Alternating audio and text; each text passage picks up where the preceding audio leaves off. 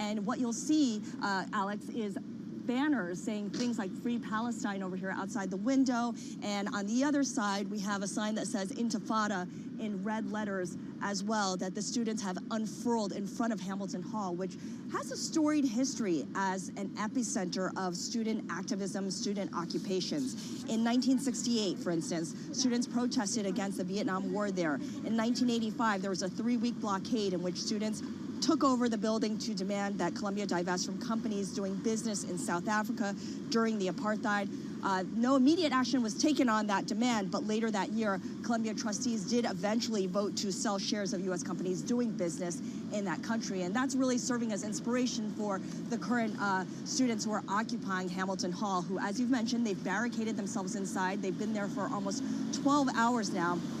They've unfurled these banners. They've renamed the building Heinz Hall after a 6-year-old that they say was killed by Israel's military in Gaza. So again, the streets are fairly quiet, but there is activity inside the buildings. Scarlett, do we know why, after the students occupied the building, that would be an opportunity for the administration to invite in the NYPD to maybe clear all the demonstrators out? That seemed to have been an opportunity. What do we know? Well, we've seen a lot of NYPD on the streets. We don't have access to inside the campus, but it seems fairly quiet for now. We do know that Columbia University gave students a deadline of 2 p.m. on Monday to clear out the encampment. We know several students did do that, and there will be no repercussions for them to leave by that deadline, but clearly others did not. They've doubled down, and that is what led them to take over Hamilton Hall and to barricade themselves inside. They've made clear that their demands are to stay in Hamilton Hall until the administration gives in to their demands, which include financial transparency when it comes to Columbia's almost $14 billion endowment, divestment from companies that do business with Israel and companies that are based in Israel, as well as amnesty for students who have been arrested by NYPD in the past, about 2 weeks ago, or those who were suspended by the university. Scarlett, what else are you going to be watching? Scarlett, what else are you going to be watching there for the rest of the day? Well, we're going to be watching to see if Columbia's president, Manu Shafiq, comes out and makes any statements whatsoever. There's obviously been a ton of pressure for her to respond. You have lawmakers from the Republican Party and the Democratic Party who have visited campus in the last couple of weeks, most notably the Speaker of the House, Mike Johnson, along with 4 Democratic members of Congress from the New York, New Jersey, and Florida regions. And they've all called upon Columbia to do more, to do better, to protect either the pro-Palestinian students or the Jewish students. So we're looking to see if she makes any kind of comment. For now, it's been fairly quiet. I did reach out to Columbia's spokesperson, who has not gotten back to me. Again, the most recent commentary we heard from them was that they were giving students until 2 p.m. on Monday to clear out the encampments or face repercussions, which may include arrest or suspension from the school. All right, Scarlett, thank you so much for that. We really appreciate your reporting there. Scarlett Fu, television radio anchor for Bloomberg News. She's on location at Columbia University, and we'll have to see, I guess, next steps. I'm not sure in whose hands this is. It seems like it's in the hands of the administration to decide, you know, what the next step is here. Well, apparently, and thank you very much, John Tucker, for sending this to me. The U.S. Education Department has apparently opened an investigation into anti-Semitism and students' safety on Columbia campus. This is according to Secretary Miguel Cardona. He tells senators that on Tuesday they're looking for about $22 million for more of these kind of investigations in the future, which does raise the question, sort of the free speech versus the safety, and how and sort of how you conduct yourself on a campus and where those lines are drawn and how strictly you and how aggressively you implement those lines. Yeah, I thought it was interesting how Scarlett put in context Columbia University and its history with student protests. Obviously, we all remember the late 60s in Vietnam, and then I kind of forgot about the apartheid there in the mid-80s, but certainly Columbia has certainly a history of this to some degree, so we will certainly continue reporting. Scarlett Fu on location. This is Bloomberg.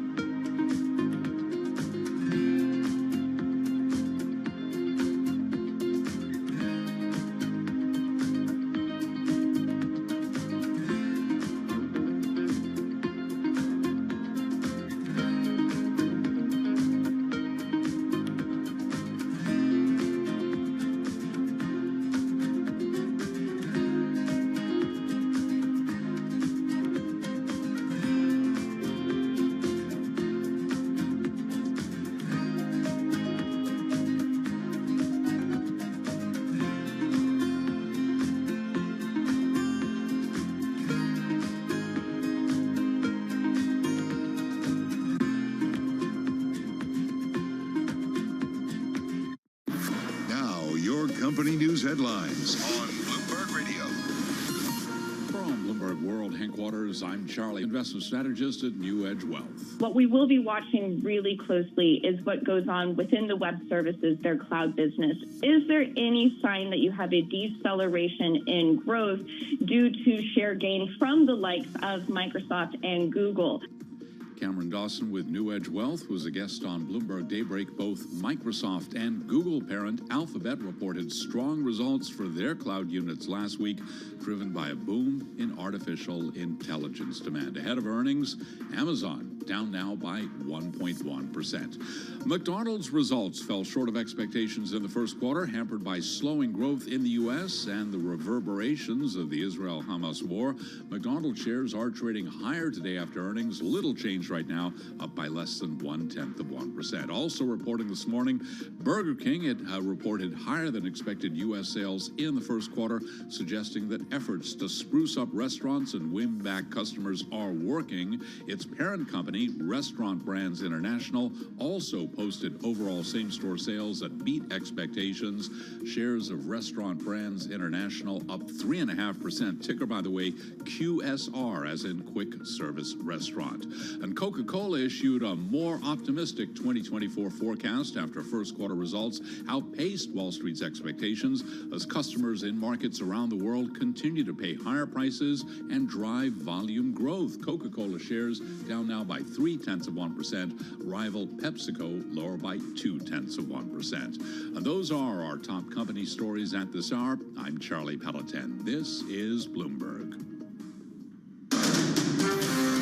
This is Bloomberg Intelligence with Alex Steele and Paul Sweeney on Bloomberg Radio. All right, happy Tuesday, everybody. I'm Alex Steele alongside Paul Sweeney. We are live from Interactive Broker Studio right here in Midtown Manhattan, where we cover all the news on the business front and the economic front that you could possibly want here on Bloomberg Radio. We also bring you world and national news, and for that, we go to John Tucker. John?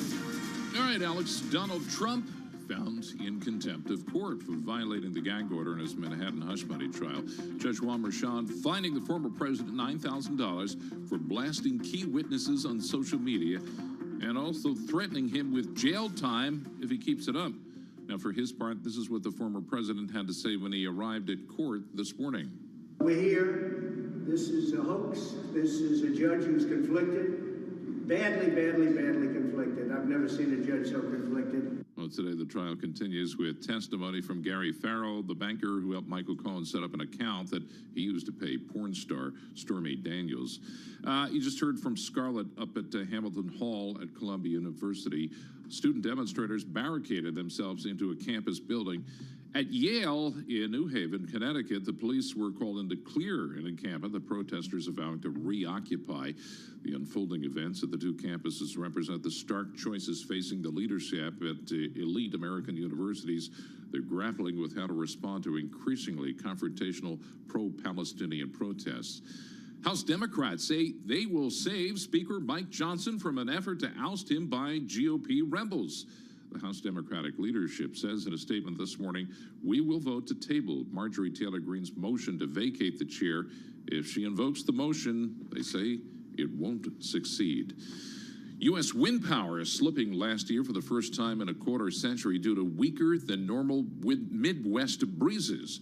So this underscores the challenges of integrating volatile renewable energy sources into the grid.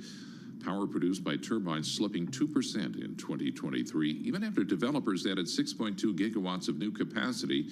That is according to a new government report. Global news, 24 hours a day and whenever you want it with Bloomberg News Now. I'm John Tucker, and this is Bloomberg.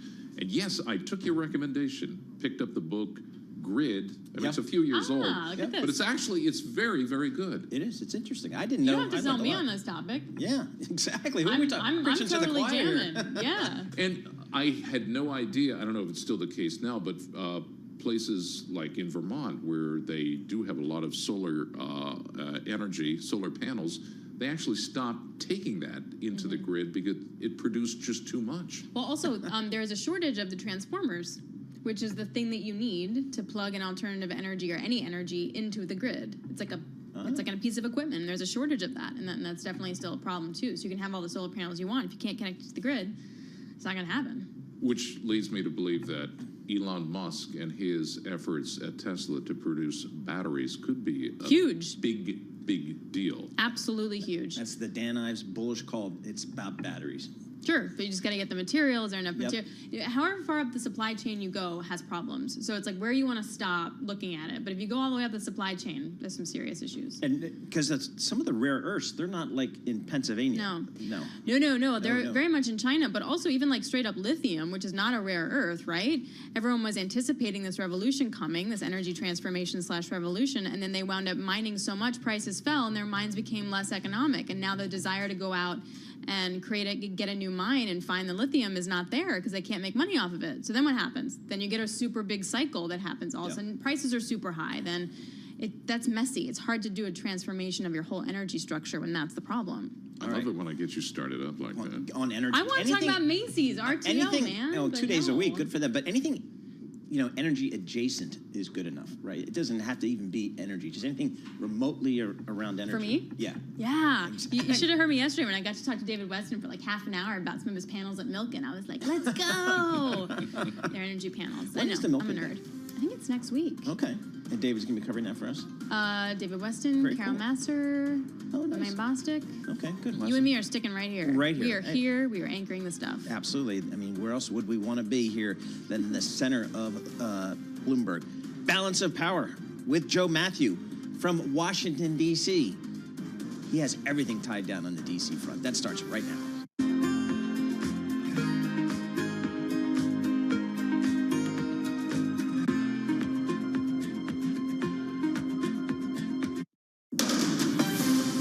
From the world of politics to the world of business, this is Balance of Power.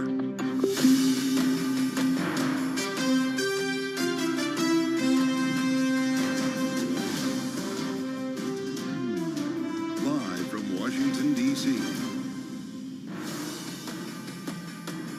Donald Trump is found in contempt of court. Welcome to the fastest show in politics, as the judge in Donald Trump's criminal trial in New York finds the former president of the United States for violating his gag order. We're going to get the latest from New York in just a moment from June Grasso of Bloomberg Law. Israel offering a new ceasefire proposal as students are barricading themselves on the campus of Columbia University. We're going to explore what comes next in this story with Dale Buckner, the CEO of Global Guardian. And the speaker, it seems, is safe. Democrats today in the House pledged to save Mike Johnson if members of his own party try to oust him. We'll have analysis on all these stories from our signature panel.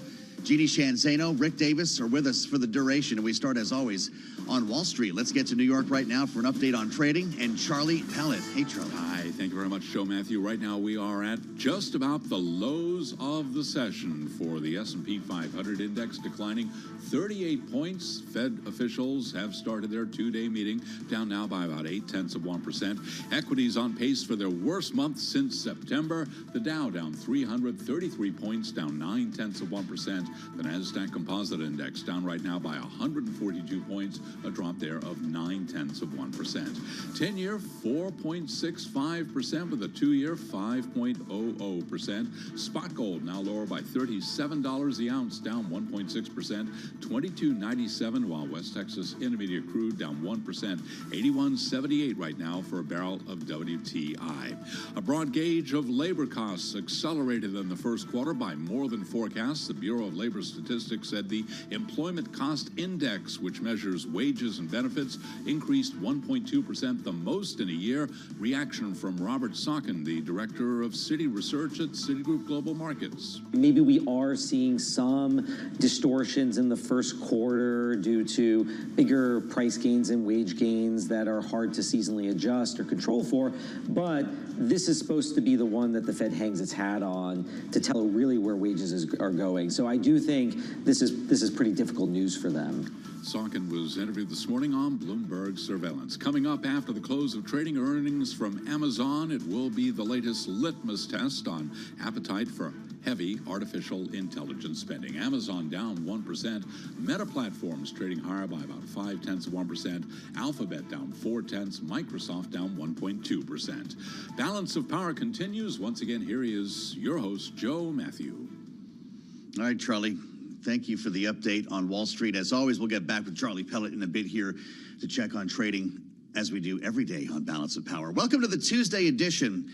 Charlie Pellet talking about the lows of the session on Wall Street. We're looking at maybe the lows of the court session today in Lower Manhattan with news on Donald Trump. In contempt of court, we've been talking about the gag order quite a bit lately. Here's the latest. $9,000, and that amounts to $1,000 for each of 9 violations of the gag order. A lot of Truth Social going out there talking about witnesses, talking about the judge, talking about a lot of things that a defendant should not be. And so we have this. There's going to be another hearing on Thursday about, I guess, additional violations of said gag order, which June Grosso will help us get through. But we're back to testimony as well. And we do want to start with June, of course, the host of Bloomberg Law, with a pretty important headline. June, if you could put this in perspective for us, we still have other violations potentially of the gag order to deal with? Right. 4 other violations that happened after the judge had a hearing on these 10 alleged violations. He found 9. And that will take place on Thursday. The judge did all he could. In New York, the max you can give anyone is $1,000 for each of these violations. And that's what the judge did. He said that he wished he could do more. He wished he could make this stiffer, but it's impossible under New York law. He also threatened, and I'll say threatened, Trump with jail if this continues. And I think the judge took all of the defense arguments and knocked them down one by one. For example, reposting is still your language. So if you repost, that doesn't get you off the hook. And also, Donald Trump and his lawyers kept saying, well, we have to respond in kind to what people say about us, to what these witnesses are saying about us. And the judge asked him that day, well, show me an example. What were you responding to? And the judge found that he wasn't responding to anything. So that argument went away as well. I mean, I think we knew something was coming because of the way the judge handled that hearing, telling Trump's lawyer, Todd Blanche, that he was losing confidence in him. So, but it's as stiff as the judge could do. Okay, and we'll get more potentially, as June says, on Thursday. Does that still go $1,000 a pop? So we'll get another $4,000 or $5,000 on Thursday, and we just keep doing this. Yeah, it's $1,000 a pop. I don't know if there are any, ways that he could amplify that. So far, I don't know of any at the time, but maybe there's something that a prosecutor can look up. Some case 1,000, hundreds of years ago where someone got fined more. But we'll see. Right now, it's $1,000, and for each time he violates it. Yep. All right, June. So it's back to questioning. We're going to wrap things up today with Gary Faro. This is a banker. Helped Michael Cohen open the account that he used allegedly to pay Stormy Daniels. How did we go from this sensational opening testimony with the former publisher of the National Enquirer to the sort of boring banker week? Are we establishing something that will come through in the end? You know what you're talking about. So these are the witnesses you never see when you see a trial on TV or in the movies. You don't see these foundational witnesses that are there because they're talking about, let's say, the bank records. So they have to have someone to introduce them. And in this case, what's happening, because today we've also had the archivist of C-SPAN, and on the stand now, I believe, is the person who is in charge of some deposition testimony. What's happening is the defense is not agreeing to anything. So in a normal case, the defense would stipulate, okay, this is a C-SPAN video, you can introduce it. Or this is a deposition that Donald Trump was involved in, you can introduce that. Here the defense is saying, no, we're not doing any of that. You have to introduce the foundation, was what it's called, for each of these things that you want to introduce. So what this does is it drags out the trial. It also, I'm sure, bores the jurors, because they must be sitting there going, why am I hearing about the archivist from C-SPAN? What is that about? So the defense is sort of dragging it out and making it a little bit boring for the jurors after hearing from David Pecker. But I don't know how many of these witnesses they're going to have to put on the stand in order to get, all the evidence they need. Now, as far as the banker goes, the defense did cross-examine him, and what they tried to establish is your dealings were with Michael Trump. You didn't deal with Your dealings with I made Michael Cohen and Donald Trump one person. Did you see that? I think I'm following. No, All right. Okay. Your dealings were with Michael Cohen, not Donald Trump. So I think you're going to see that in a lot of the witnesses. You know, what does Donald Trump have to do with this? This is a legal expense, Michael Cohen, which is what Trump says outside the courtroom all the time. Wow. 6 p.m. Washington time, Bloomberg Law. It's great to have June Grasso. Pleasure. I love these conversations every day, June, and I appreciate it. So that's the first salvo on the gag order today, right? As you just heard from June, we'll be back to this Thursday. 4 more counts that we'll be talking about for potential violations that could result in fines. The judge threatening jail time, nobody sees that happening, to be clear. When it comes to the former president, that would be a very big deal, and it's not something that anyone is predicting. As we turn our attention to the situation in Israel, which we can't talk about without mentioning the situation on Columbia University's campus, where dozens of protesters have barricaded themselves now inside Hamilton Hall. This happened in the wee hours. It was after midnight. They barricaded the doors. They blocked the entrances.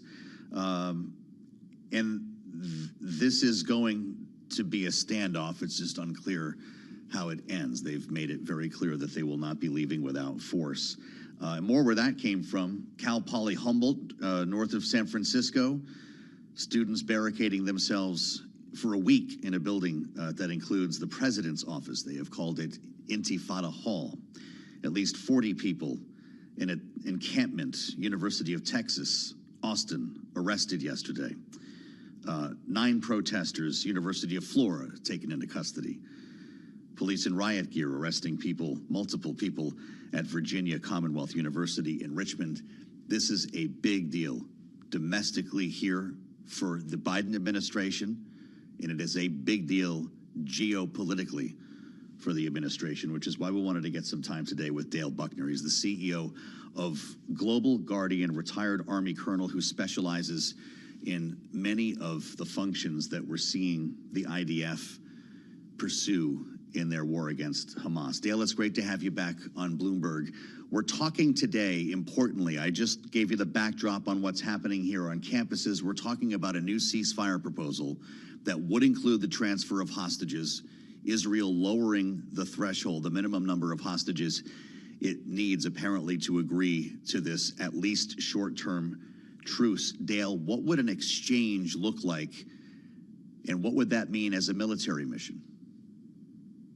Joe, so I think, one, the exchange is clearly the closest we've been in the last 200 plus days.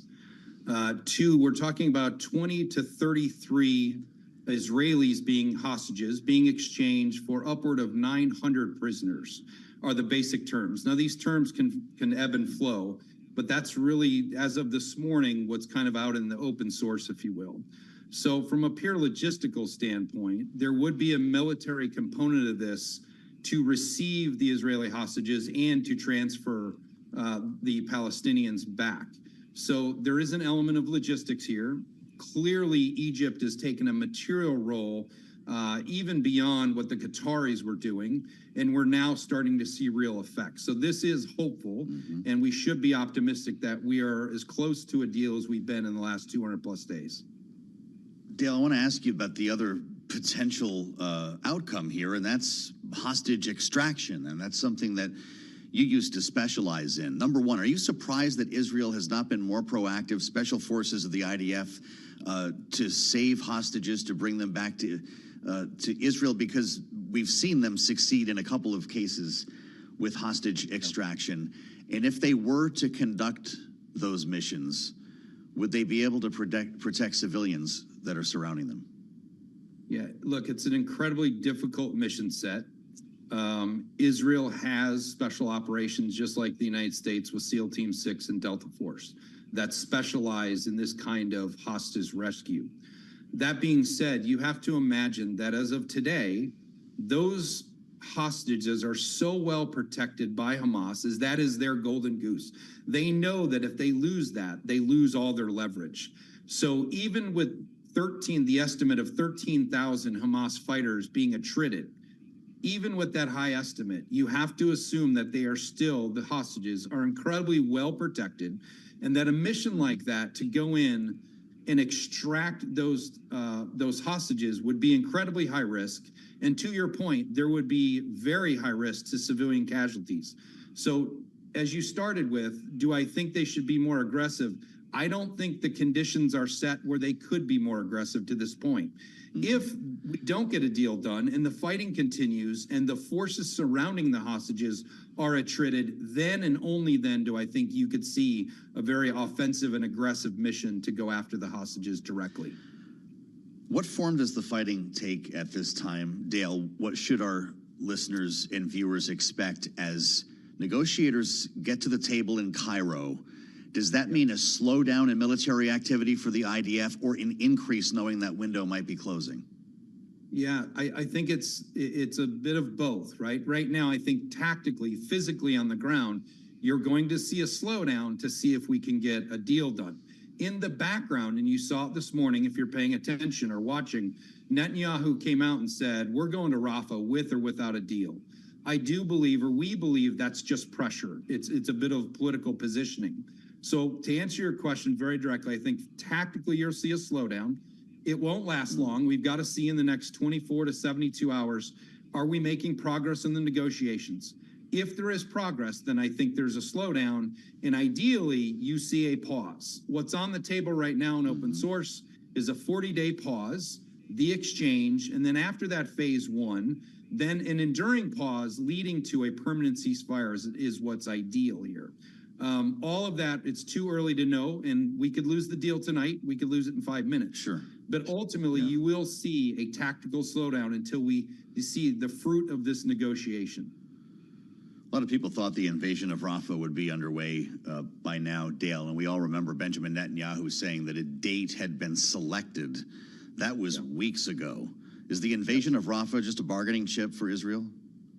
I do believe it is. Now, there's one caveat. At some point, there's an estimated 6 Hamas brigades that are still securing that area, and there are still tunnels that go from Gaza into Egypt. At some point, IDF is going to have to address that. But I think Netanyahu is willing to put that on pause, and I do think if he can get this exchange with the global pressure, let alone the domestic pressure he has, if he can get this exchange done in a ceasefire, that's going to buy him time, and I do believe he would pause on going after Rafah.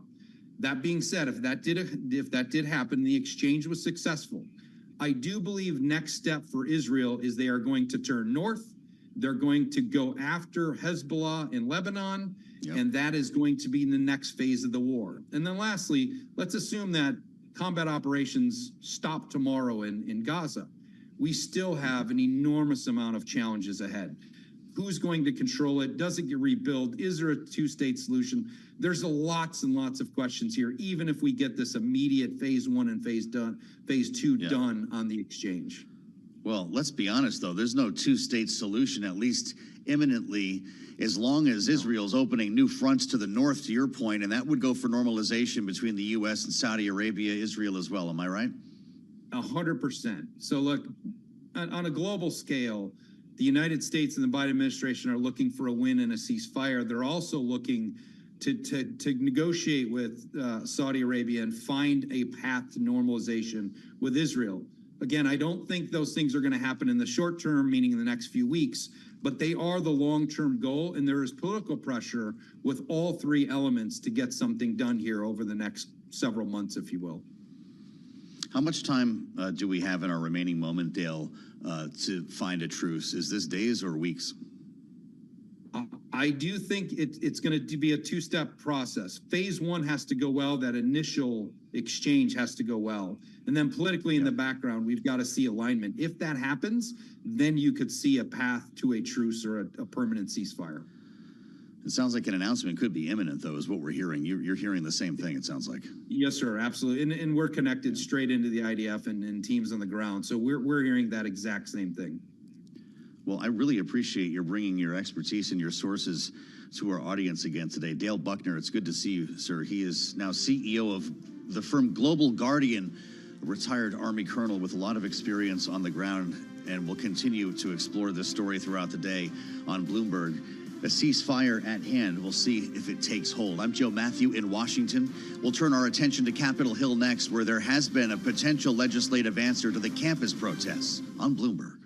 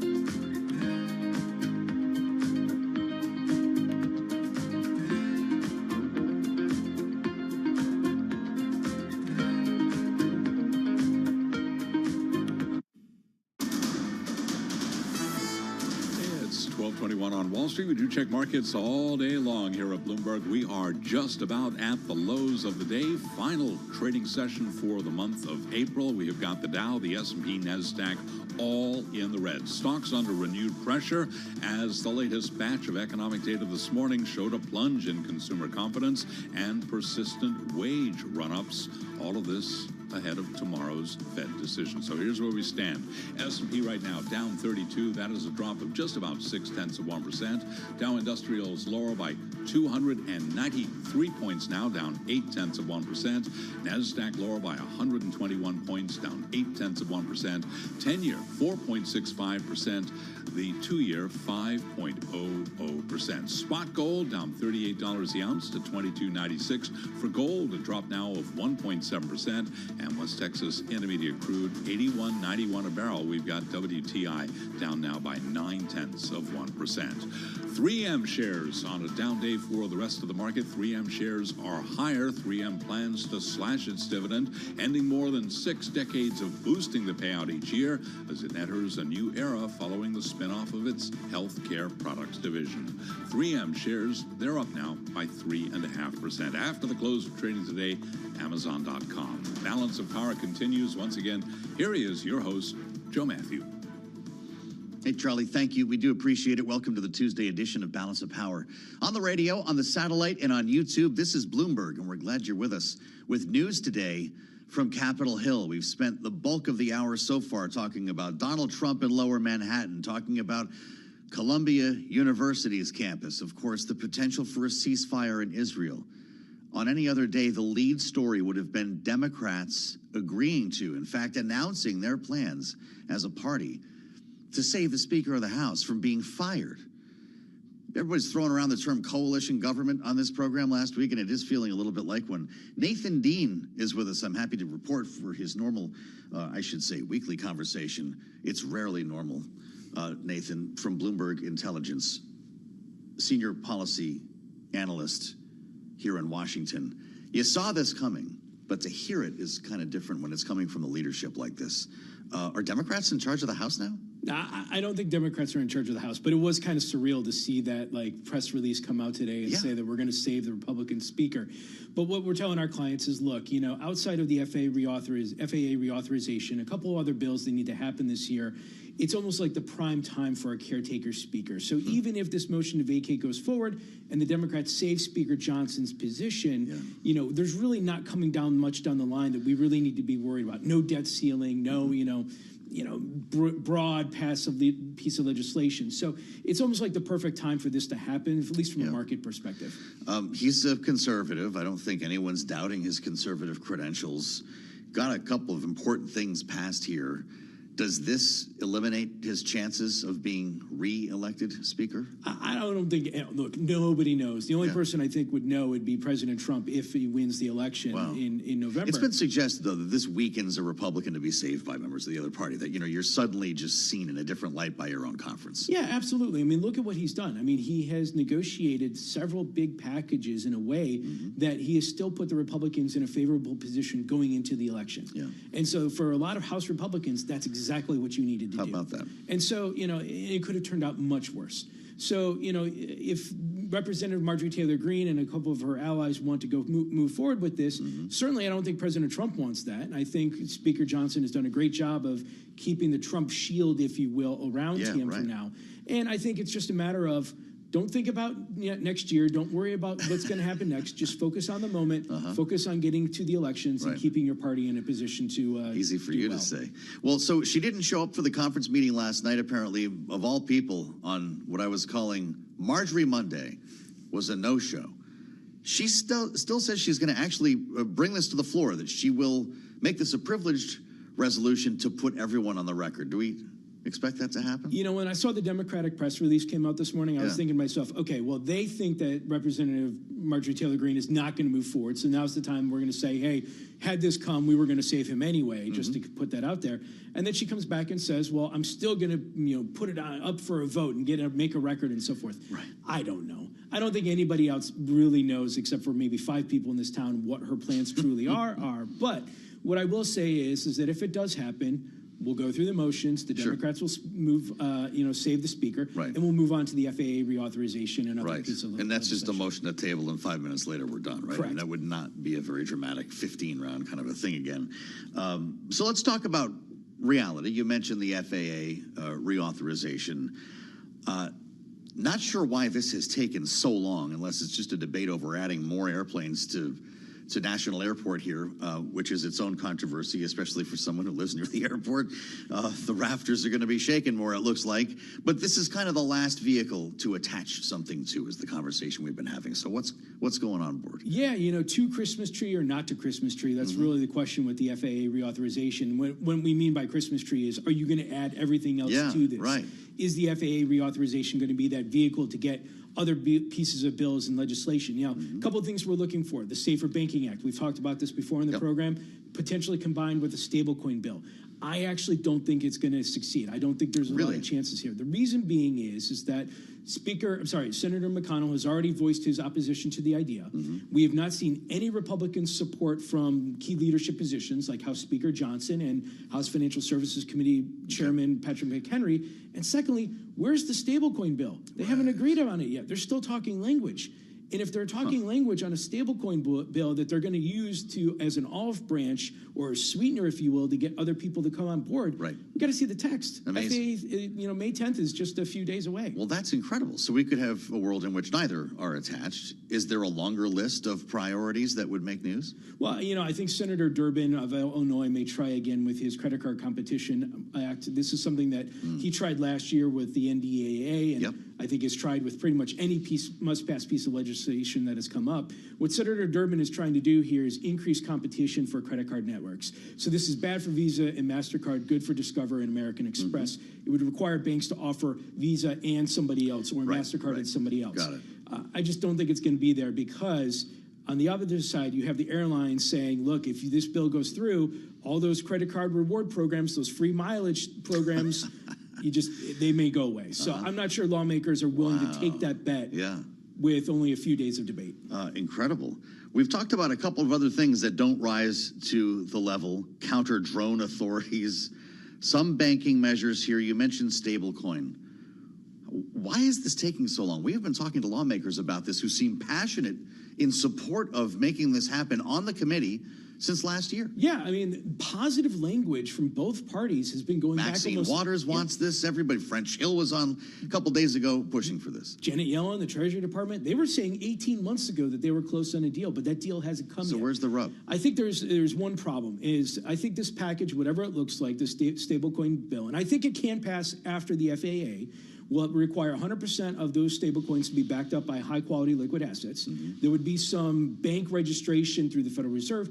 The problem is on the non-bank registration. So if you're a non-bank stablecoin issuer and you're not going to be overseen by the Federal Reserve, currently I think a lot of Republicans want that going to the states. That's how money transmitters like PayPal are registered and overseen is by the states. But the Democrats countered, look, if you're going to have a non-bank stablecoin issuer, everybody's just going to go, let's just pick on Wyoming. And they're going to go out of New York and they're going to go to Wyoming. I think they can get there. I think there's some language about, hey, maybe if you have a certain number of issue or a certain number of coins in your circulation, you graduate to the federal oversight before that. So I think they can. But it's a standalone in the end, is what you're saying. I think so. I mean, I just don't think it's enough to get marijuana banking over the line. Right. And they maybe it's a lame duck. We're talking about marijuana banking. We've talked many times before about rescheduling cannabis as well, and there was some reporting in the last 24 hours that could be imminent, that it could be today or tomorrow.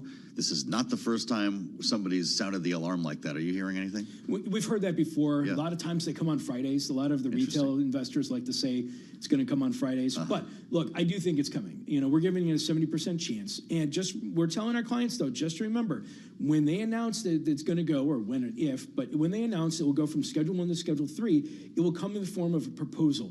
It has to go through the comment period, the Administrative Procedures Act. So the actual decision doesn't happen, let's say, for maybe 6 or 9 months down the road. You will see the headline jump for these marijuana equities. These things have hot sauce. So just be careful. They're going to go up and down based off of what decision is made. But for that 280E tax relief, this is the tax rate going from 40% down to 5% for a lot of these marijuana equities. That's not going to happen, and you can't calculate that until your 2025 earnings. Fascinating.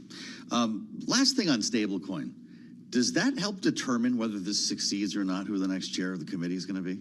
Possibly. I think Patrick McHenry really wants this done. I don't think it's going to be one of those things where he has to get done, but it's certainly something that I think he's pushing for. And enough policy makers out there have said that there are enough regulatory gaps in the system.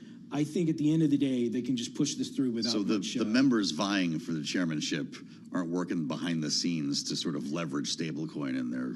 No, as long the one caveat there is that Representative Emmer has made issues that if he combines his anti-central bank digital currency bill with a stablecoin bill, Democrats may just say, I'm not voting for that package, I'm backing out. How about it? So if you see this anti-central bank digital currency legislation being packaged together with a stablecoin bill... That's really important. then the odds could potentially decrease. Less likely now that Democrats are essentially sharing power with Mike Johnson, though, right? I don't know. That would be a real impact of what just happened. But I think this was just a political exercise that I think the calculations now are all about November. Sure. I think no committees are changing their shape because of this. That's a real power sharing. Yeah, exactly. Nathan Dean with us to set us straight. It's great, as always, to see you back with us from Bloomberg Intelligence.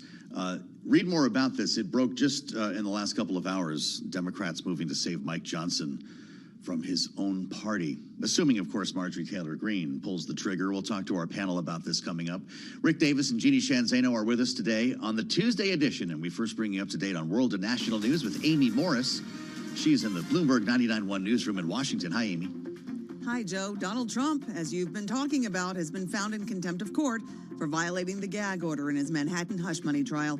Judge Juan Merchan has fined the former president $9,000 for blasting key witnesses on social media, and he's threatened him with jail time if he keeps it up.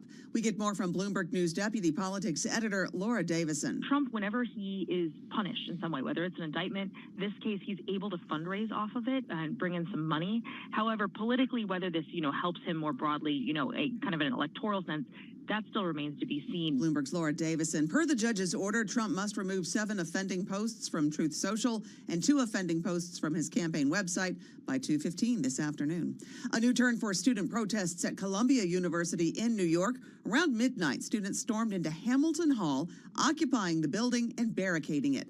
Pro-Israel protester David Lederer is among the counter-demonstrators on campus. It's important that I be here to show other Jewish and pro-Israel students that we're not going anywhere. We're not going to be intimidated off our campus, even though we experience discrimination and harassment. The move comes after the university started disciplining students who refused to leave a protest encampment. The White House has weighed in on this. National Security Council spokesman John Kirby says that taking over a campus building is not a peaceful protest.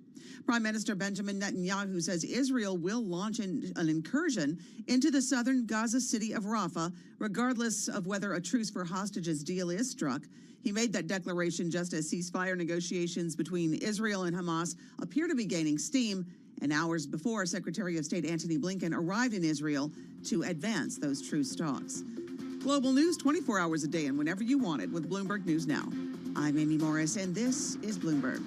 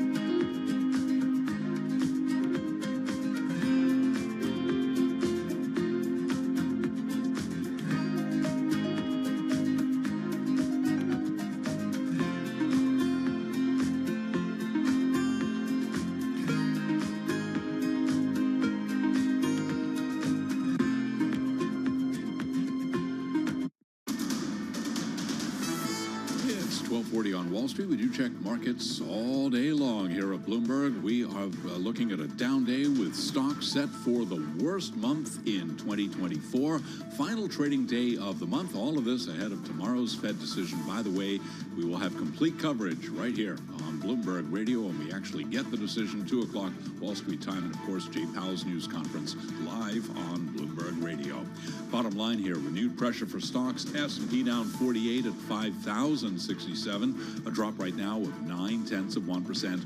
Lows of the day, I might add, on the S&P. The Dow now down 406, a decline there of just about 1.1%. NASDAQ lower by 178 points, down 1.1%. Got to keep it locked in to Bloomberg Radio to see how things shake out at the close. 10-year 4.66% with the 2-year 5.01% right now on that 2-year yield. Spot gold down $39 the ounce, down 1.7%.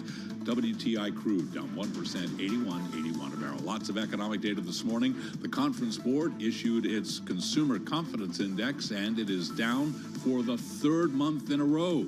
With more, here's Bloomberg's Vinny Del Giudice.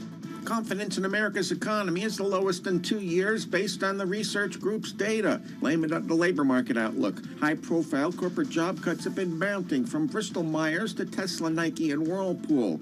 The inflation outlook tied to the confidence report remains stable as Federal Reserve officials gather to discuss interest rates. Recent government inflation data have been creeping higher. Vinny Del Giudice, Bloomberg Radio. Brad Stevens has been announced as the NBA's Executive of the Year. It is the first such award for Stevens, who is in his 3rd season as president of basketball operations for the Celtics after serving as their coach for 8 seasons. Recapping, stocks lower, S&P down 50, a drop of 1%. The 2-year yield, 5.01%, with the 10-year, 4.66%.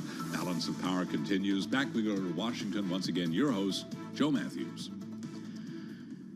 Charlie Pellet, thank you. Joe Matthew in Washington on Balance of Power. It's the Tuesday edition. We have news from the courthouse in New York. As you may have heard, Donald Trump found in contempt of court. So what does that mean? Not jail time for the former president, but a $9,000 fine, $1,000 for each violation. This has to do with the Truth Social posts disparaging witnesses and so forth, not to mention the judge himself, Judge Marchand. Writes, quote, "Defendant is hereby warned the court will not tolerate continued willful violations of its lawful orders, and that if necessary and appropriate under the circumstances, it will impose an incarceratory punishment," unquote. Extra credit for use of the term incarceratory. Yeah, he threatened him with jail time today. As we assembled our panel, Rick Davis and Jeannie Shanzano, we saw this moment coming. Bloomberg Politics contributors make our signature panel. And Rick, we did talk about this moment in a criminal trial for the former president when it might not seem so funny any longer. To hear the judge threaten Donald Trump with jail time resonates how in a presidential campaign?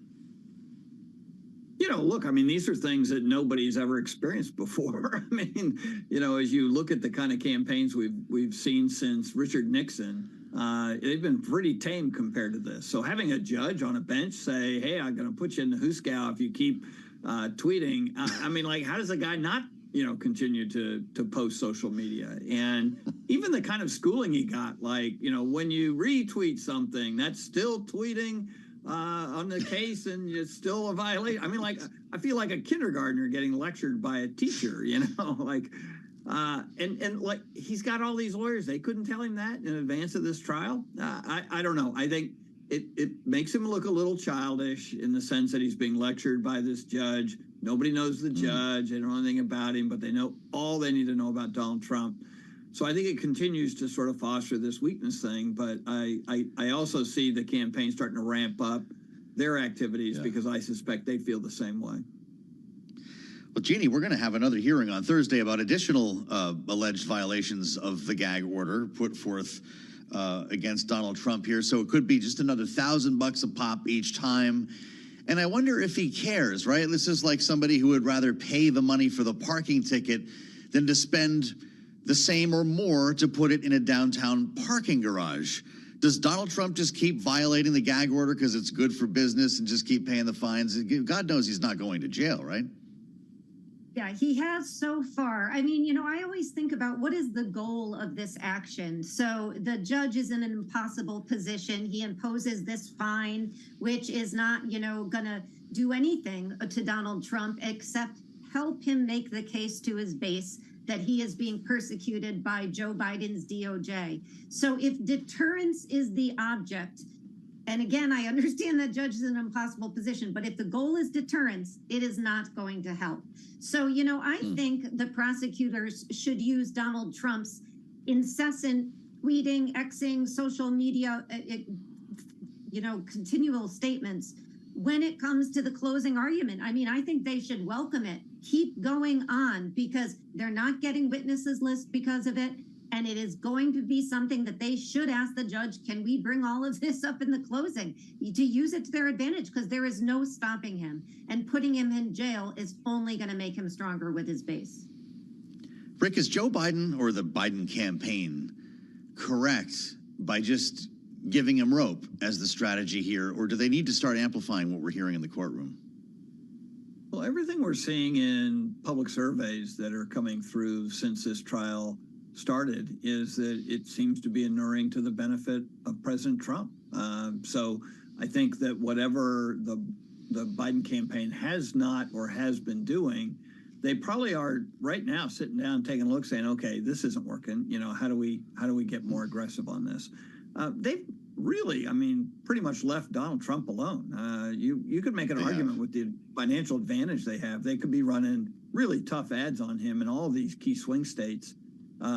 With pretty high repetition rates, and yet they're not doing it, right? They're still running positive stuff about Joe Biden, and everything I've seen is they're not going to improve Biden's image. They just got to drive Donald Trump's down through the floorboards, and you don't do that by leaving it up to a judge in New York.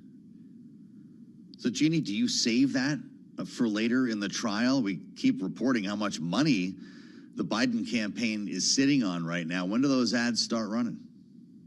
Yeah, I don't think you save anything at this point because the reality is, as Rick just said, is that in both of their cases, they're not going to improve their own public images. This is going to be a race to the bottom. And so the attacks on Trump have to be there and they have to be forceful. And the fact is they are based in reality. This is a man facing more counts than anybody can keep track of and more, trials. And, you add what's been going on to people, even Boris Epstein sitting at the table with him as his attorney has been charged out in Arizona. So, there is, so much that the campaign can be doing to let people know what it is they are being asked to choose between.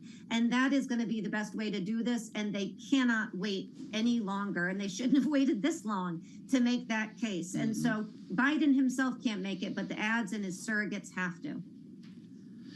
Well, I'll tell you what, this is going to continue, obviously, with this one day off during the week. On Wednesdays, Donald Trump will not be in court. He's actually going to be on the trail instead of golfing tomorrow, Rick. If this were up to you and you're looking at the calendar as a campaign manager, you've talked to us about how challenging this is, if not impossible, to get the candidate where he needs to be. How do you emphasize? Do you just fly around the country and go to multiple states every Wednesday, or how do you capitalize on that time? Yeah, you can't go pencils down. Last Wednesday, the president took a day off and played golf, and that didn't help his campaign at all, but it maybe got his head in the right place. This time, they're going to take Wednesday and go to Wisconsin and Michigan, two key states in this campaign, states that he has not been in a while now, President Trump, and they're going to hit it hard. And he's got a plane, he can get around pretty easily, and they've got to make good use of those resources. This is an important time for Donald Trump. He seems to be having a good month, and he needs to drive it hard before you get into the summer when people it becomes kind of easy then to be dominated by news of the trial and things like that. Yeah. So, they've got to fight back if they're gonna continue to control the narrative. And going to these states is where you want that narrative to be controlled. Right. Does it impact Joe Biden's travel? Lastly here, Jeannie, is the Biden campaign looking at these Wednesdays and weekends as opportunities, or is the idea to get Biden out when Trump is stuck in court? Yeah, I mean, I think they're taking advantage of both. The president and the vice president have been out in critical states. I mean, Joe Biden even took it to Donald Trump's hometown, not that long, or home state rather, in Florida. So they have been doing that, and they are doing the right thing. And I would disagree with Rick on the fact, I don't think when, the month is looking good for Trump, when you're sitting in a trial. I mean, there is no stretch of the imagination which you can say this has been a good month for Trump, and the polls are showing that. Jeannie, Rick are going to be back in our second hour.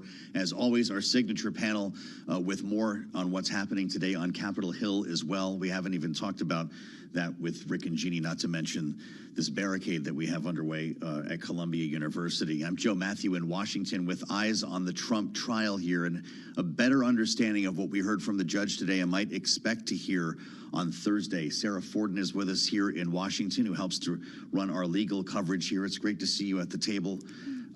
Sarah, the threat of imposing an incarceratory punishment announced today by the judge in this trial. He's not serious, is he? I mean, we're taking that with a grain of salt. I mean, the judge is running this with a strict hand. He wants to keep his courtroom in order. He wants to keep Trump complying with the gag order. I mean, there were 9 counts of 9 violations of this gag order, which, theoretically should prevent Trump from talking about witnesses, intimidating witnesses, members of the court, and their families. So, what's the strategy of breaking up this into? Why another hearing on Thursday? Why not wait till then and just fine him for all of these? Well, the judge wants to keep the pressure on, That's what this but he is. also doesn't want to interrupt too much the trial. So he's trying to manage both dealing with the posts, Trump's posts about the trial, but also keep the proceeding moving. So he's trying to keep it all going quickly. Did we learn today what's going to happen again on Thursday? Then it's just another $1,000 a pop, and we add another 4 or 5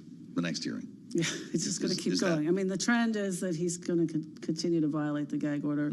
I think the judge is threatening jail time, but our reporters in the courtroom are a little bit skeptical that he's going to go that far. Yeah, but the violations are essentially the same, right? This is it's the Truth Social, it's disparaging Michael Cohen and Stormy Daniels, the judge's family, et cetera, leading us to believe he would be, in fact, fined again later this week. Yeah, I mean, the fines can continue to mount. And we saw this also in the other trials, the civil trials. So the judges are really trying to hold him to account on this issue. The testimony today, Gary Farrow, the banker who helped Michael Cohen open the account that was used to pay Stormy Daniels, is chopping some wood here for the prosecution. What are we learning from him that matters? he was the prosecution is now really going into the details of how these transactions happened so that the jury can get all the information. They have to prove both that the transactions happened and then show how they were violations of campaign finance law. Sure, reminding us that, again, you said campaign finance law, that this is also a case of doctoring documents, falsifying documents, right? It has a sensational headline, the Stormy Daniels trial, but that's really what we're talking about here. Yes, I mean, he's charged with falsifying documents, but the DA is trying to show that this is a bigger, even a bigger case, because it's about, hiding behavior that would have been critical for voters to know about before the election. Sure. Might be the only trial that Donald Trump faces before the election, based on what we're seeing here and waiting for the Supreme Court to act on this immunity claim. It's really interesting. At some point here, we're going to get the Michael Cohens and Stormy Daniels on the stand, Hope Hicks on the stand. Does that all come at the end for the sake of drama? So we aren't told when, what order the witnesses are appearing in. I think that's intentional by the prosecutor's office. To protect the witnesses. Also to protect the witnesses. But we fully expect Stormy Daniels, Michael Cohen, Hope Hicks, to come in and tell their story. And they're going to be pretty compelling witnesses. Making eye contact with Donald Trump while they're doing it. It's pretty remarkable. This is drama.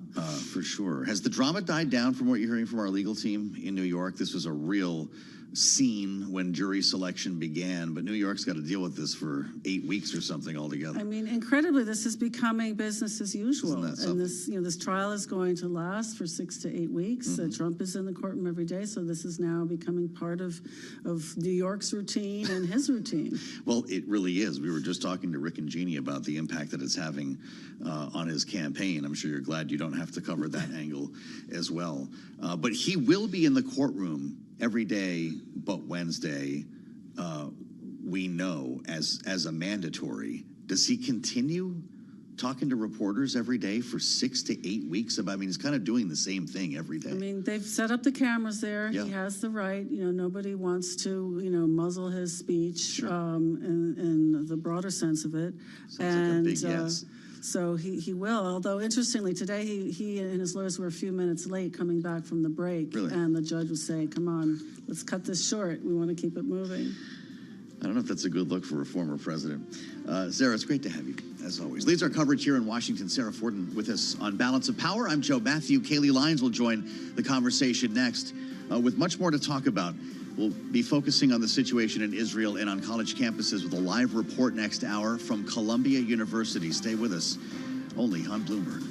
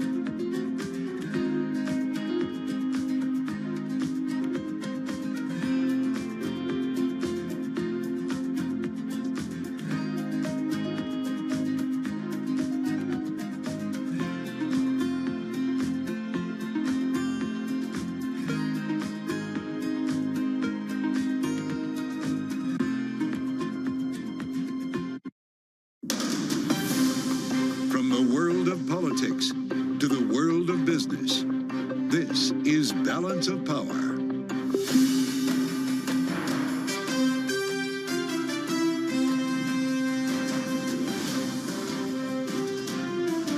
Live from Washington, D.C. Democrats pledge to protect the Republican speaker. Welcome to the fastest show in politics. As the House gets back to business today with Mike Johnson still holding the gavel.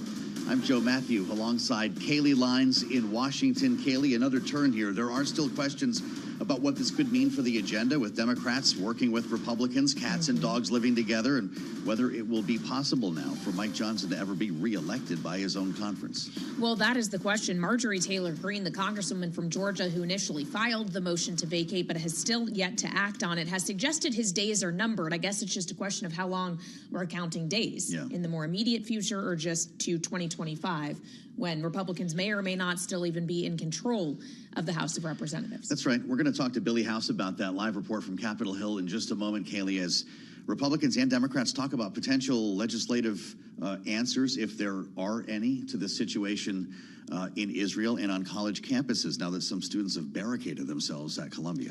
Yeah, that is what's happening in Upper Manhattan as we speak. We'll have more this hour with Bloomberg's Scarlett Fu, who is on the ground outside of the university, and also have to talk about how this fits more widely into the ongoing conflict between Israel and Hamas as the efforts towards some kind of temporary ceasefire agreement continue. We'll have more this hour with Ksenia Svetlova of the Atlantic Council. First, though, as always, we start with a check on the markets. Charlie Pellet has that for us up in New York. Hey, Charlie. Hi, thank you very much. From the cats and dogs in Washington to the bulls and bears on Wall Street. An ugly day right now for the bulls. Lots of red on the screen. We've got a 1% drop in the S&P 500 index. Stock set for the worst month since 2024, ahead of tomorrow's Fed decision. So right to the numbers. S&P down 48 right now. The S&P 500 index at 5,068. A drop now of 0.9%. Dow Industrials down 397, lower by 1%. NASDAQ down 174, a decline right now of 1.1%. To be sure, just about the worst level of the day right now on the S&P. 10-year yield 4.66% with a 2-year now at 5.01%. Spot gold down $39 the ounce, a decline there of 1.7%. And West Texas Intermediate crude oil down 1.3%, 81.50 for a barrel of WTI. Coming up after the close of trading, earnings from Amazon.com. Last week's misfire by Meta Platforms triggered a roughly $400 billion sell-off in tech stocks amid concerns about the benefits of heavy spending on artificial intelligence. Ahead of earnings, Amazon down 0.9%, Alphabet down 1%, Microsoft trading lower now by 1.6%. And of course, complete coverage on Bloomberg Television and Radio as the numbers for Amazon break shortly after 4 o'clock Wall Street time. Recapping stocks lower, S&P down 44, a drop there of 0.9%. Balance of power continues. Back we go to Washington. Once again, your hosts, Joe Matthew and Kaylee Lines. All right, Charlie Pellet, thank you so much. I am Kaylee Lines alongside Joe Matthew, and here in Washington, we are talking about the balance of power, which has become a lot more aligned in the House of Representatives when a Republican speaker needs Democrats to get basically anything done, as we have seen proven time and again, and that may include keeping his job. The Democrats today, Joe, stepped up, said they would vote to table a motion to vacate if Marjorie Taylor Greene were actually to bring that forward against the Speaker, Mike Johnson. Then Marjorie Taylor Greene says, I'll give them a chance to do it, suggesting she may still put this thing on the floor. Yeah, we could still go through this. See everyone go on record. We've talked to a lot of Democratic lawmakers about this here, some of whom have said, yeah, I'd vote to protect him. Full-throated support here. It's different when Hakeem Jeffries is the one saying it. Quote, if she invokes the motion, it will not succeed, unquote. That's all you need if you're Mike Johnson. The question then becomes, will we still go through the motions? To Kaylee's point, Marjorie Taylor Greene, quote, I'm a big believer in recorded votes. She wants to get people on the record here, and Billy House is watching from his perch on Capitol Hill. He joins us right now, live from the House of Representatives. Billy, is this going to happen now that Democrats are backing Mike Johnson? I think, well, we will see her, Marjorie Taylor Greene, trigger a vote. It then will be undone by a procedural motion to table it, and that's where the Democrats will come in to block advancing that effort. It's not actually a vote for the Speaker. to stay Speaker. It's a vote to stop the process of removing him. But you got to wonder if Speaker Johnson in his office is celebrating this news or kind of saying, what the heck, as he's suspicious over it. But it's an amazing, amazing development, that's for sure. Absolutely. And Billy, it just kind of raises the question I think a lot of us have had is Marjorie Taylor Greene going to call the end of it here? What's to stop her from trying again and again and again and making people consistently go on the record with this process many times? That's right. She's made it clear that, well, if that's the way it's going to go, she's going to make sure everybody knows this guy is a speaker with Democratic help only. And let's keep in mind, come election time, a new speaker has to be voted on. There's no guarantee Republicans will win the majority. But a lot of people say, even though he survives this, there's almost no chance Mike Johnson can become reelected as either the party leader or certainly the speaker next time around in the fall. It is an interesting scenario he finds himself in. Suddenly safe, the threat removed, yet knows that he probably just established the end of his speakership, unable to be elected if Republicans were to maintain their majority or retake the majority. Billy, we're going to be turning our attention coming up to the situation in Israel, which you can't discuss right now without acknowledging what's happening on college campuses around the country here. And the epicenter is, of course, Columbia University, where the Speaker of the House paid a visit with members of his conference just about a week ago. I think it was last Wednesday when he was there. And he's talking now about potentially pulling funding from universities that are unable to stop anti-Semitism on the campus, from protecting Jewish students on the campus. Is he going to pursue that now that lawmakers are back in town?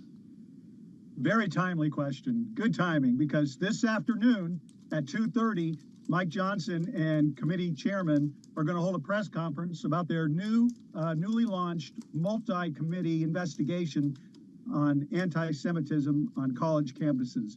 And they're going to push this issue as far as they can go at the legislative level. So we'll see where that leads to, what Congress can actually do with regards to any purse strings and other responses. Of course, there are Democrats in Congress, as we learned today, and not all of them are in line with necessarily even their own party on what's going on the campuses. So this is all going to play out as a new kind of cinema here on the Hill. And we trust you'll have it covered for us. Billy House, Bloomberg congressional reporter, live from Capitol Hill today. Thank you so much. And of course, those protests that are happening on Columbia University's campus, as well as campuses across the country, happen against a backdrop of an ongoing war between Israel and Hamas, an ongoing effort by negotiators in the Middle East to reach a temporary ceasefire agreement. The Secretary of State, Antony Blinken, is in the region right now, had a meeting in Jordan today about this, and is continuing to push this effort, but basically says the onus is on Hamas. This is what he said earlier today. Now, the quickest way to bring this to an end is to get to a ceasefire and the release of hostages. Hamas has before it a proposal that is extraordinarily generous on the part of Israel. And in this moment, the only thing standing between the people of Gaza and a ceasefire is Hamas. They have to decide, and they have to decide quickly. That was actually the Secretary of State speaking in Saudi Arabia, the first stop on this Middle East tour yesterday. Jordan today, Israel tomorrow, and he'll be meeting with Prime Minister Benjamin Netanyahu, we understand. We want to continue this conversation now with Ksenia Svetlova. She's Atlantic Council non-resident senior fellow and specializes on the Middle East, actually a former member of the Israeli Knesset.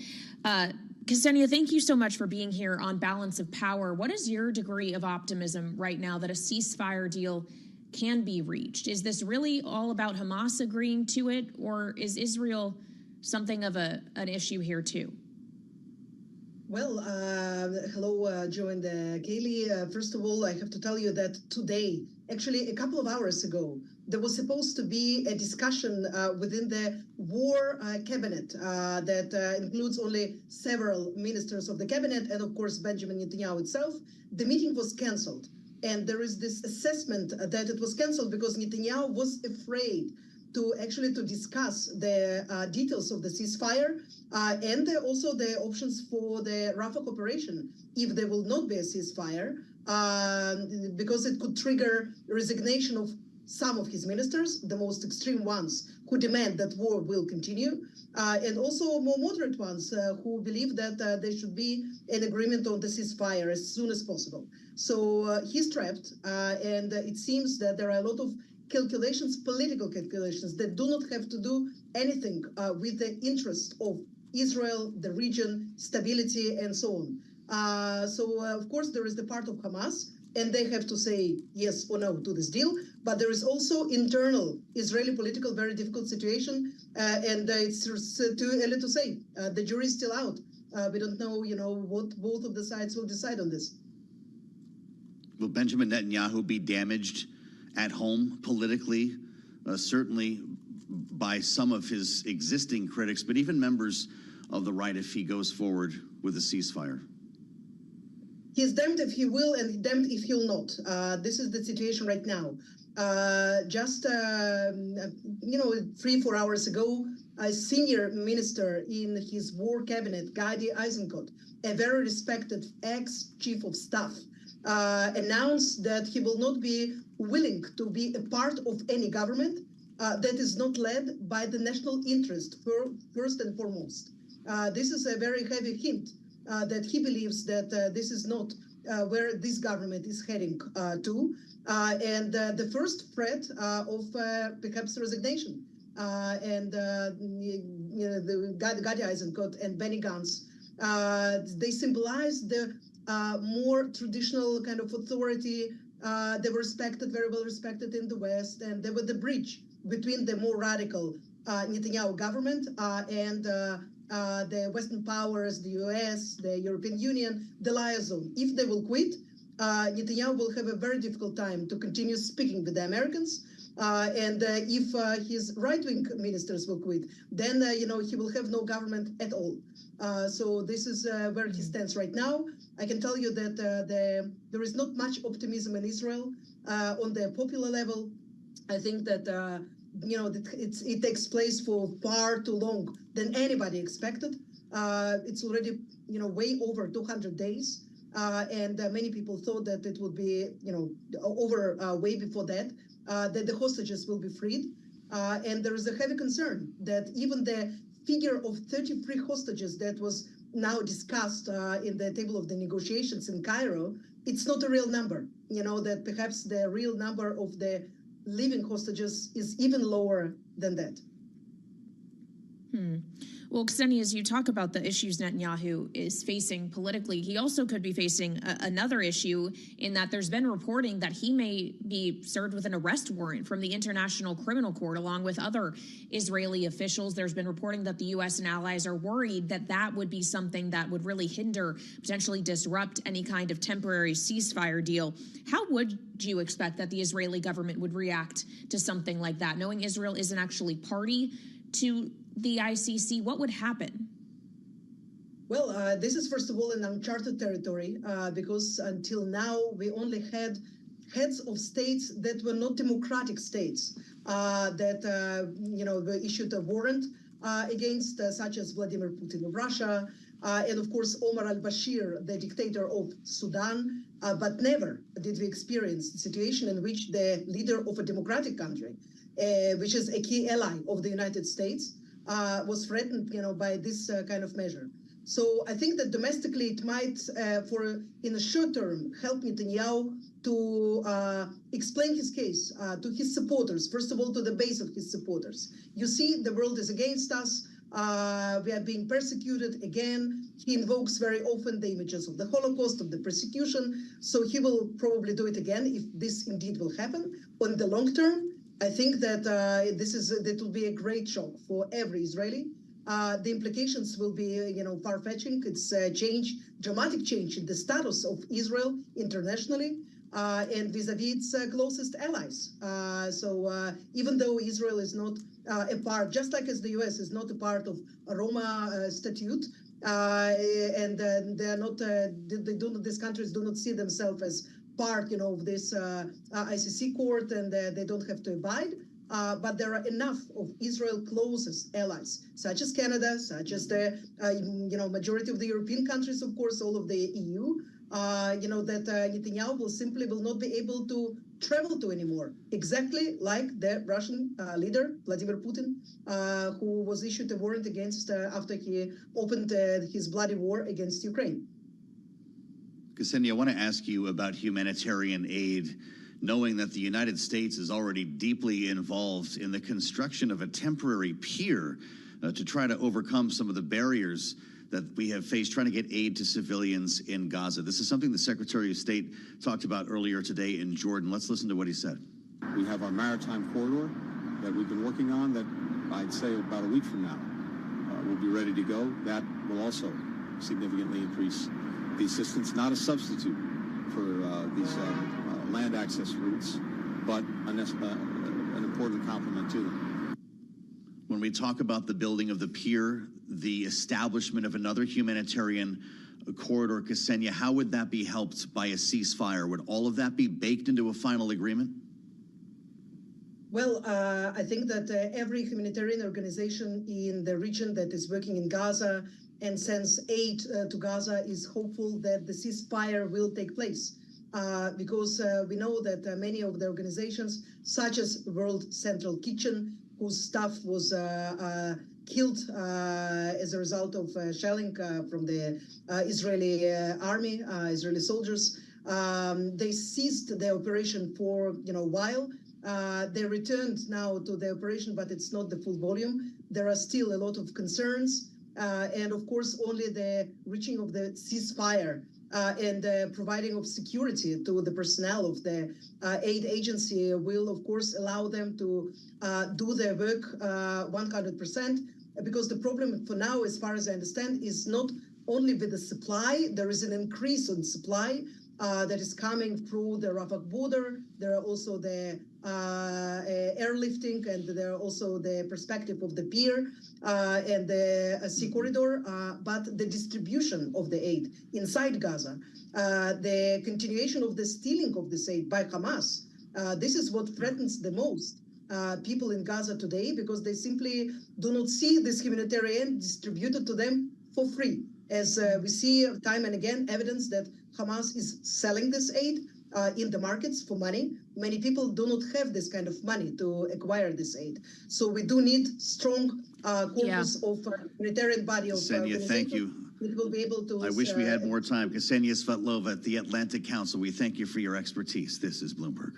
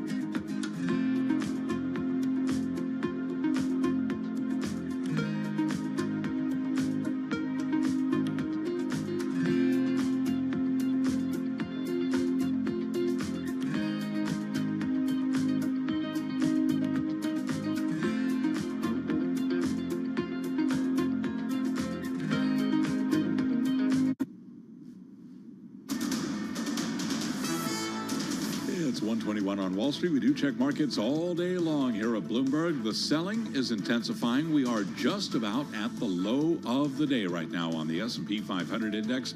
Now down 49 points, a decline of 1% at 5,066. We've got the Dow Jones Industrial Average holding just above 38,000 right now, down 383 points, a decline of 1%, 38,001 right now on the Dow. NASDAQ lower by 190 points, a decline of 1.2%, 10-year 4.66% with a 2-year at 5.01%.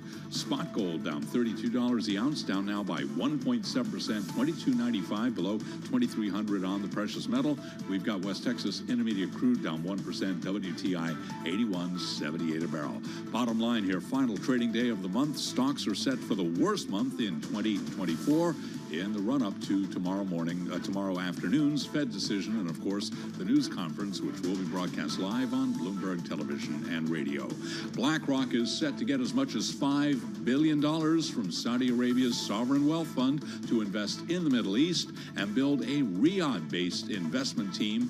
One more sign that the world's largest asset manager is intensifying efforts to grow in the kingdom.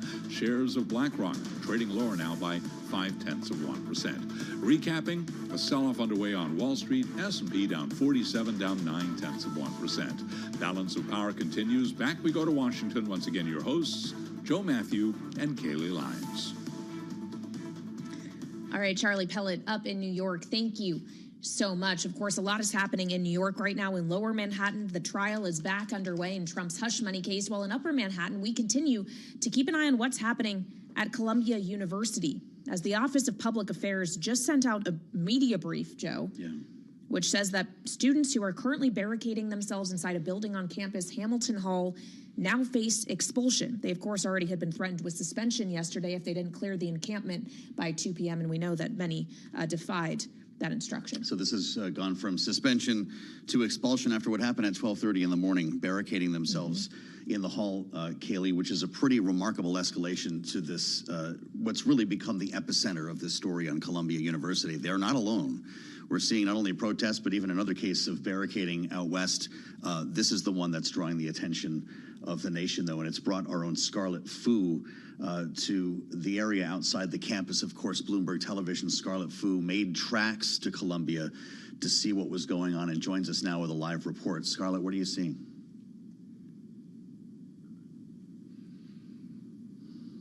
Quiet area in front of Columbia University. I'm on Amsterdam Avenue, and this is the only way into campus for students who have to flash their ID and prove that they live on campus in order to enter. There is a mild police presence, but mostly people are just kind of watching and monitoring the situation. As far as we know, NYPD has not been called in on anything. As you mentioned, Joe and Kaylee, the school has given an announcement saying that any student occupying the building faces expulsion from the Ivy League school, and those who do not leave the encampment area, as they're instructed to do yesterday by 2 p.m., are now being suspended, and seniors cannot graduate. Now, as we mentioned, the school's on lockdown mode, and here it's very quiet, but on the Broadway Avenue side, it's interesting. We saw evidence of protests by some who say that they were actually present at Columbia in 1968 when students there occupied Hamilton Hall to protest the Vietnam War. There's also some small counter-protests as well. And this being New York City, there are also vendors, Joe and Kaylee, selling merchandise, including Palestine flags and keffiyehs, the headscarves that a lot of the students are wearing at the moment.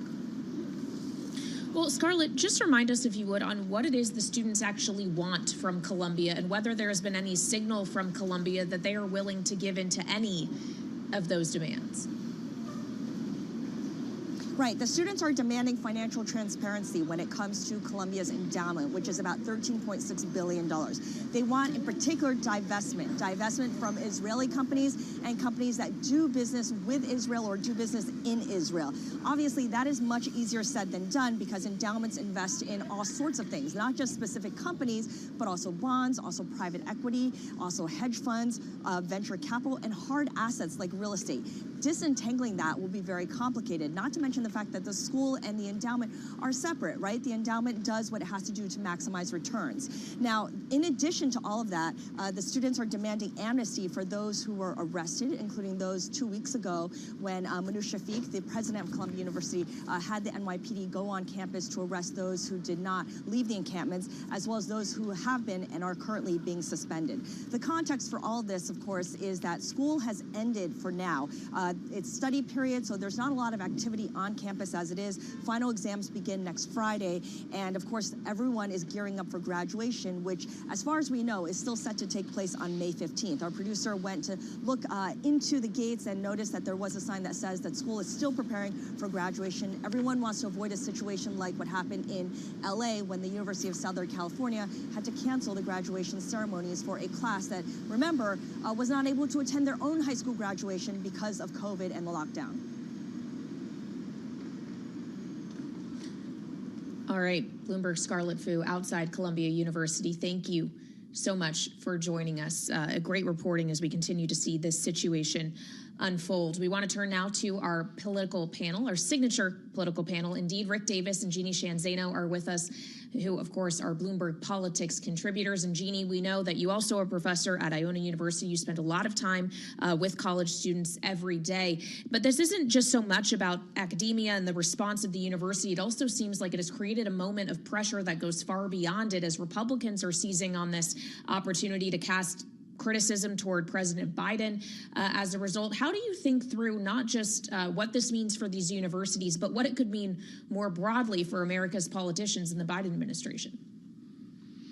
Yeah, this is a tough moment for Democrats, Joe Biden in particular, because it is something that splits the Democratic Party. And of course, anything that splits the Democratic Party helps Donald Trump and the Republicans. And we've seen that, right? We've seen Democrats send letters, for instance, to the president of Colombia, demanding her to take tougher action. And we've seen also Democrats like Alexandria Ocasio-Cortez, Jamal Bowman, go and support the protesters. So you're seeing that divide right there.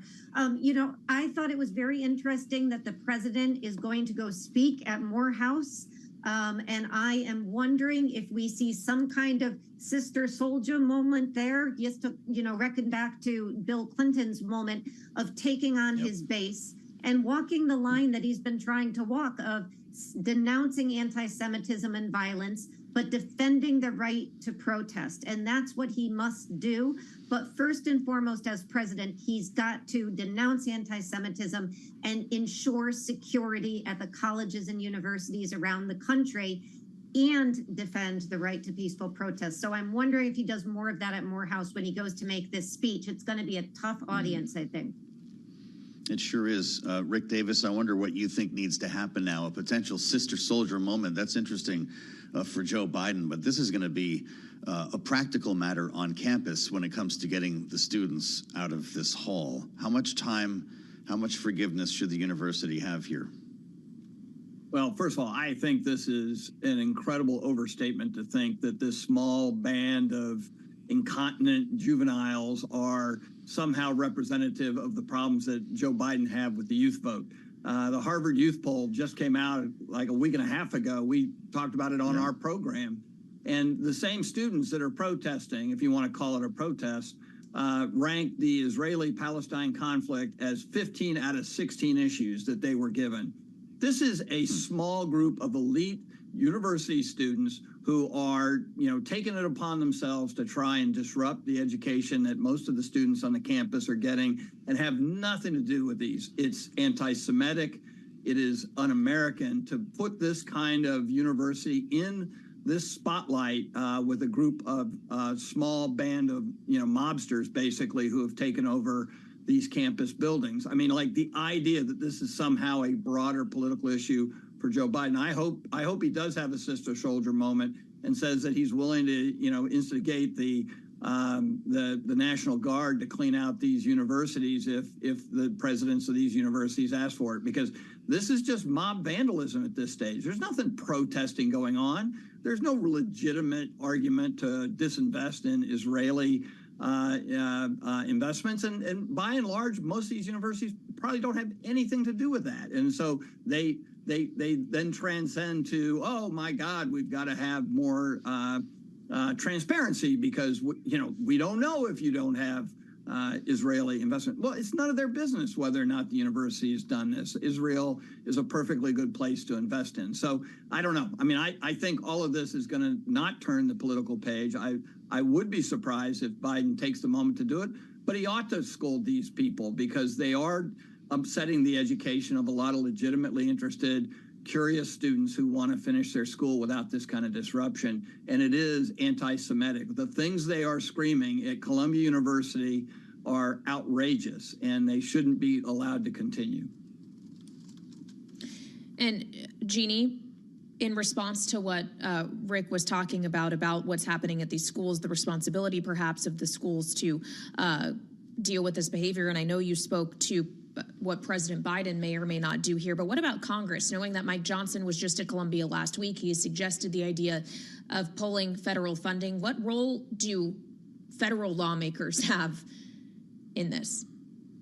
Yeah, that is something I think they don't have much of a role. I don't see them being able to pass legislation. I think maybe Lawler's bill may have some more bipartisan support, but the idea that you pull funding, to me, that is, harming everybody at that institution as opposed to the small number who should be handled by the administration and by the universities and colleges. So I don't think that that is where they should be. I also think it's important to say it wasn't that long ago that the Republicans were out there denouncing universities and colleges for things like trigger warnings. And now, for cynical political reasons, they are trying to get themselves enmeshed in how campuses run their own lives.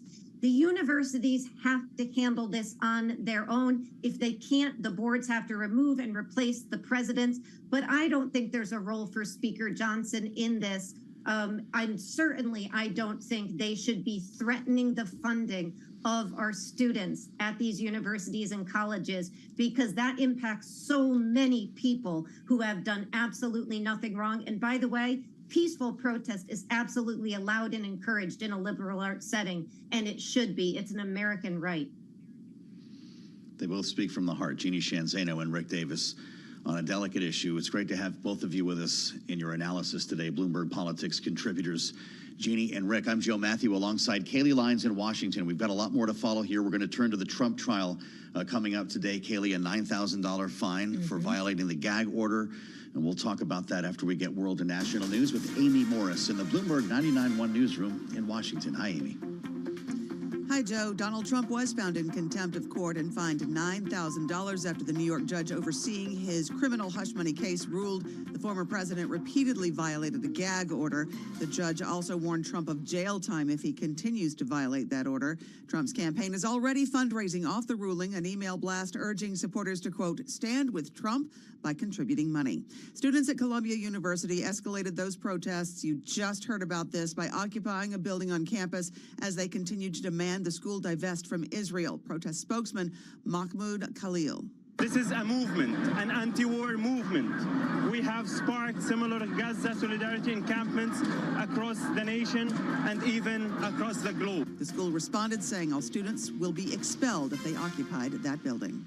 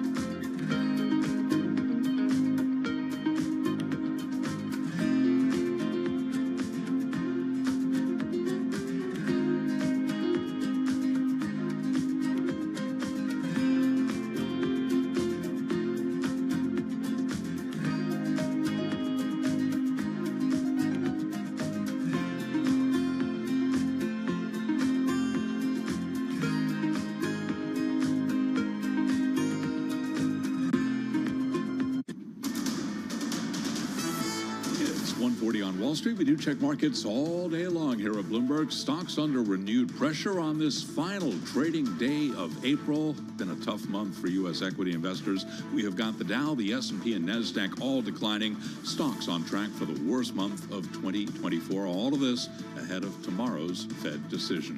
S&P right now down 43, holding at 50.73 for the S&P, a decline of 0.8%. Dow Industrials lower by 354 points. We're off session lows, down 0.9%, while NASDAQ is down 166, a drop of 1%.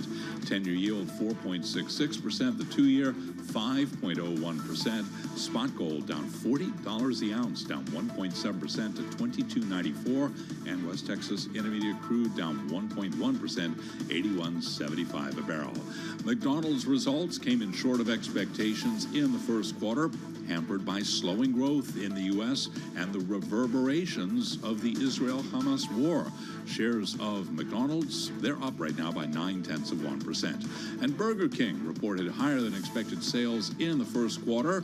Burger King parent, QSR on the ticker, Restaurant Brands International, that stock up now by 2.8%. QSR, by the way, standing for Quick Service Restaurant. Recapping, S&P down 45, drop there of 0.9%, 2-year 5.01%. Balance of power continues. Back we go to Washington. Once again, your hosts, Joe Matthew and Kaylee Lyons. All right, Charlie Pellet, thank you. Welcome to the Tuesday edition of Balance of Power here on Bloomberg TV and radio. We're live from Washington, but we've got an eye on New York, where it's $9,000 and counting. Kaylee, Donald Trump found in contempt of court actually happened today, and we're not done yet. I say and counting because there's another hearing on violating his gag order set for Thursday. So this could be the beginning of a new cycle in which we see multiple $1,000 fines rolling through this trial. Sure, but the judge even is disappointed perhaps with how little he can fine Trump for these violations. As you say, $9,000 for 9 different counts. He mentioned in this order the incredible wealth of this defendant in particular. Donald Trump is a billionaire, at least on paper. And then, therefore, in order to deter him from further violations, did warn in the order, the court will not tolerate continued willful violations of its lawful orders, and if necessary and appropriate under the circumstances, it will impose incarceratory punishment, threatening jail time. Yes, incarceratory punishment, not going to happen, is what we have been told by every legal analyst in this case, not to a former president. The judge probably knows that, too. Well, I guess we'll see if another legal analyst let's find out. Agrees with that view. Robert Warder's with us now. He is a criminal and constitutional law attorney. Welcome back to Balance of Power, sir. It does raise the question of whether or not Trump will ever be deterred from violating the gag order if he doesn't actually face any jail time for it, right? Do you think the former president knows that this threat might be entirely empty, or do you not think that it is so? Well, if I was the judge, I'd think about putting him in jail. If he continues to violate it, the judge is being very careful. If you read his gag order, he talks about, or at least his findings here, he talks about being very mindful of Mr. Trump's First Amendment rights, especially as a candidate. He's bending over backwards.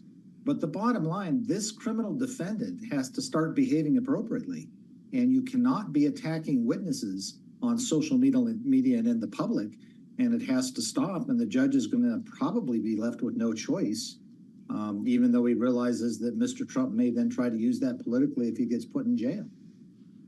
No choice but to incarcerate the former president? Nobody sees that happening, really, though, do they?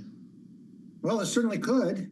If I was, when I said, I guess, is the Secret Service going to get in the cell with him? How do they do that? Yeah, I've kind of thought about that sometime. I mean, you know, the Secret Service, if he gets convicted on one of the federal charge, Secret Service agents usually go to Florida, after with the president. And the fact they would have to hang out in Leavenworth, Kansas may not have been what they really wanted to sign on for if he gets convicted of a federal charge. But yeah, there's all kinds of logistical problems, and the judge knows this. And that's what he's got to concern. And this is all part of the reason why Donald Trump is getting preferential treatment that no other criminal defendant would get. But at some point, we have to respect the process. And if a criminal defendant is continuing to make public statements that impugn the system, that impugn his own trial and threaten witnesses, calling them sleaze bags, which is what he's done here, the court has to step in and do something. And I think the judge is left with frustration at what it would be. Yeah. I guess it begs the question, to your point, he already has made his feelings about these potential witnesses quite known, calling them sleazebags on multiple occasions. And sure, part of this order was that he has to take down those True Social posts in question or remove a few items from his campaign website. But isn't the damage already done? Oh, it most certainly is. I think what the judge is trying to do is stop any further damage. So what's to stop then this particular criminal defendant from all of a sudden posting, like he actually has, that this jury is unfair, obviously, and then people start to take matters into their own hands and trying to find out who the jurors are and influence those jurors. Look, you wouldn't put up with a mafia defendant or a, homicidal defendant behaving this way. So you shouldn't put up with Mr. Trump. I mean, if he wants to attain the highest office in the country, he should understand how things work and how the rule of law works. And, I guess the judge would face some frustration. But like I said at the start, I would seriously start considering that. And he's warned Trump about it. And he's going through a very step-by-step process to the point where the judge may have no other choice. Well, the optics would certainly be historic as we spend time with Robert McWhirter, criminal and constitutional law attorney. Robert, there is testimony taking place today. In fact, we're hearing from Gary Faro, a banker who helped Michael Cohen establish the account that was used to pay off Stormy Daniels.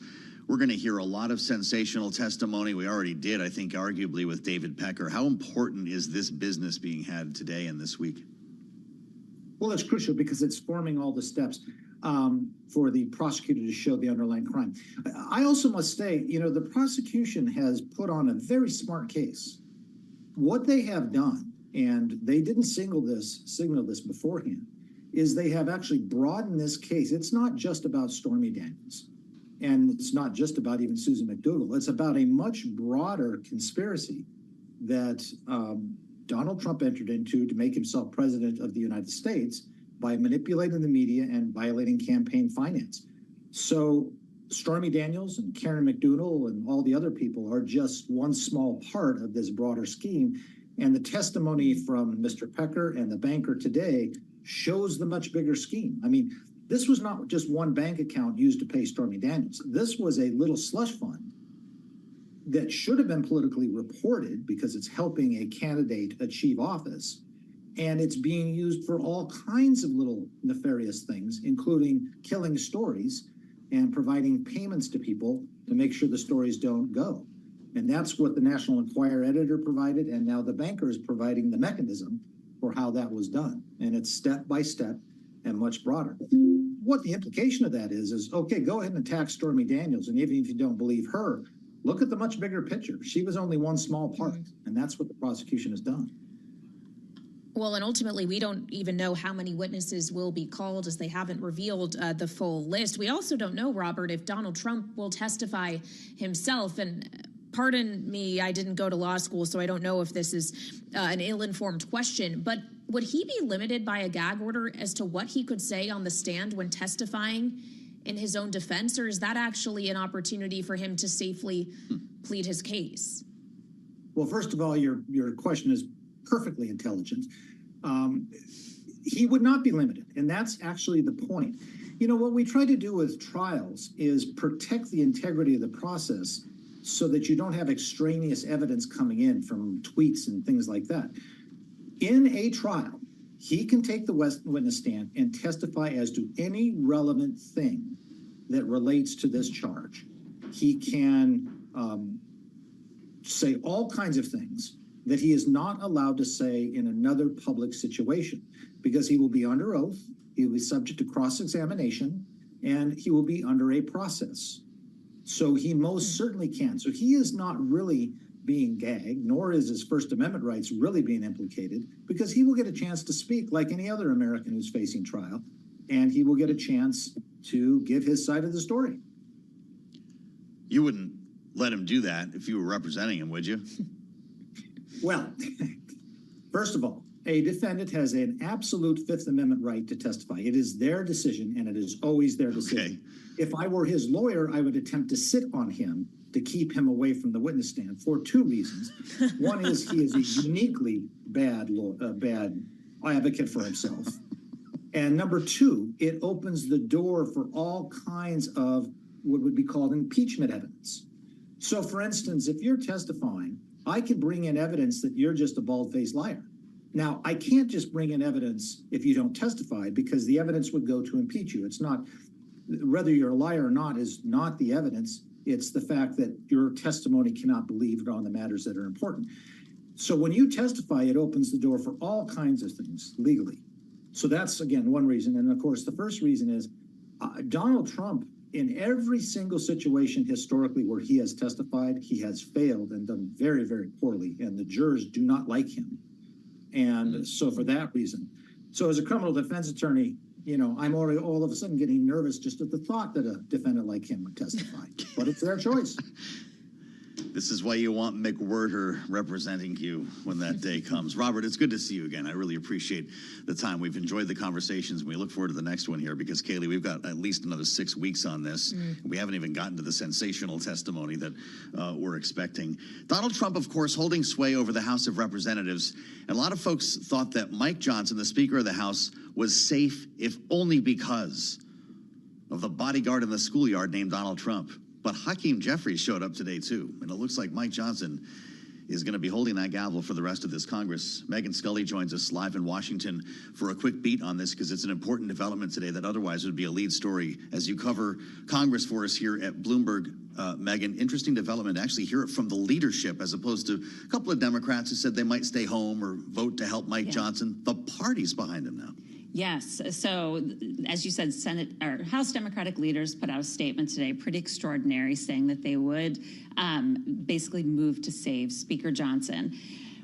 But this is all very interesting because it was almost like they were trying to put out a fire that was almost out. The motion, Marjorie Taylor Greene's motion to vacate, was all but dead, and increasingly thinking perhaps she would not actually go to the floor to activate it. Then she immediately took to Twitter and indicated that it is likely that she will do that. Yeah.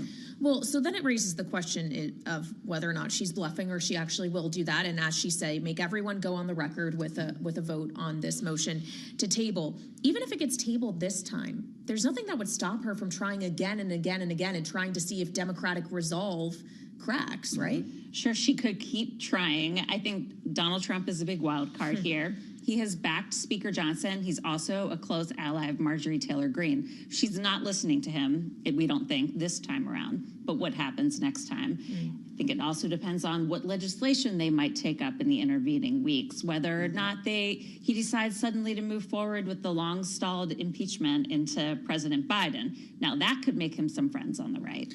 So did Hakeem Jeffries just make his life more difficult? I'm trying to understand where we are in this whole saga here, because I know Marjorie Taylor Greene wants to get everybody on the record.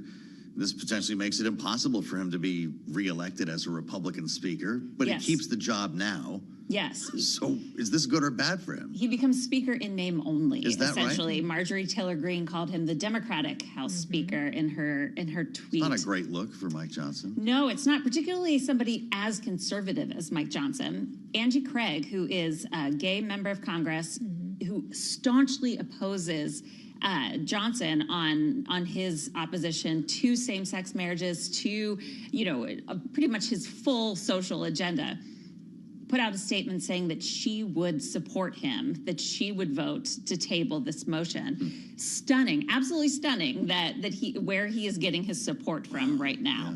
It's good for him in the short term, but in the long term, these aren't the people that he would traditionally have in his corner. Well, Marjorie Taylor Greene is calling it the uniparty, and she said forcing this vote would be a coming out party for all of these people who are supposedly members of that. But maybe uniparty is just another way of phrasing the idea of bipartisanship. Yeah. Megan, and frankly, the reality is if anything further is going to make it out of this House of Representatives, it's going to need bipartisanship to get done. Yeah. Absolutely. I mean, they've been relying on bipartisanship because the margin is so narrow and There bound to be people who disagree. But going forward, I think he's going to have a very steep hill to climb, and we'll be relying more on Democratic votes than ever before. We just spent months and months banging our heads against the wall trying to figure out a way to fund the government for the rest of this fiscal year. The president's already dropped his budget. For the next one, there was a Republican hearing on a Republican budget, but it's an election year. So we're going to go all the way through the summer and fall doing nothing here, right? We'll smash into a deadline, kick the can in December, or in October rather, September 30th, when the fiscal year ends, and nothing will be done until after the presidential election. Am I speaking anything close to what might be truth? Ish, yes. There are some things they have to get done. First order of business is an FAA authorization bill. Yes, right. Which is becoming a Christmas but that'll tree be in the of next sorts. couple of weeks, we understand. We've talked about that a lot. When it comes to funding, though. Oh, when it comes to funding. If this speaker's weakened to the extent that you're talking about, this is going to be very difficult for Absolutely. But then, is there emergency funding needs that need to be considered in the intervening months? You know, does Ukraine need more money? Does Israel need more money? Is there a, natural disaster within the United States? Or like rebuilding the collapsed bridge in Baltimore. Yes. Still an open question That's too, right. Joe. Also has not been attached to anything as of now. Megan Scully, great to see you. Thanks Thank for joining you. me, as always. I'll meet you at 5 o'clock for the next edition of Balance of Power. Sounds good. Bloomberg Business Week will be ahead in just a few minutes. I'm Kaylee Lyons alongside Joe Matthew, and this is Bloomberg Television and Radio.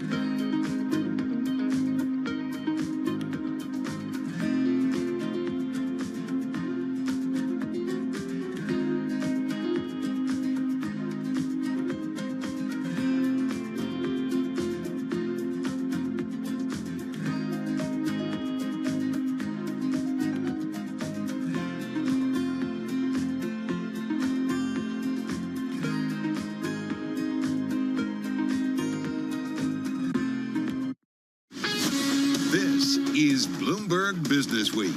Insight from the reporters and editors who bring you America's most trusted business magazine, plus global business, finance, and tech news as it happens. Bloomberg Business Week with Carol Masser and Tim Stenevec on Bloomberg Radio. And a very good afternoon, everybody, live on radio, TV, YouTube, and Bloomberg Originals. This is Bloomberg Business Week. Carol Masser, Tim Stenevec, and we're looking at a setup on this Tuesday, April 30th, getting ready to wrap up the month of April, and it looks like not a great month for stocks when you take a look at the past 30 days here, Tim. Yeah, stocks on track for their worst month so far this year. As for consumers, well, they're also not so confident. And as for wage pressures, well, Carol, they still persist. That is really our backdrop on this Tuesday. And so top of mind, the macro and also the political, as the Fed kicks off its two-day meeting on monetary policy, that decision at 2 p.m. Wall Street time tomorrow. And then we've got the students uptown at Columbia University taking over a historically significant building as part of pro-Palestinian protests. So we're going to head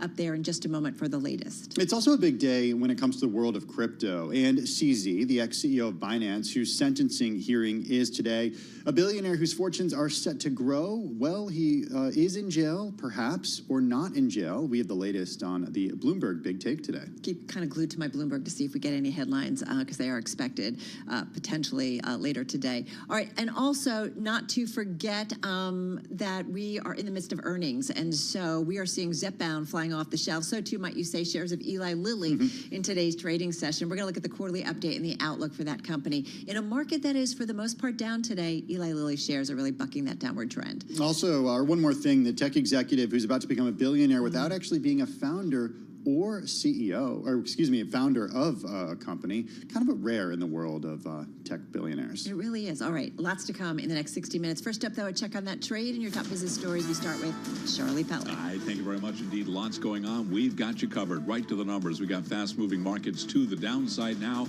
S&P lower by 37 points at 5,078, a drop right now of about 0.7%. Dow Industrials lower by 318 points, down 0.8%. The Nasdaq Composite Index down 148 right now, down 0.9%. 10-year at 4.65%. The 2-year 5.01%. Spot gold lower now by 1.1%, $22.96 the ounce, and West Texas Intermediate crude down 0.9%, $81.88 a barrel on WTI. Bottom line here: U.S. stock market got hit after the latest batch of economic data showed a plunge in consumer confidence and persistent wage pressures in the run-up to tomorrow's Fed decision, and of course, complete coverage on Bloomberg television and radio. Coming up after the close of trading, Amazon, we're going to be all over that. Amazon shares are trading lower. The focus will be on Amazon Web Services. Right now, shares of Amazon are down 0.6%. Last week's misfire by Meta Platforms triggered a roughly $400 billion sell-off in tech stocks. Among some of those tech names, we've got Meta up now by 0.1%. Alphabet shares, they are down 1%, Microsoft down 1.5%, and again, Amazon ahead of earnings down 0.6%. Recapping, S&P down 36, down 0.7, at 2-year 5.01%. I'm Charlie Pelleton. That is a Bloomberg Business Flash. All right, Charlie, thank you so much. Well, as we've all been reporting, U.S. colleges from Columbia to USCLA, really across the country, are rushing to confront pro-Palestinian demonstrations. They're escalating disciplinary actions as campus life is thrown into turmoil as the academic year comes to a close. There's a lot going on campuses across the nation. Yeah, when here in New York, over at Columbia University uptown, dozens of students entered a campus building known as Hamilton Hall. They did that after midnight and barricaded themselves inside, piling tables and chairs to block doors and covering security cameras, the university's student newspaper reported. For more, we do head uptown near the main gates of Columbia University and to Scarlett Fu, Bloomberg News anchor and reporter. Scarlett, we've all seen the pictures on TV, online. Just set the scene for us and what you've seen and what you're seeing right now. Well, I'm on Amsterdam Avenue. I'm not on campus because they've basically shut down campus to all but students who live on campus. So even those students who I spoke to who have a dorm off campus, they can't access the academic buildings that they were attending classes in just a few days ago. Of course, the good news is it's study period. Classes have ended for the semester. They're getting ready for finals on Friday. And of course, after that, getting ready for their graduation ceremony on May 15th. But about 14 hours after a group of students, as you mentioned, took over over Hamilton Hall, which is right behind me and features lots of banners like Free Palestine and Glory to the Martyrs. Columbia University itself has finally responded. According to Columbia spokesperson Ben Chang, protesters have chosen to escalate to an untenable situation. He goes on to say that students occupying the building face expulsion from the Ivy League school, and those who do not leave the encampment are now being suspended. Seniors will not be able to graduate. And of course, the encampment started in earnest about 2 weeks ago when the president, Manoush Shafiq, went to Capitol Hill to testify before Congress. This being New York City, if you go to the other side of Columbia's campus on Broadway Avenue, you do have small protests of people who are not students, including some who say that they were on campus in 1968 occupying Hamilton Hall to protest the Vietnam War, including counter-protests as well. And of course, this being New York, you also have vendors taking advantage of the situation. We saw people selling Palestine flags and keffiyehs, those headscarves that a lot of the students are wearing. You know, Scarlett, remind us of the student demands right now, and a lot of it goes back to the endowment. Yes, absolutely. So the endowment that Columbia has is almost $14 billion, $13.6 billion. And what the students have been demanding is for financial transparency. They want to understand what the university is investing in. They then, as a follow-up to that, they demand that this university divest from companies in Israel that do business with Israel and that do business in Israel. Of course, that is much easier said than done because an endowment doesn't just invest in specific companies or specific corporate bonds or treasuries for that matter, right? They invest in hard assets like real estate. They invest in venture capital. They invest in hedge funds and private equity. So there are a lot of companies that do business with Israel. Alphabet, for instance, or Microsoft. And do you then therefore sell shares of those companies? What if those companies are embedded in indexes that the endowment is exposed through index funds? How do you divest from that? It's a very complicated issue. Well, speaking of it being a complicated issue, it's also a complicated issue for how much funding the school gets from alumni, because it's a really important base for the operation of the school. And we've heard in recent weeks and recent months from some alumni who are not so happy with the school. What's the latest, though, in the last couple of days of what some prominent alumni are talking about and their reaction? Yeah, well, we've heard from Robert Kraft, who, of course, is the owner of the New England Patriots. He has said that he stopped donating to the university. There's also Leon Cooperman, the billionaire investment. There are reports that he has halted donations. He went to Columbia Business School. In addition, you have Len Blavatnik, the industrialist, who reportedly may also pull back on his giving to the university. According to reports, the three have donated an estimated $100 million to Columbia. So there are plenty of alumni who are not happy with what they're seeing, whether they see it from the pro-Israel point of view or from the pro-Palestine point of view. The thing... All right, everybody. Having a little bit of technical problems. We've been talking with, of course, Bloomberg's Scarlett Fu, who's uptown at Columbia University. We'll be sure to check in with her a little bit later on. You can, of course, get the latest updates by just heading to Bloomberg.com or checking it out on the Bloomberg terminal. So the campus protests, Tim, no doubt about it, are among our must-read stories on the Bloomberg today. Let's get to something else that is important on our radar, and that is the U.S. Central Bank, which kicked off its two-day meeting on monetary policy today. That Fed decision, of course, comes tomorrow at 2 p.m. Wall Street time. Well, earlier today, we got two data points. U.S. consumer confidence fell in April to the lowest since mid-2022 as Americans' view of the labor market and their outlook for the economy deteriorated. And a broad gauge of labor costs, Carol, closely watched by the Fed, increased the most in a year, illustrating persistent wage pressures that are keeping inflation elevated. It ain't easy. That's the bottom line on all of this. So to put it all into perspective and how it may impact potentially how the Fed is thinking about U.S. monetary policy, back with us is Steve Skanke. He's Chief Economic Advisor at Keel Point, former U.S. Treasury and White House National Security Council staff member. And then also with us, of course, is Yelena Shaletyeva, Senior U.S. Economist over at BNP Paribas. Yelena in New York City and Steve in D.C. Yelena, I want to kick it off with you, if we may. Today's data, once again, reminding us that it is kind of a bit of a tricky spot sometimes for the Fed to be in right now in terms of mixed consumer data that maybe makes it a little bit more difficult to find the right way forward, if you will, when it comes to monetary policy. What do you make of the data, and what is your economic forecast right now? So I think today's data really supports our call for the Fed to stay on hold until December and but for the next move to be a cut. So if you look at inflation data today, wage inflation is still elevated. So that does not give Fed enough confidence that they can start moving anytime soon. So at the same time, you look at the conference board data and in particular the labor market differential, and that tells you that the labor market is rebalancing. It's not overheating and it's not going back out of balance.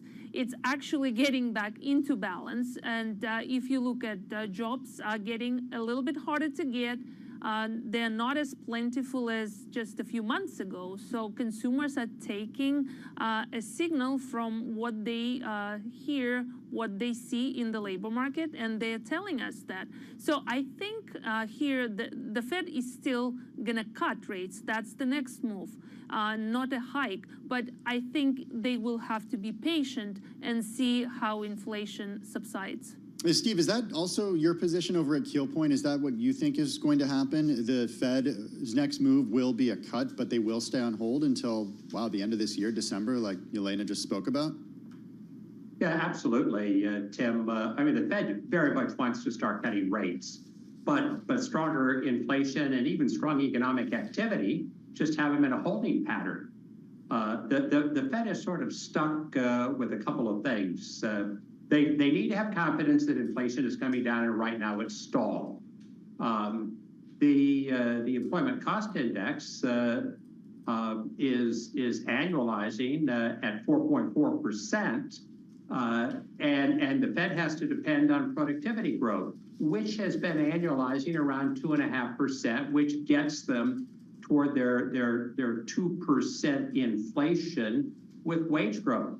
But that's a little bit hard to depend on. The other thing is, consumer confidence has been up 0.8% the last 2 months, which is record growth.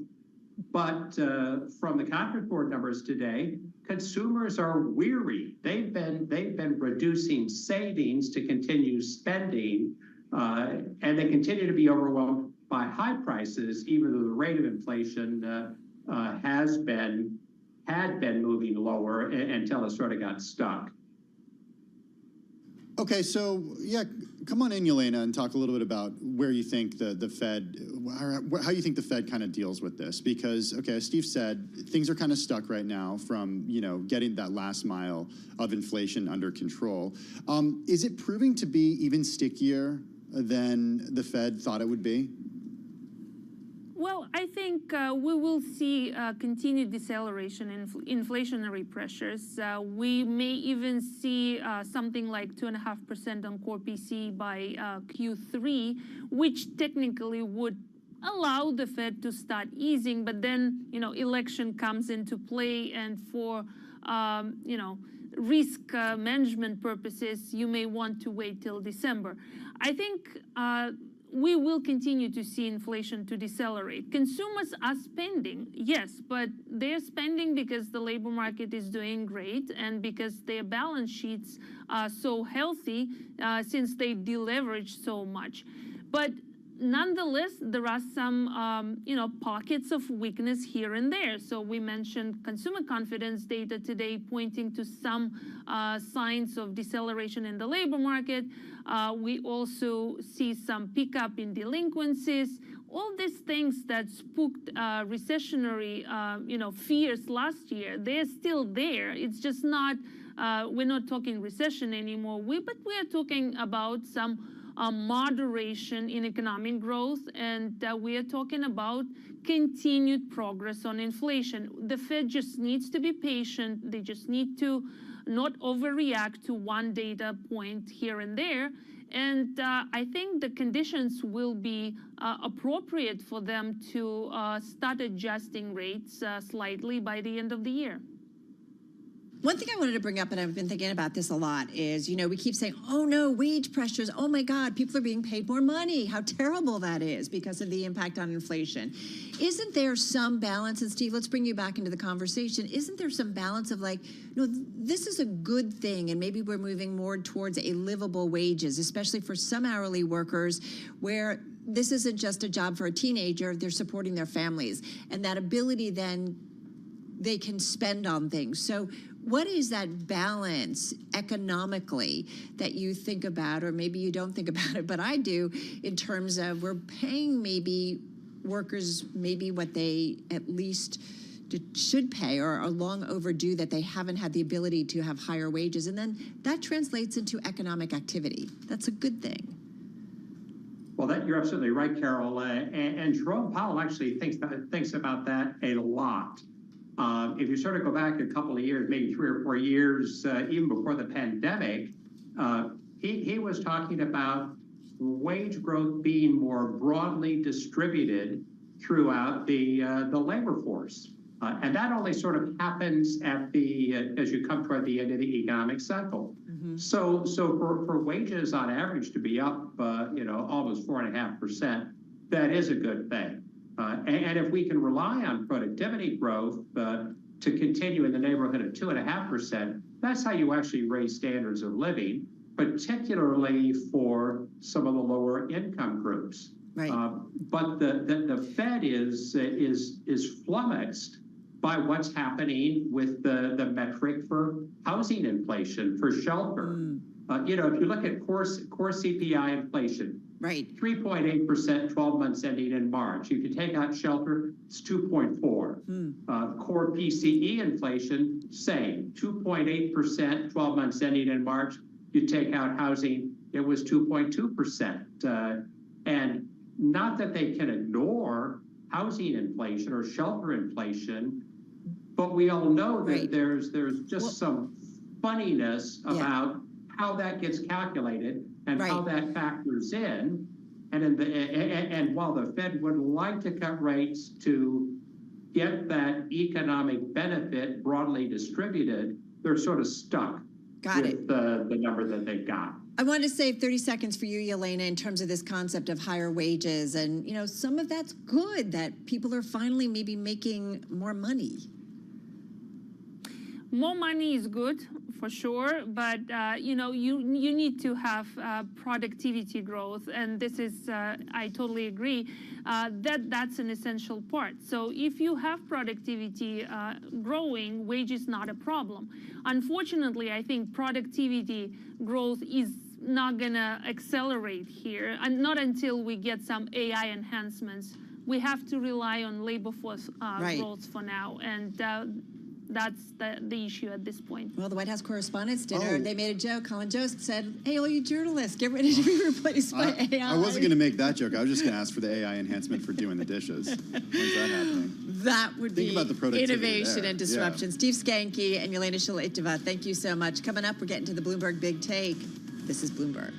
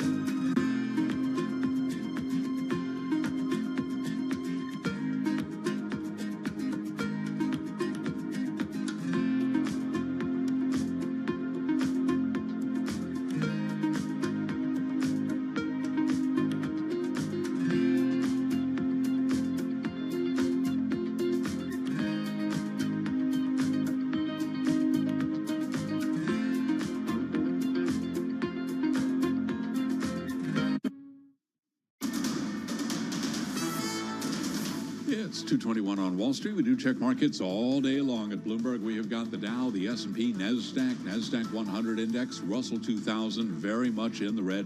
Close to session lows. Right now we have got the S&P down by 43 points, 5,073, a drop now of 0.8%. Dow Industrials down 366, lower by 1%. The NASDAQ Composite Index down 171, a decline of 1.1%. Stock market got hit after the latest batch of economic data showed a plunge in consumer confidence and persistent wage pressures in the run-up to the Fed decision tomorrow. 10-year 4.66% with a 2-year now at 5.01%. We've got spot gold down 1.6%, $23.97 the ounce, and West Texas Intermediate crude oil WTI down 0.6%, $82.09 a barrel on WTI. BlackRock is set to get as much as $5 billion from Saudi Arabia's sovereign wealth fund to invest in the Middle East and build a Riyadh-based investments team. One more sign that the world's largest asset manager is intensifying efforts to grow in the kingdom. BlackRock shares, they are trading lower by 0.5%. Recapping, we got ourselves a down Tuesday here with the S&P down 41, drop now of 0.8%. That 2-year, keeping an eye on that, 5.01%. I'm Charlie Pelleton. That is a Bloomberg Business Flash. All right, Charlie, thank you so much. Well, you remember, of course, CZ, the billionaire founder of the Binance cryptocurrency exchange. Well, you also probably recall that Binance is paying $4.3 billion in penalties to settle a Department of Justice case that involved a litany of alarming allegations linked to violations of anti-money laundering and sanctions laws, and a few more things, Tim. Yeah, the former CEO of Binance, CZ, also known as Changpeng Zhao, has agreed to pay a big fine. Also today, sentencing day. And for CZ, that's meant finding out if he would be the richest U.S. inmate ever. Do I hear Netflix series anyone? Yeah, I think maybe. The billionaire in jail. It hasn't happened yet. Okay, it hasn't happened yet. Well, let's get an update on this. CZ's futures and growing fortunes no matter what. It is today's Bloomberg Big Take. Here with more is the host of the Big Take podcast, Bloomberg News, David Gura, joining us here in studio. This is all happening on the West Coast right now, so they're a few hours behind us. But I was kind of expecting by now when we'd have you on, there would be a sentencing decision. What's going on? What's the latest? There's a bit of debate over sort of what the prosecution wants here, and that is a more stringent sentence than you'd get according to the guidelines. So the guidelines say 12 to 18 months. The prosecution is saying it should be more than that. It should be 36 months, 3 years, because of the size of what was perpetrated here. And remember, CZ has pled guilty to not having an anti-money laundering mechanism in place at Binance. So in a sense, it's a much narrower charge than what we saw with Sam Bankman-Fried, for instance. So what we've seen in court this morning in Seattle, this morning their time, is just a back and forth about if that's merited. And the defense team for CZ is making this kind of counterintuitive argument that is, if you have a really stringent penalty, it's going to make people like CZ who are living overseas more reluctant to come back to the U.S. to face criminal charges, which is in fact what CZ did. He was living in Dubai and came back over here to face the music, as it were. So we'll see what happens here, but we expect a decision in the next few minutes. What's interesting and what makes it kind of a fascinating story too, that if indeed he ends up in prison, he's still a really wealthy dude and his company continues to make money. Yes, he's on the Bloomberg Billionaires list. He has tens of billions of dollars in his name. He founded this company himself and made a lot of money off of it. And unlike Sam Bankman-Fried, who had to forfeit everything and is worth $0, CZ still has a lot of money at hand. And it's interesting, that's part of the arguments that you see in the sentencing filing from the defense. They say it would be a huge risk for him to go to prison and be worth so much money. He'd be subject to extortion, difficulty within prison. So it's an ignominious thing that he's haunted by. But yes, he would be, as our colleagues point out, the richest inmate in U.S. history. David, when you walked in, Carol said, in reaction to this, it's like such a different outcome than we saw with Sam Bankman-Fried, no matter what happens to CZ at this point. And feel like everything just feels so different. Why is that? How is this in such stark contrast to what happened at SBF? Again, the charges are different. I think that's a big point, that he's not accused of cheating customers out of money, so there aren't thousands of people who have grievances against him. But I think that the way that CZ has approached this process is so markedly different from the way that Sam Bankman-Fried approached the process when he was going through it. That is, Sam Bankman-Fried was winning no favors from the judge during all of these preliminary hearings. He was released on bond and was living with his parents in California, flouted all the rules that were in place. He was kind of outwardly resentful of the system as all of this unfolded. And CZ, for his part, has apologized formally. You look at the sentencing filings from both sides. CZ wrote a letter of apology, 2 pages long, admitted that he did something wrong. These are things that we didn't see from Sam Bankman-Fried in the run-up to his trial and didn't see after he was convicted as well. And so many people have written letters on behalf of him as well, correct? Yeah, Senator Max Baucus is among them, the former senator from Montana, who I think has advised the company. But I think there are 160 letters in total from people who said, look, this is a guy who has no criminal history. CZ hasn't done anything criminal before. He, in very good faith, built up this company. And there is a similarity to FTX and Sam Bankman-Fried in that there's this argument that the company got too big. It got out of his control. Yeah. And you're seeing that in these letters as well, that, you know, CZ was very impassioned about this company, wanted it to be big, but when it got so large, got so sprawling, he was kind of unable to control it, didn't know what he needed to be doing, and is remorseful, regretful of the fact that he didn't have better process in place. Today's Big Take makes the point to talk about the growth of Binance just over the last year, adding tens of millions of customers. I think the piece says that it's essentially a money printing machine when there is a bull market in crypto. How do you explain that, given all the problems that CZ has had, and that the company had to pay a big fine? Yes, certainly. And so we have CZ paying $50 million, and the company paying more than $4 billion, as Carol said. No, it hasn't driven people away. And we've seen this kind of surge of interest in crypto as prices have gone up, and of course the approval of these ETFs. And this is, as you say, an easy mechanism for people to get into crypto still. And I think that what we're going to see in the weeks and months to come is more regulatory scrutiny of Binance, which has undergone some already. You look at what the CFTC said in its settlement with Binance and with CZ. You look at what the SEC has said in its suit against Binance. This is a sprawling enterprise, a really big company with its tentacles kind of all over the world. We were talking about how sort of it got so big that maybe it was hard for CZ to manage. I think regulators are still noting that fact, that it's really big. Other side of that, as you point out, Tim, there's like, it has a big audience of people using it all over the world.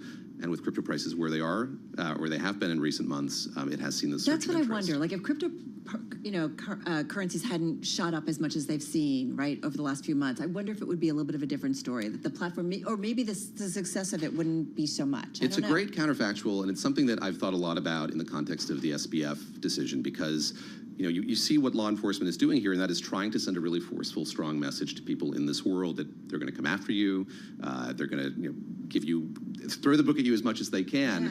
And I think that message has been kind of muted by the fact that we've seen the market still doing so well. Like, yes, it's a cautionary tale. Nobody got hurt. But not a death knell for crypto. You haven't seen crypto sort of fall apart the way that I think people thought. Some people thought that it might when this implosion happened now many months ago. Can we talk about now who's in charge? Interesting wrinkle to all part. See, I told you, Netflix series coming to you. Yeah, let's say a board that's supportive of CZ. I think it's fair to say. The board is supportive, and then his partner, his life partner, is now Mother of his 3 children. Yes, chief operating officer of the company as well. And I think that begs this question, just being talked a little bit about in court today, but I think is on the minds of a lot of people, which is, he's no longer the CZ, he's no longer the CEO of this company. Right. But he very much has his imprint on the company, has a direct line now to management of this company through the board, through this high-level executive. I'm sure. Well, they haven't been able to. She's been in Dubai, and he's been here in the U.S. It's been hard. They haven't been able to talk one-on-one. But no, I think it's a very good question, sort of how much the company continues in his mold, the way that he wants it to be, indirectly, if he's no longer running the show as the CEO. Just fascinating, like another angle of the story. David, back up a little bit. Why did he come back to the U.S.? I think that the writing was on the wall. There's also kind of interesting, coming up in this hearing today is a lot of things that are under seal, and one wonders sort of what the conversations were like that he had with law enforcement. But think back on what CZ was like when he was running this company. Kind of in the model of Sam Bankman-Fried, there was this kind of geographic arbitrage. He was all over the world, and CZ was born in China, raised in Canada, worked in Tokyo, moved to the Middle East. He's kind of a citizen of the world and was very proudly that. So I think that there was a sense that the writing was on the wall. He needed to come back. But again, it's such a radical distinction from the way that Sam Bankman-Fried acted when this happened. He kind of very willingly came back to the U.S. We should know, too, something that you've covered before. These two were fierce rivals, especially during the downfall of FTX and that crypto winter. Fierce rivals, and Binance and CZ so tied into the collapse of FTX. You remember those days when FTX was falling apart. Following on Twitter, what Sam Bankman-Fried suggested, that CZ was interested in the company. I think CZ acknowledged that in a reply to that tweet. And then there was this hope that he was going to sweep in and save FTX and be this lifeline to that company. Of course, that didn't happen. He said that he looked at the balance sheet of the company, wasn't what he thought it would be, wasn't as it was more opaque than he thought it would be, and pulled out of that deal. And of course, that was cataclysmic for FTX. That was the writing on the wall. And so you had this outflow of money, outflow of crypto that was taking place. Hope that CZ was going to maybe stanch that. When he stepped aside, it was all over and things fell apart. I mean, you do wonder about like his future, like what's the chapter after we find out what the sentencing is and what ultimately, like where he ends up, like down the road. It's interesting. In the end of his letter of apology, he addresses this and he resolves to do good. He's like, there's my whole life ahead of me. I'm entrepreneurial. There are things I want to do. And he talks about biotech and maybe applying what he knows about the blockchain to medical technology. So we see him kind of imagining what that life might be like. Again, you look at him, he's older than Sam Bankman-Fried is, but a man who still has many working years ahead of him. And he kind of expresses some sadness in that letter of apology that he never thought that he'd be away from Binance. Built this company from scratch, thought that he'd be running it for decades, he says in the letter. Obviously, that's now not going to be the case, and so he does have to reinvent himself, and we'll see what happens today, sort of how soon he has an opportunity to do that. Does he have to stay out of crypto? I don't know that for sure. I think we'll hear something from the judge on that today. I don't think that there's been anything definitive that he'll have to stay out of finance or have to stay out of crypto. That certainly with white-collar crimes in the past, we've heard this a lot. And so I think that we will get more color on that, more of an indication on that from the judge today when he finally hands down. But you do wonder, could he play around in blockchain in a different application? Not dealing with cryptocurrency itself. Exactly, like you talk about, the other areas he's looking at. That'll be in the sequel, the Netflix. Exactly. Let the bidding begin. Yes. David, thank you so much. Nice to see both of you. Thank you both. Great to have you in studio. David Guro, host of Bloomberg The Big Take podcast. And of course, you can read the story. It's on the Bloomberg and at Bloomberg.com/Big Take. And check out the Bloomberg Big Take podcast, as we said, at Bloomberg.com or wherever you get your podcasts. Hey, let's take a look at the markets right now. The S&P 500 down a little more than 0.9%. The Dow down over 1 percentage point. The NASDAQ composite down 1.2%. Carol, worst month so far this year. It's looking like it's going to be as we round out the trading month. Last trading day of the month, I should say. For the month, the S&P down 3.5%. Yeah, quick check on the Treasury ahead of the Fed decision tomorrow. You've got a 10-year note with a yield of 4.66. Looking at the shorter end of the yield curve, you've got a 2-year note right at 5, actually 5.01. So something we'll be watching into that decision tomorrow. Hey, still ahead, one stock that's bucking today's trend thanks to one of the big trends of the year. That's right after this. First up, though, check the latest world and national news with Amy Morris in Bloomberg 9 a.m. Newsroom in D.C. Hey, Amy. Hi, Tim. Student demonstrators who have barricaded themselves in a campus building at Columbia University now facing expulsion. Protesters took over the building last night, hours after the university said it would not divest from Israel. Student Jessica Schwab saw what was going on as it happened. The people who were already inside Hamilton Hall decided to smash the windows and then put bike locks around each door handle, and they also zip tied the door handles. The school says protesters are being suspended and expelled. Seniors who were part of the occupation will not be allowed to graduate. The White House has weighed in on this, with National Security Council spokesman John Kirby saying that taking over a campus building is not a peaceful protest. The Drug Enforcement Administration is expected to move to reclassify marijuana as a less dangerous drug. The proposal would recognize the medical uses of cannabis and acknowledge it has less potential for abuse. However, it would not legalize marijuana outright for recreational use. Donald Trump found in contempt of court and fined $9,000 after the New York judge overseeing his criminal hush money case ruled the former president repeatedly violated a gag order. The judge also warned Donald Trump that he could go to jail if he continues to violate that order. Global news 24 hours a day and whenever you want it with Bloomberg News Now. I'm Amy Morris, and this is Bloomberg.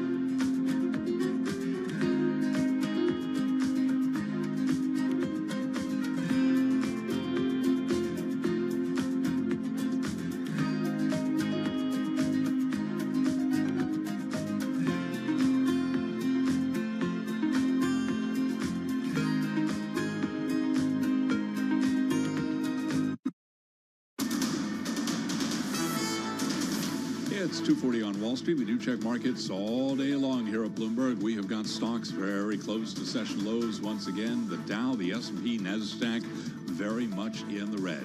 S&P right now down 44, drop there of 0.9%. Dow Industrials lower by 392 points, a decline of 1%, while NASDAQ now down 170, a drop of 1.1%. The 10-year 4.66%, with a 2-year now at 5.02%. Spot gold down $40 the ounce to $22.95, a drop there of 1.7%. And West Texas Intermediate crude down 0.9%, 81.85 for a barrel of WTI. American home price gains accelerated in February, extending a streak of increases that has pushed many would-be buyers to the sidelines. This, according to the S&P CoreLogic Case-Shiller Index, which shows prices nationally climbed 6.4% from a year earlier. Among home-building stocks, they are all lower today. Toll Brothers down 1.1%, KB Home down by 1% as well. Shares of Lennar down 1.5%, and Pulte down now by 1.3%. Again, recapping, a move lower for the Dow, the S&P, and NASDAQ.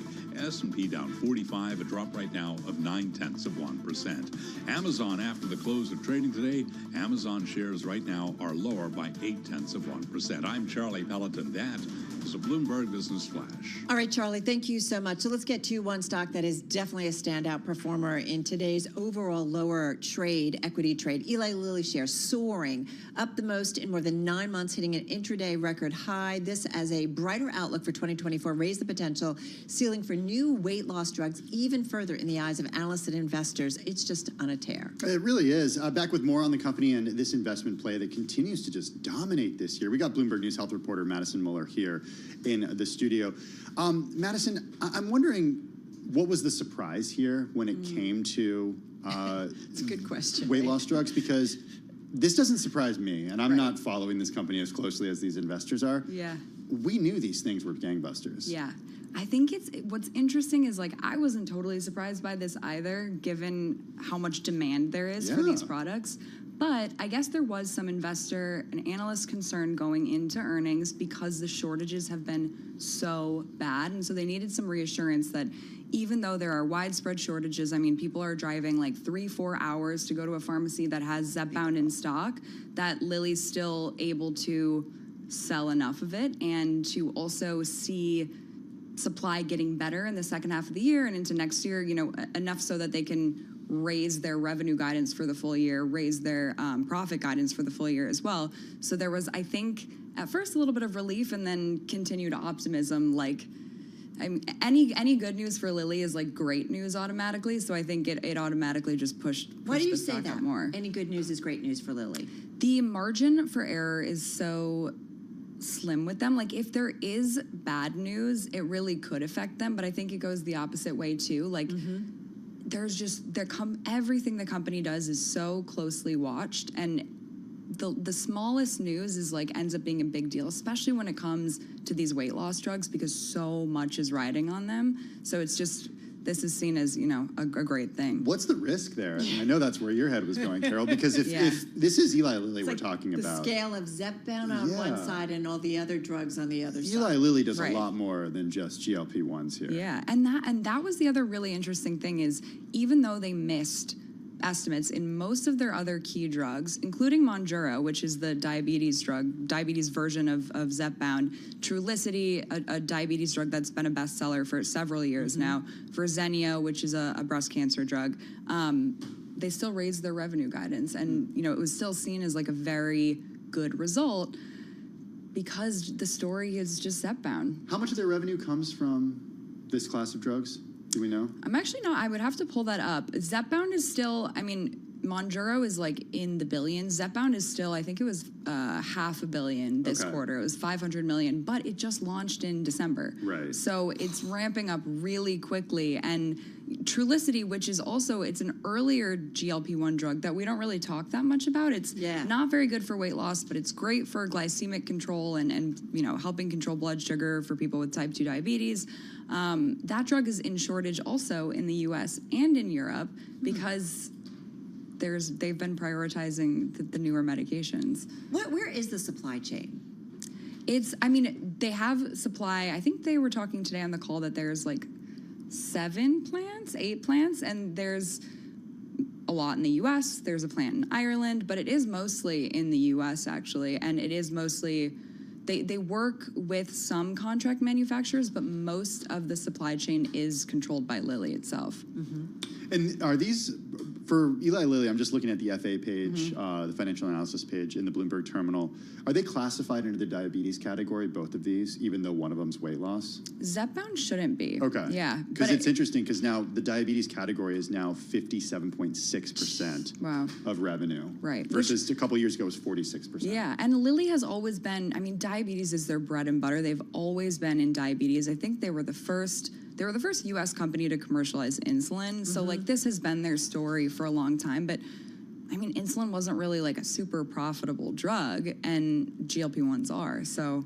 That $2 billion kick-up in annual sales, Madison, one thing I was curious about, does that mean the demand is that much more or the drug is costing more? It's going to mostly be, I think, a result of increased supply. So, like, they are selling everything that they can make.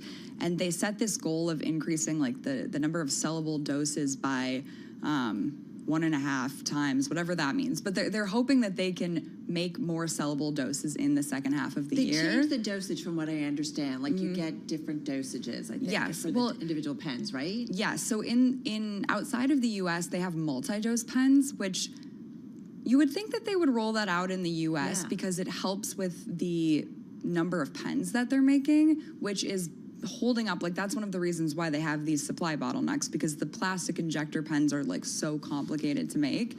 But they're only doing these multi-dose pens outside of the U.S., which doesn't really make a ton of sense.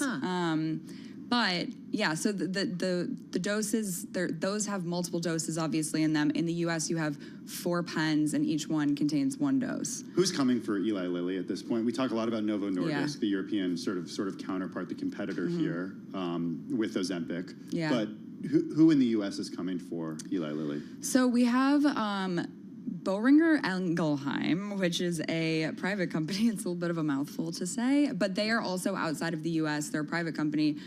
Zealand Pharma as well. They're close behind. Then there's Amgen, which is a U.S. company.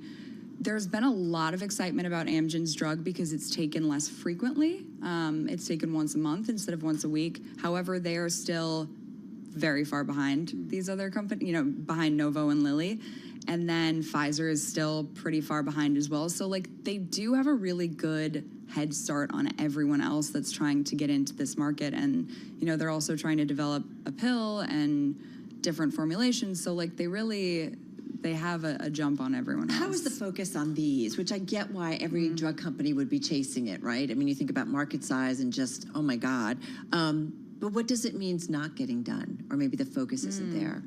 It's a good point. I mean, we were looking recently at, like, it's just interesting to see how the attention has switched from COVID to GLP-1s. Totally, or COVID to weight loss. Like, and this happens in the pharmaceutical industry. It's like, when one company has success in a certain area, then everyone sort of chases and follows behind. And we are actually seeing this, which this is a good thing. We're seeing this right now in heart disease and in neurodegeneration as well. So there's been some advancements in drugs for, like, Alzheimer's and Parkinson's and some mental health conditions that now there's, like, a rush to innovate in that field again too, and same with heart disease. So, like, there is actually some other advancements, but we're just not talking about them. We only have like 30 seconds left, Madison, and this is certainly a question that has requires a longer answer. But there has been some pushback to these drugs. Not everybody's sort of on board, pointing out side effects and stuff.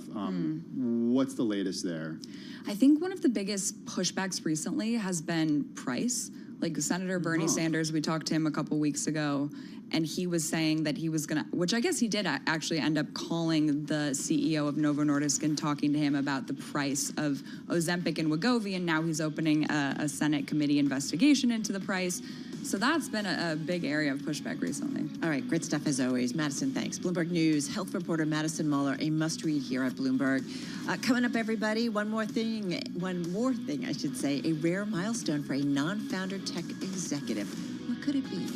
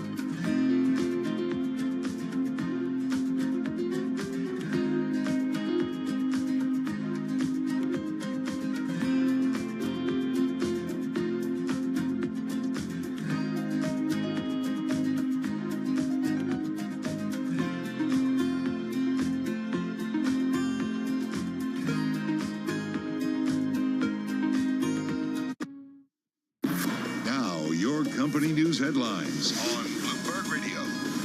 From Bloomberg World Headquarters, I'm Charlie Pellet. Coming up after the close of trading, earnings from Amazon.com, Bloomberg Television and Radio. We're going to be all over this as those numbers break.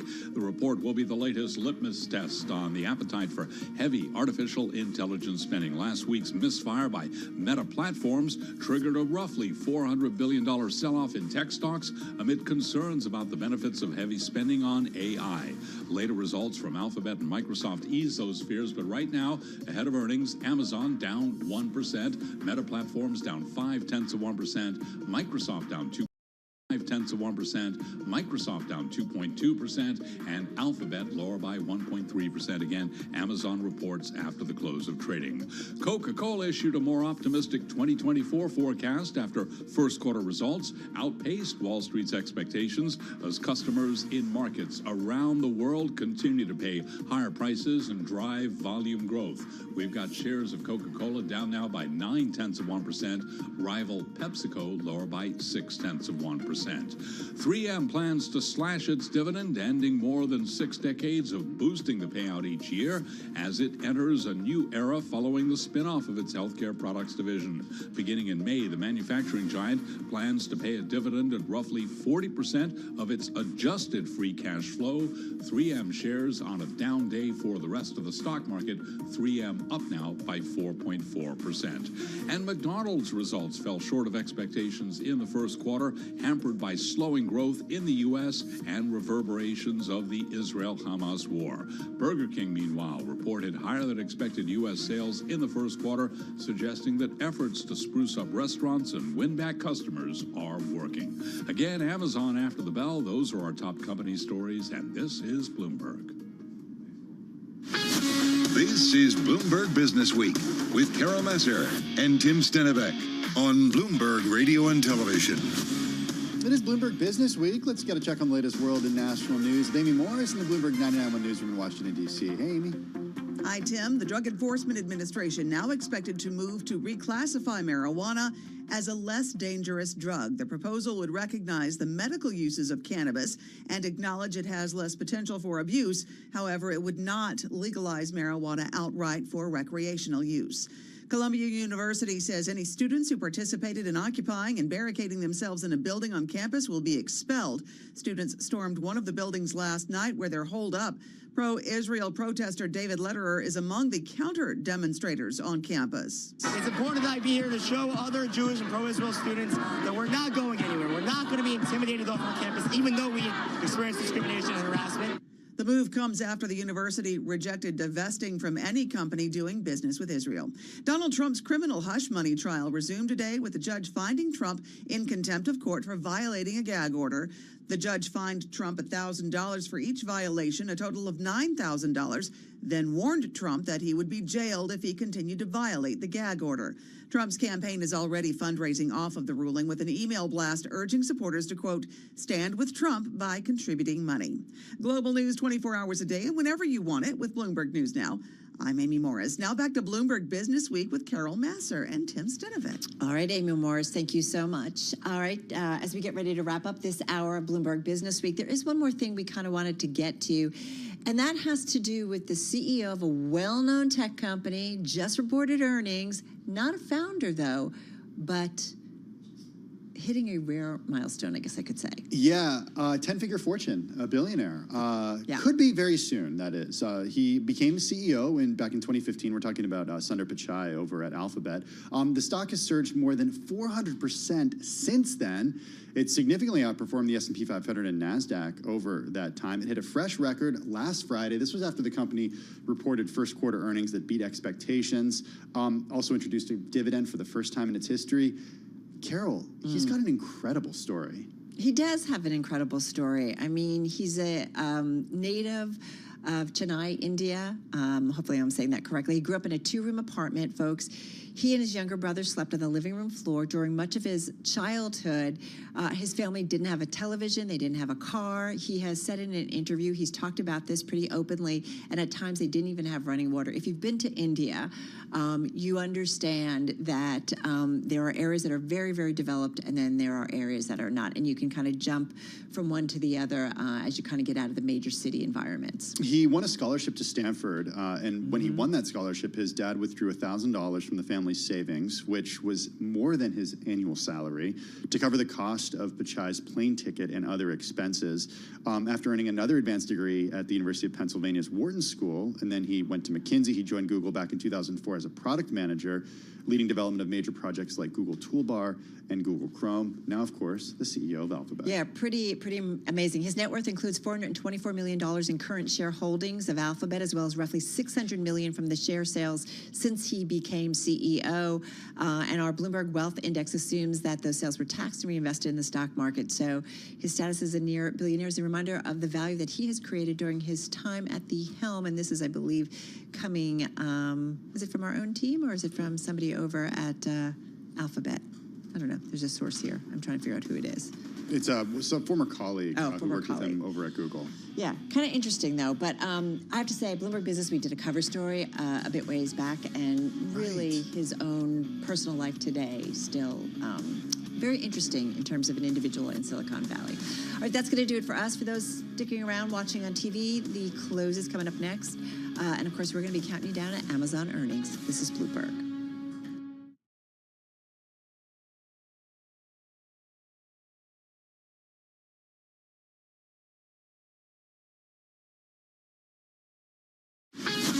This is Bloomberg Business Week.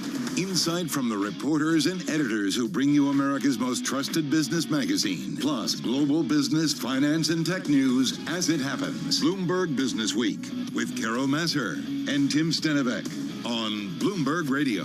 All right, everybody, you are listening and watching Bloomberg Business Week. A headline just crossing the Bloomberg terminal. Binance founder Changpeng Zhao, CZ, who we were just talking about with our own David Gore, getting 4 months in prison. We know prosecutors were looking for more like 3 years. Yeah, which was double sentencing guidelines. So definitely a win for CZ. Yeah, exactly. And interesting. But as we heard from David, right, talking about how he was said he was sorry, certainly before the judge. And so it'll be interesting to see when we get some more color and context around it, how that may have played essentially into that sentencing. So again, Binance founder Changpeng Zhao getting 4 months in prison. As you said, Tim, prosecutors were looking for a lot more. Yeah, we'll have more on that in just a few minutes. We got a lot coming up today, Carol. Amazon earnings after the closing bell, what they are doing or not doing around AI, certainly a massive focus for us. We're going to be breaking down those results just after 4 o'clock. It's a big one. We'll see. Everybody's wondering, could we get a dividend or could we get a buyback? I think it's the loan Mag 7. It is Amazon. That's the thing. It is Amazon. It is so we'll Amazon. see. All right. Meantime, on AI, we're going to be looking for the impact of artificial intelligence when it comes to Amazon specifically. But we've got an insider when it comes to all things artificial intelligence. In just a moment, Ruchar Puri, chief scientist at IBM Research, making his way into the studio. We're going to talk about AI and where we are in the process and all that's necessary for AI and so much more. He's really at this great intersection of what scientists and customers and clients want. So we have a lot to talk about. Okay, true story. Tom Keene stops by my desk this morning and he says, I've been wanting to take this book off your desk for the last 5 days. Do not touch it if it's on our desk. We're talking about the new cookbook from Rocco DiSpirito. He's going to stop by to teach us how to cook great meals in about 30-ish minutes. He's, of course, of James Beard award-winning fame. All right, well, Bloomberg Business Week is brought to you by MassMutual, a leader in wealth management, offering financial advisors the best of both worlds, with resources to help you run your business and the freedom to run it your way. Learn more at massmutual.com/wealth. Hey, let's get a check on today's trade and top business stories. Here's Charlie Pellet. Thank you very much, Tim. Right to the numbers. Fast-moving markets. We got 58 minutes to go until that closing bell. Clang, clang, clangs on Wall Street. Here's where we stand. S&P right now down 51. Got to keep it locked into Bloomberg Radio for the latest. The S&P at 5,065. The selling continues on this final trading day of April. A drop now for the S&P of 1%. The Dow down 423 points, down 1.1%. NASDAQ lower by 198, a drop there of 1.2%. 10-year 4.68% with a 2-year that's now at 5.03%. Spot gold down 40. $4 the ounce to $22.91, a drop there of 1.9%. And West Texas Intermediate crude oil down 1.1%, $81.74 for a barrel of WTI. Bottom line here, stock market getting hit after the latest economic data showed a plunge in consumer confidence and persistent wage pressures in the run-up to the Fed decision tomorrow. Friday, of course, we get the jobs report. Victoria Fernandez is chief market strategist at Crossmark Global Investments. Look at what cyclical jobs are doing.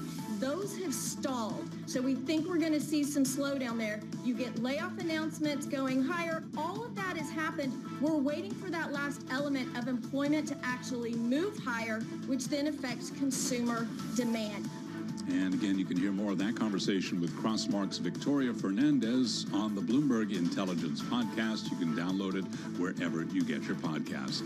After the bell, big story will be Amazon. We've got Amazon shares ahead of that report, trading lower today along with other big tech names. Amazon right now down by 1%. Got to keep it locked into Bloomberg Radio for the very latest on the close and also on Amazon. I'm Charlie Pellet. That is a Bloomberg Business Flash. Thank you so much for that update, Charlie Pellet.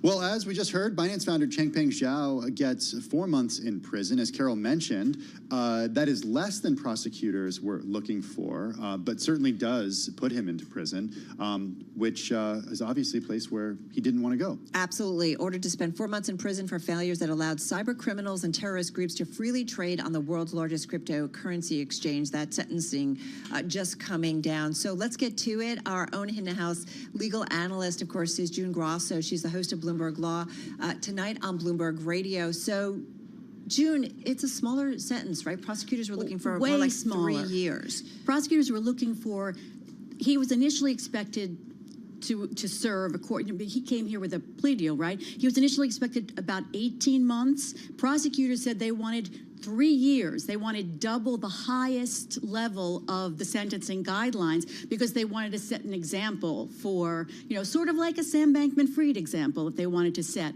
But in this case, who got a much longer sentence. Yes, 25 years. Right. Much but longer. CZ is not accused of the same things that Sam Bankman-Fried was accused of, and the judge said that he thought that CZ didn't know about the content of some of the things that were going on the platform that that Binance is accused of. Sort of the customers that were there. Some of them were from Iran and different places around the world that are prohibited from that are sanctioned nations, to put it mildly. So that he didn't know that, and also you have to remember something else.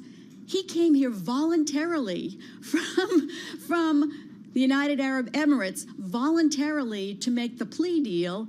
And then the prosecutors said, wait, we want him in jail. We don't want him going back there. They slapped, at least they didn't put him in jail, but they made him stay here. He couldn't leave the country. And now they're saying, no, we don't want 18 months. We want 36 months. And the judge is saying that's unwarranted in this case. He's already paid a $50 million fine. He stepped down as the CEO of Binance. That was part of a plea deal with the government back in November. Binance also pleading guilty to an AML and sanctions law violations, agreeing to pay $4.3 billion in penalties, and also appoint an independent monitor to oversee compliance at the company. Is it fair to say that this is a win for CZ's team and CZ because they wanted no jail time? They wanted no jail time. I think that was a little unrealistic. I think 4 months is a big win for him. I mean, think about what some of the people got who were involved in the college admissions scandal. You know what I mean? They got more than this. I think that's really a definite win for the defense and a loss for the prosecution, but they were shooting too high. There's a point where you should sort of make a reasonable argument to the judge, and they couldn't come up with anything that really would, support their theory. There were also, he had 350 pages, I think, of people writing in, and these included customers of Binance and family members talking about how much he's done for charity and his good works and all this stuff. So, and he also said some of that when he apologized to the court and said he was sorry. It doesn't hurt that the company's up and running and making lots of money, which is he, even when he's here. We just talked about with our David Gura. June, thank you so much. Our June Grosso, host of Bloomberg Law. Be sure to catch her later on Bloomberg Radio.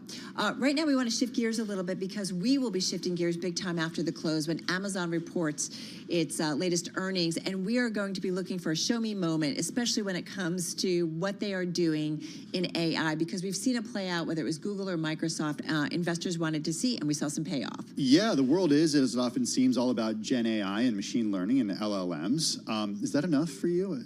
Gen AI, machine learning, LLMs, right? We'll see what our next guest says. It's also its evolution and next steps was the theme at a recent BI event here at Bloomberg HQ that you moderated. That was really cool. It was a really fun panel. I learned a lot, and that was thanks to our next guest and who was on the panel. We welcome Ruchir Puri, Chief Scientist at IBM Research. He's here in our Bloomberg Interactive Broker studio. He's an inventor, over 70 U.S. patents, has authored over 100 scientific publications on AI for code, responsible AI, semi-chip design, and so much more. He also led IBM Watson as CTO and Chief Architect. I could go on, but then we'd be done. Ruchir, I'm so glad you came in, because I said to you when we finished the panel that I kind of learned a lot, and I feel like I wanted to kind of pick your brain a little bit more about what are the smart conversations to be having about AI that we have every day. What are the ones you're having with your team back at IBM? What is it that clients and customers are thinking about where Gen AI takes them in the future? So first of all, Carol and Tim, thank you for hosting me. I think this is, we had a wonderful conversation, but it's a pleasure to continue that conversation as well. I would really say we are seeing an inflection point in AI because we are seeing the sort of people playing with things to now show me the money. It's where is the value? And that's exactly the sort of narrative you are seeing roll out, and like the rise of open, not just open AI, but the rise of open in movement, Meta, many others, IBM and many others are involved in it as well. But small to medium-sized models are where things are leading to, because when you start to really scale AI out in real production use cases, cost is certainly very, very important, because the narrative becomes about scale and volumes.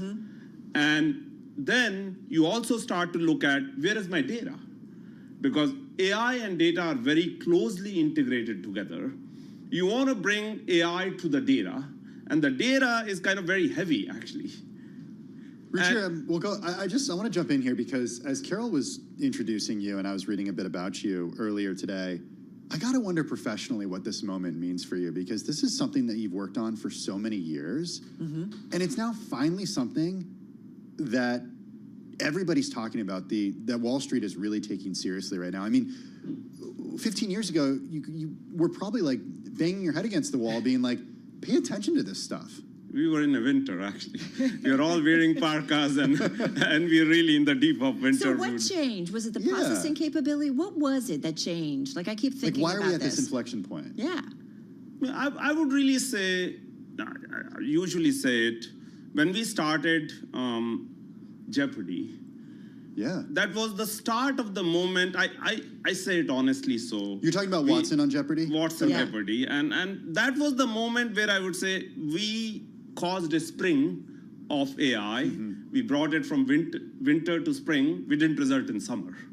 I think that summer didn't arrive until that 17-character URL and a single tweet with ChatGPT that really brought this to everyone's sort of desktop, phone, and so on. And that, to me, is the summer where people really realized what are the implications of this technology, because we are now introducing a new abstraction level in how people can interact with machines, which is natural language. And that sort of, the narrative becomes so ubiquitous that it intersects with every enterprise and every consumer use case at this point. Is it all about ChatGPT? I mean, is everybody that in your sphere, whether it's the clients, customers, playing around with that, is that the starting point? I would say less so ChatGPT, but definitely generative AI itself is the starting point. But very soon the conversation goes to, I love it, but I need to fit it in my use case. Can you bring it in my hybrid environments, because customers are, or enterprises are in a very hybrid environment. They've got a couple of public clouds where their workloads are running. They've got their own premises where workloads are running.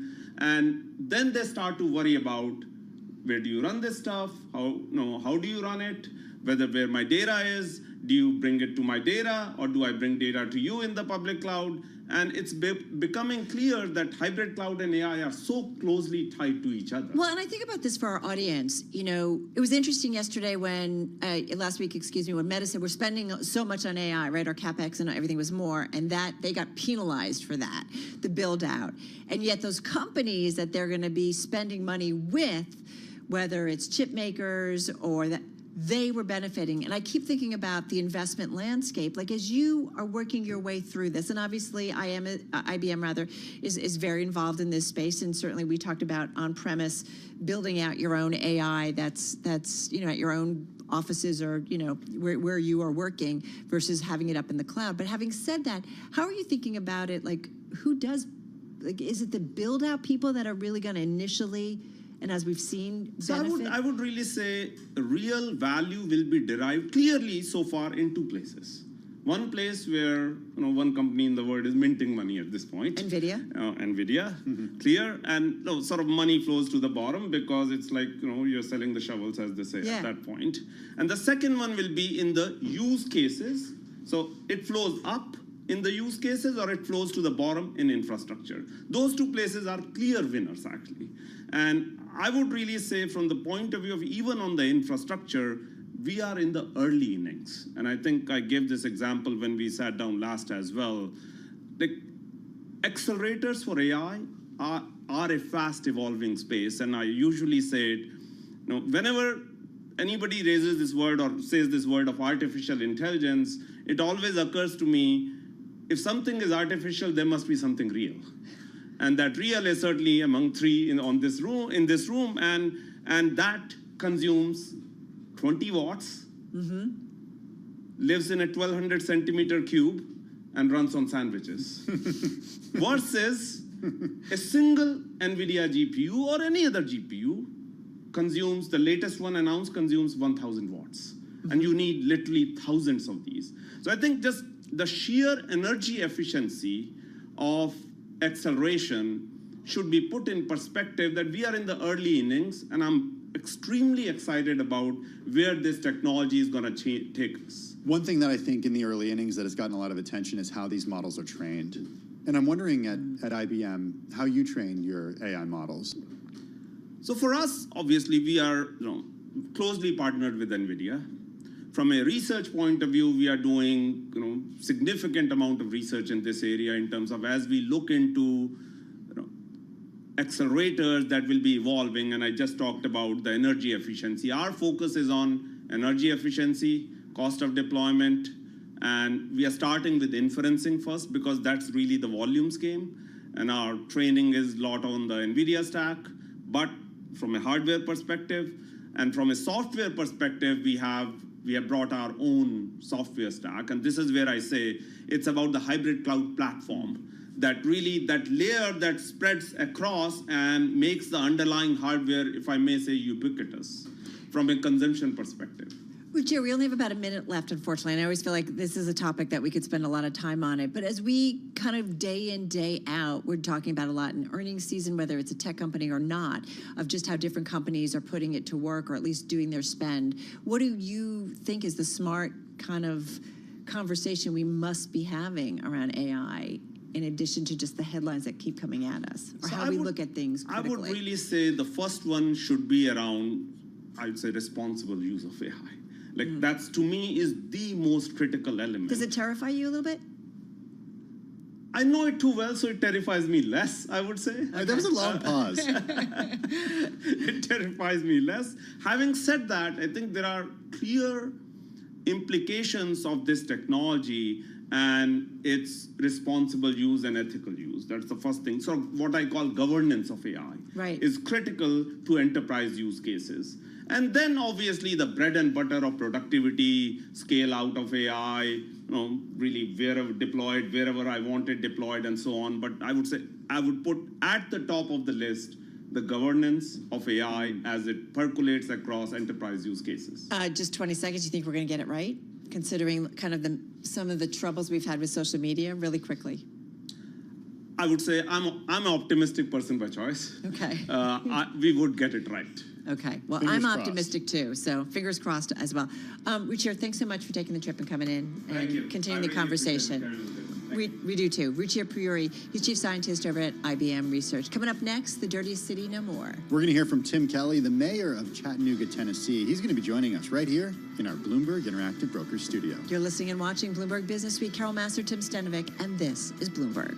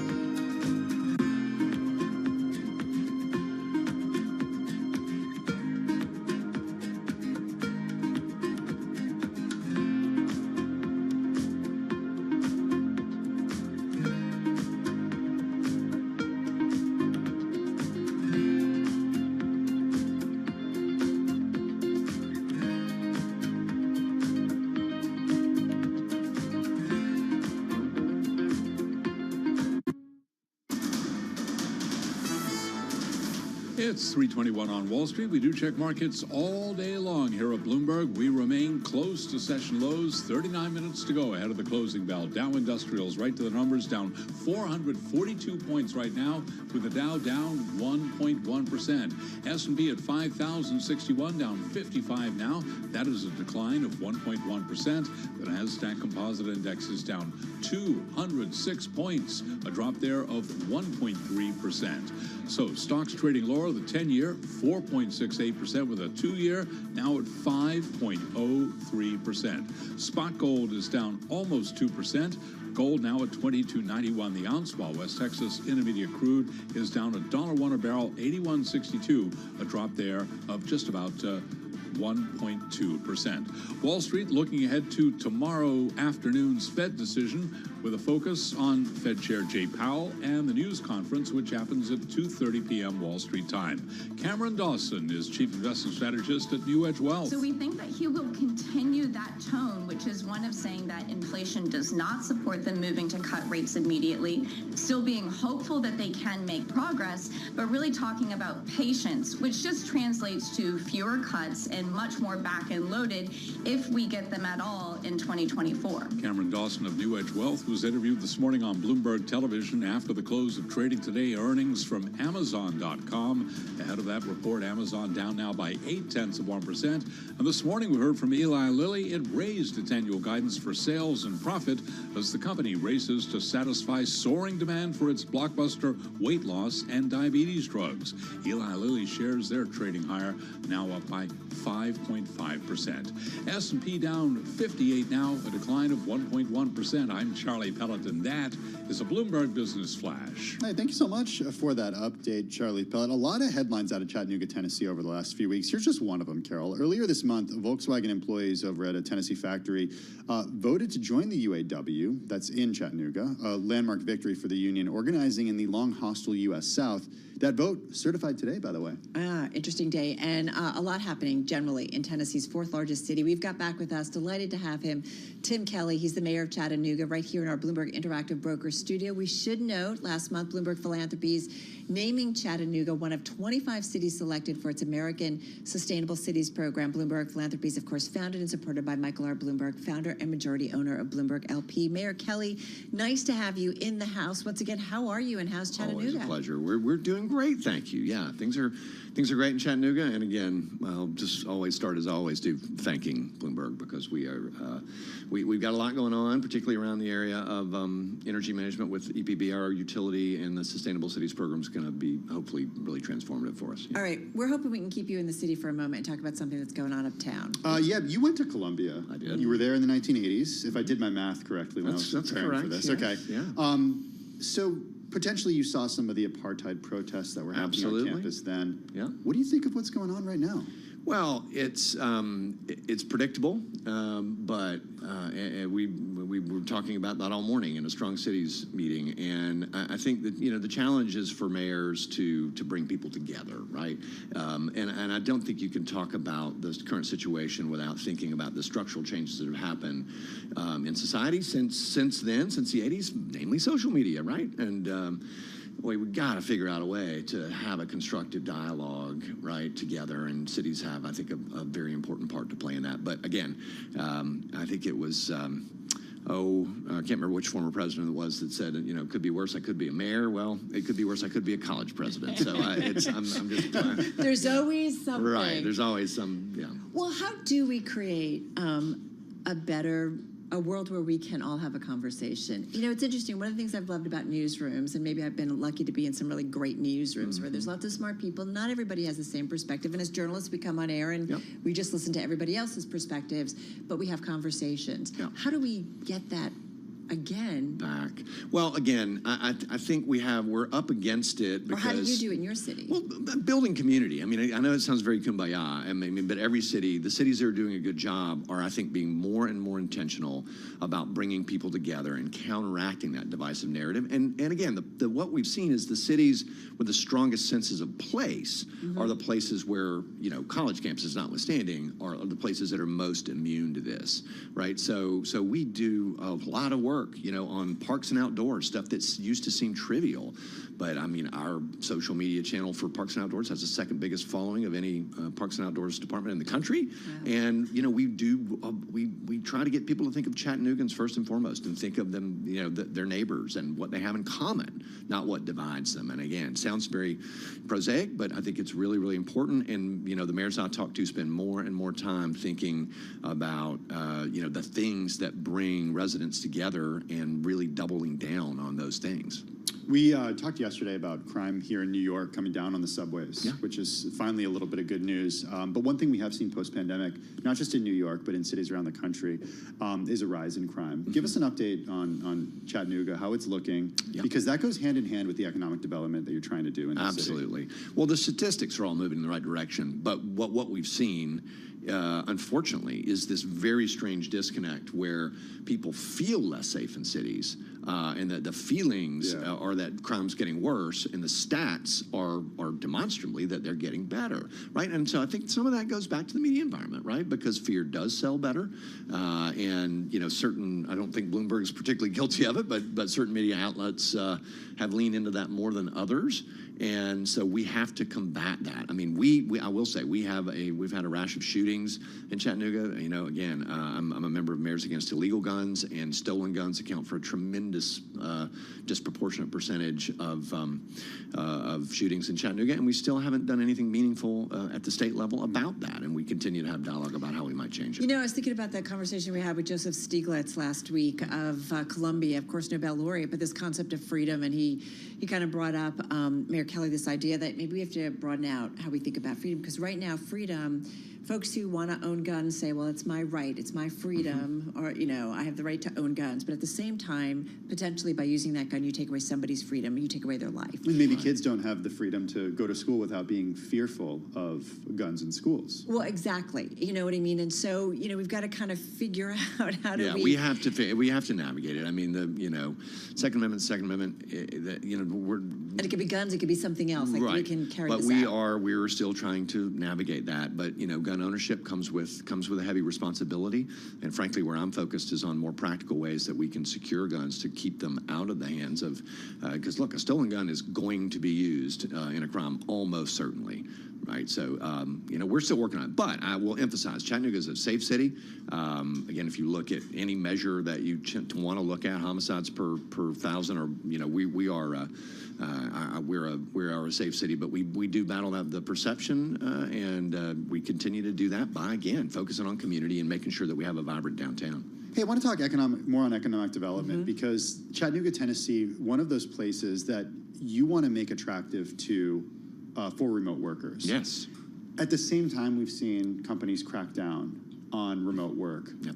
Are you seeing that show up in your numbers at all? No. Are people having to leave because they get called back to the office twice a week and they're like, I can't live here anymore, I have to go back to a different city? We have not seen that yet. I do think, you know, labor has a lot more power, as you started the segment, than we may realize. And so even our big anchor employers are really either 2 on, 3 off, 3 on, 2 off, something like that. So we're not... Which they weren't before a pandemic, Which they were not before the pandemic. And so we're still trying to, again, find the balance. I mean, look, from the standpoint of downtown vitality, I'd love to see all the major employers call everybody back in selfishly. But at the same time, as you say, we have a lot of remote workers because of our super fast fiber in Chattanooga. So we're finding the equilibrium, but I've not seen a dramatic shift in that regard. If you could change one thing right now in your city, what would it be? Wow, that's a great one. I would preserve more park space. I think our competitive advantage in Chattanooga really is our outdoors, our phenomenal outdoor space, and we're growing fast. But we really only get one chance to preserve the stuff that really is our competitive advantage, and so we're in a kind of a race against the clock in that regard. Is it the pressure to develop it and build? Well, yes, that before it gets to unaffordable, right? Yeah. And we are trying to set aside as much capital as we can, but we almost can't do it fast enough. I don't know if you know this, but we're in an election year. I've heard somebody mention that to me. Yeah, and we're asking a lot of our guests who come on the program questions about this, because whether they're in politics or not, they're in politics. I just want to know when you're going to run for the White House or something. Well, I am curious. You're an independent. Yes. So do you find that you still get stuck in the national politics, the dialogue that happens? Of course. Of course. And so and there are a lot of other really great mayors. I was just with Ron Nirenberg, who is one of my favorite other mayors, mayor of San Antonio, who has a very similar approach. And I think what he would say and what I would say is that our job is to translate back into the practical terms of what makes a policy make sense or doesn't make sense. I was also just with Bill Peduto, former mayor of Pittsburgh, who famously said there are really three political parties here. I've said this, I think, on my last appearance: Republicans, Democrats, and mayors, right? So it's not that it doesn't matter. I mean, we will, again, I'm a big fan of what the Biden administration has done with the IIJA and the BIL. These are really important infrastructure programs that are going to pay dividends in terms of GDP growth for years. I'm an OECD champion mayor, and they just did a really interesting white paper about how the United States is behind our OECD peers in terms of infrastructure investment. And Tennessee, by the way, is below the national average, right? And this is what drives GDP growth. So if you're worried about retiring debt, ironically, right, these are the programs that this country needs in order to really be in good stead in the long term. In terms of promoting longer term growth. Correct. Ultimately, yeah. Many would argue or continue to argue it's way overdue. Tim Kelly, thank you so much. Of course, Mayor of Chattanooga, joining us right here in studio. Hey, let's go to Washington, D.C. now for checking the latest world and national news. We got Amy Morris in the Bloomberg 99.1 Newsroom. Hey, Amy. Hi, Tim. The Drug Enforcement Administration now expected to move to reclassify marijuana as a less dangerous drug. The proposal would recognize the medical uses of cannabis and acknowledge it has less potential for abuse. However, it would not legalize marijuana for recreational use. Dozens of students at Columbia University in New York City have taken over a building on campus. The pro-Palestinian protesters barricaded themselves inside. Bloomberg's Scarlett Fu is at Columbia with more. Clearly, this is an escalation from the encampments that Columbia and Barnard students set up about 2 weeks ago out on the South Lawn in front of Hamilton Hall when President of Columbia, Manu Shafiq, testified before Congress. The school had given students a deadline of 2 p.m.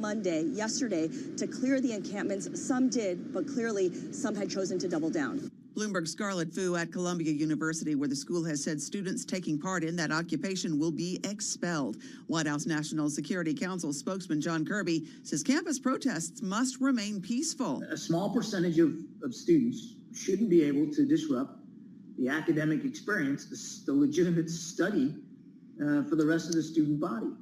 Students paying to go to school and wanting an education ought to be able to do that without disruption. And they ought to be able to do it and feel safe doing it. Kirby says the president believes forcibly taking over a building on campus is the wrong approach and not an example of a peaceful protest. The Department of Education, meanwhile, has an open investigation into anti-Semitism and students' safety on the Columbia campus. And Donald Trump was found in contempt of court and fined $9,000 for repeatedly blasting witnesses on social media in violation of the court's gag order. Trump's campaign already fundraising off that ruling with an email blast urging supporters to contribute more money.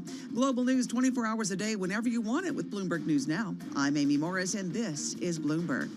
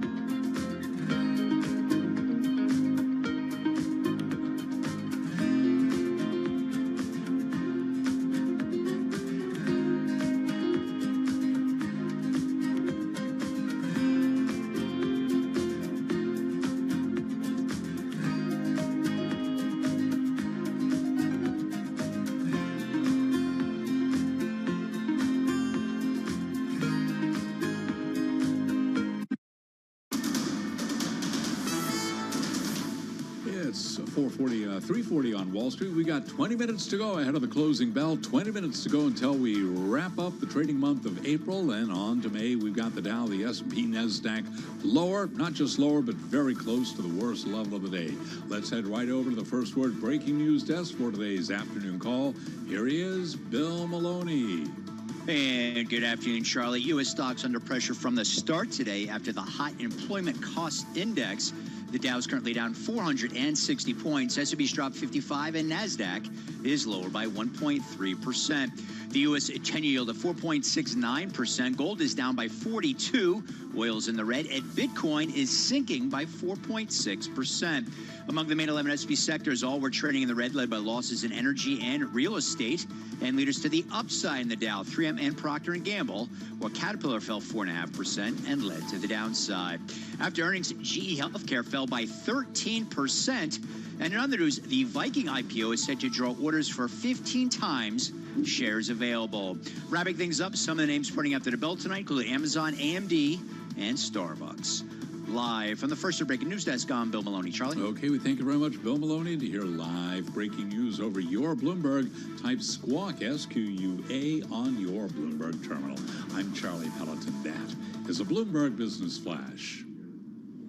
I'm driving in my car. I turn on the radio. How about you let me drive? Oh, no. Who's gonna drive you home? Honey, please, I'll do the driving. Drive on. Excuse me, I want to drive. It's the question that drives us. This is the Drive to the Close. That funky music will drive us till the dawn. On Bloomberg Radio. All right, everybody, just about 18 minutes left in today's trading session, getting ready to wrap up the Tuesday trade. But of course, we have a bunch of earnings coming your way after the closing bell. Okay, so the one that we're all waiting for is Amazon. It's Yes. set to cross just after 4 o'clock. Think it'll happen? Yeah. Yeah, I think it'll happen too. Caesars Entertainment is going to happen. Pinterest, we get Starbucks, Mondelez as well, among many others. Amazon's up 18% so far here in 2024, but it'll be interesting. Certainly cloud, always important, right?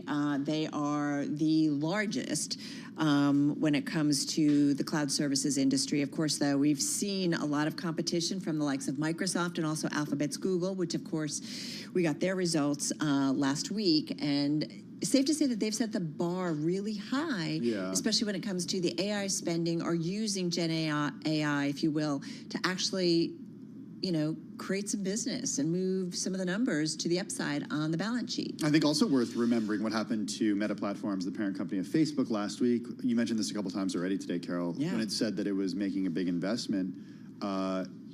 We got punished. Shares got punished. Absolutely. They're like, okay, I get it, but we just want to see the payoff. And what if you spend too much? So this is why it'll be interesting to see the kind of payoff, particularly when it comes to AI, specifically on Amazon. All right. In the meantime, we've got a down day. Charlie breaking down the numbers. We're down more than 1% across the board on all of the major equity averages. So let's get to it. Our drive to the close guest on this Tuesday, Michael Sheldon. He's executive director over at RDM Financial Group. Michael, great to be talking with you once again. A lot of earnings. We're going to get a big one after the closing bell. How are you looking at the market against the backdrop and fundamentals of earnings so far? Hi, thanks very much for having me. So about 50% of the S&P 500 earnings are companies in the S&P 500 have reported so far. And a majority of actually beating estimates by more than the average beat that we've seen over the past several years. So earnings are coming through better than expected. I think the issue with the markets today, unfortunately, the markets are under pressure because the inflation data we got in the ECI this morning, the employee cost index, once again, was another indicator that inflation is a little bit hotter than expected. So I wouldn't be surprised to see a little bit of a pullback maybe or a high trading range within the market. We could go back and test maybe the 4,800 level for the S&P 500, which was the breakout level back in January. Over the next few months or so, but earnings overall have come in better than expected so far. A buying opportunity if we do go back to that 4,800 level? Yeah, I think that's likely the case. The economy overall has been very resilient. Over the past 3 months, we've generated, I think, about 276,000 jobs per month. Unless the consumer really starts to turn lower, and we haven't seen that yet, Again, remember, consumer spending represents about 2/3 of the economy. The economy should be okay. And the real question is, what does the Fed do about all this? So I think right now the timing of future rate cuts is somewhat uncertain. I think the Fed really does want to cut rates, and the Fed shifted policy in the fall of last year, if you remember, and that sort of helped the economy and the markets go on this 5-month winning streak. So we're sort of working off a little bit of that right now, and that could just take a little time. Does it really matter do you believe in equity for equity investors, whether or not the Fed really ultimately cuts this year? Is a few basis points or a quarter of a point or a half a point, is it going to really make that much of a difference, especially if consumers continue to spend, wages are, workers are making more money, that's a good thing, and it'll keep some economic momentum. And as long as people stay employed, that's a good thing. Yeah, I think that's the most important factor. Do individuals have jobs? Are wages rising? So wages are rising, but less than they were before. But as long as the consumers have jobs, for the most part, I think that should continue to help support the economy. Ultimately, I think the issue for the markets may be if the 2-year is back above 5%, and I think the 10-year is around 4.75 or so. So, I mean, if the 10-year gets above 5% or starts to rise rapidly, that'll probably cause some concern, especially for over-leveraged companies or companies that have floating rate debt. But I think overall the economy can continue to do well as long as interest rates sort of stabilize or don't go up too rapidly. Do you think, I mean, is that something we could test in the next few months, 5% on the 10-year again? I wouldn't be overly surprised at this point. Okay. We get a couple more big economic data points this week. We get the jobs report coming out on Friday. Everybody keeps thinking the employment data is going to slow. One thing that people aren't thinking about is the fact that immigration numbers have really gone up a lot over the past 12 months or so. So that's helping generate increased job growth that we haven't had before. I think overall interest rates probably have a ceiling because, believe it or not, people have been talking about the lagged impact of all the rate increases we've already had. And some of that really probably hasn't made it into the system yet. So inflation has come down a lot, and that ultimately should allow the Fed to gently start to lower rates. The perfect scenario would be sort of 1994, 95. So we'll see if that plays out. Yeah, it's kind of interesting that we're thinking, all right, wait a minute. We've been talking about the Fed raising rates for so long and in this rate hiking cycle for so long that you forget that, wait, it's still working its way through the economy and certainly through the financial system. So it's something to kind of keep in mind. By the way, Carol, yes. The employment report on Friday, 240,000 is what economists surveyed by Bloomberg are expecting for a change in non-farm payrolls. Last month, 303. But see, this is where I would go back to, Michael, and it's something I've been thinking a lot about in terms of wage increases. I get how that plays into the inflationary picture, but I also think good for workers who maybe haven't been making a lot of money for a long time, but that also means that they have money to spend and kick it back into the economy. That's a good thing. You're absolutely right. People having jobs and people having wages that are rising, that's a positive thing for you and me and everybody else who's listening, having money to spend on things. I think the worry is when wages are rising too fast, that's what causes Powell agita. So I think that before the COVID crisis, wages were rising at about a 2 or 2.5% rate for several years, and now they're right around 4%. So I think if those numbers could come down a little bit, I think that would ultimately provide Chairman Powell with the cover to gradually start to reduce rates. I think when the Fed meets tomorrow, the Fed's meeting today and tomorrow. Right. I think tomorrow I think Powell's probably going to say that he's not quite confident that inflation has returned to the levels that he's comfortable with, which will probably mean that rate cuts are probably somewhere off in the distance.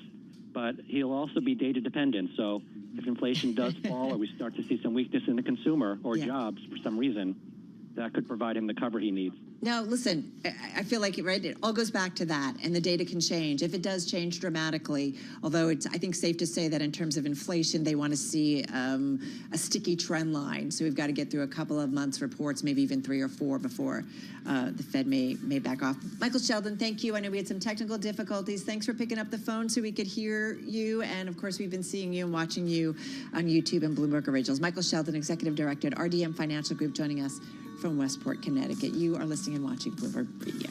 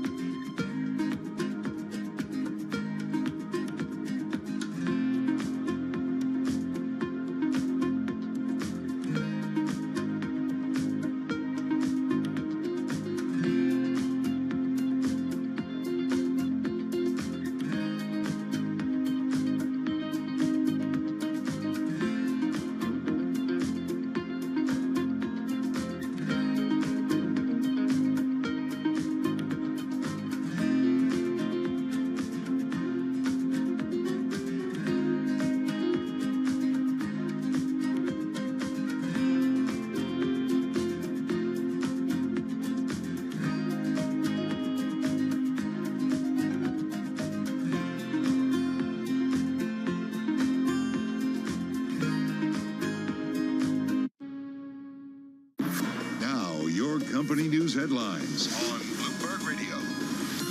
From Bloomberg World Headquarters, I'm Charlie Pellet. We've got Amazon shares down 1.6%, minutes away from the latest numbers out of Amazon, with a focus that will be very much on Amazon Web Services. Again, Amazon ahead of earnings, trading lower now by 1.6%. Its report will be the latest litmus test on the appetite for heavy artificial intelligence spending.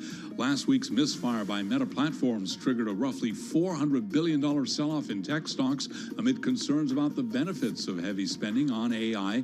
Later results from Alphabet and Microsoft ease those fears, but Meta today down 0.1%. Alphabet, parent of Google, down by 1.5%. Microsoft shares, all part of a broader tech sell-off. Microsoft today down by just about 2.5%. BlackRock is set to get as much as $5 billion from Saudi Arabia's sovereign wealth fund to invest in the Middle East and build a Riyadh-based investments team. One more sign that the world's largest asset manager is intensifying efforts to grow in the kingdom. BlackRock shares, they're down by 0.7%. Coca-Cola issued a more optimistic 2024 forecast after first quarter results outpaced Wall Street's expectations as customers in markets around the world continue to pay higher prices and drive volume growth. After earnings, Coca-Cola shares down 0.3%. Rival PepsiCo trading lower today by just about 0.8%. Also, we heard from Restaurant Brands International, that stock up 2.7%. That is the parent of Burger King. McDonald's today lower by just about 0.1%. 3M plans to slash its dividend. 3M shares today are advancing. 3M a member of the Dow. Those are our top company stories at this hour. This is Bloomberg. You're listening to Bloomberg Business Week with Carol Messer and Tim Stenevec on Bloomberg Radio and Television. All right, everybody, just under 5 minutes left in today's trading session, getting ready to wrap up the Tuesday trade and then count you down to some earnings, some big names coming up after the closing bell. Of course, Amazon, the big one, although that one should come maybe just after the bell closes, right? That's the expectation. Yeah. You got to have those gainers and decliners as backup in case. Got them good. here, there baby. You go. Okay, in case they don't, ready to go. They don't come, but yeah. Okay, so let's talk a little bit about Amazon. Charlie just mentioned the shares are lower. We're actually seeing a move even lower right now, ahead of earnings, down 2.5%. Some pretty active trading right now. The company expected to report that sales grew 12% in the first quarter, fueled by cloud computing and ads businesses. Investors will be watching to see if the company's artificial intelligence efforts are buoying Amazon Web Services.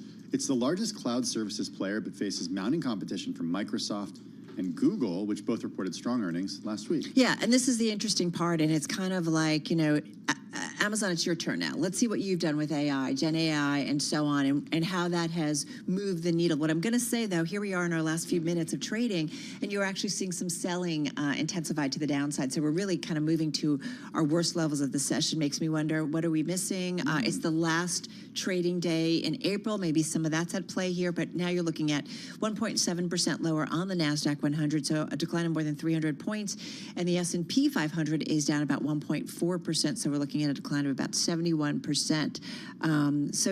So a little bit of selling here into the close today. I just want to know about advertising and Prime Video, because I think that was annoying to a lot of people. I've heard.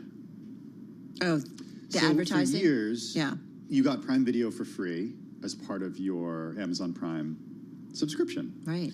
And then one day, a few months ago, you turn on Prime to watch a little bit, what's that show? Which one? I forget what it's called. It's with the guy from The Office. Oh. No, it's not with the guy from The Office. I don't know. It's like one of these. This is going so well, This is Tim. going really well. And then there's ads just interspersed, and you have to pay a couple bucks a month to get rid of the ads. And I've talked to people who are like, out of principle, I don't even want to do it. I know. But you know what? I bet people are doing it. I bet they do it. So it's interesting. There's a lot of metrics. It's okay. Jack Ryan. Hey, I was going to say Jack it's Ryan. only Is that on Monday. Yeah, it might have been Jack Ryan. All right. John Krasinski. John Krasinski. Thank you. Who's married to Emily Blunt. Marufal, come on. There's a third anchor chair just for you. In there. All right, do not go anywhere, folks. Over to our TV colleagues. We're going to talk about the markets beyond the bell. Starts right now. I don't know if the guy from The Office.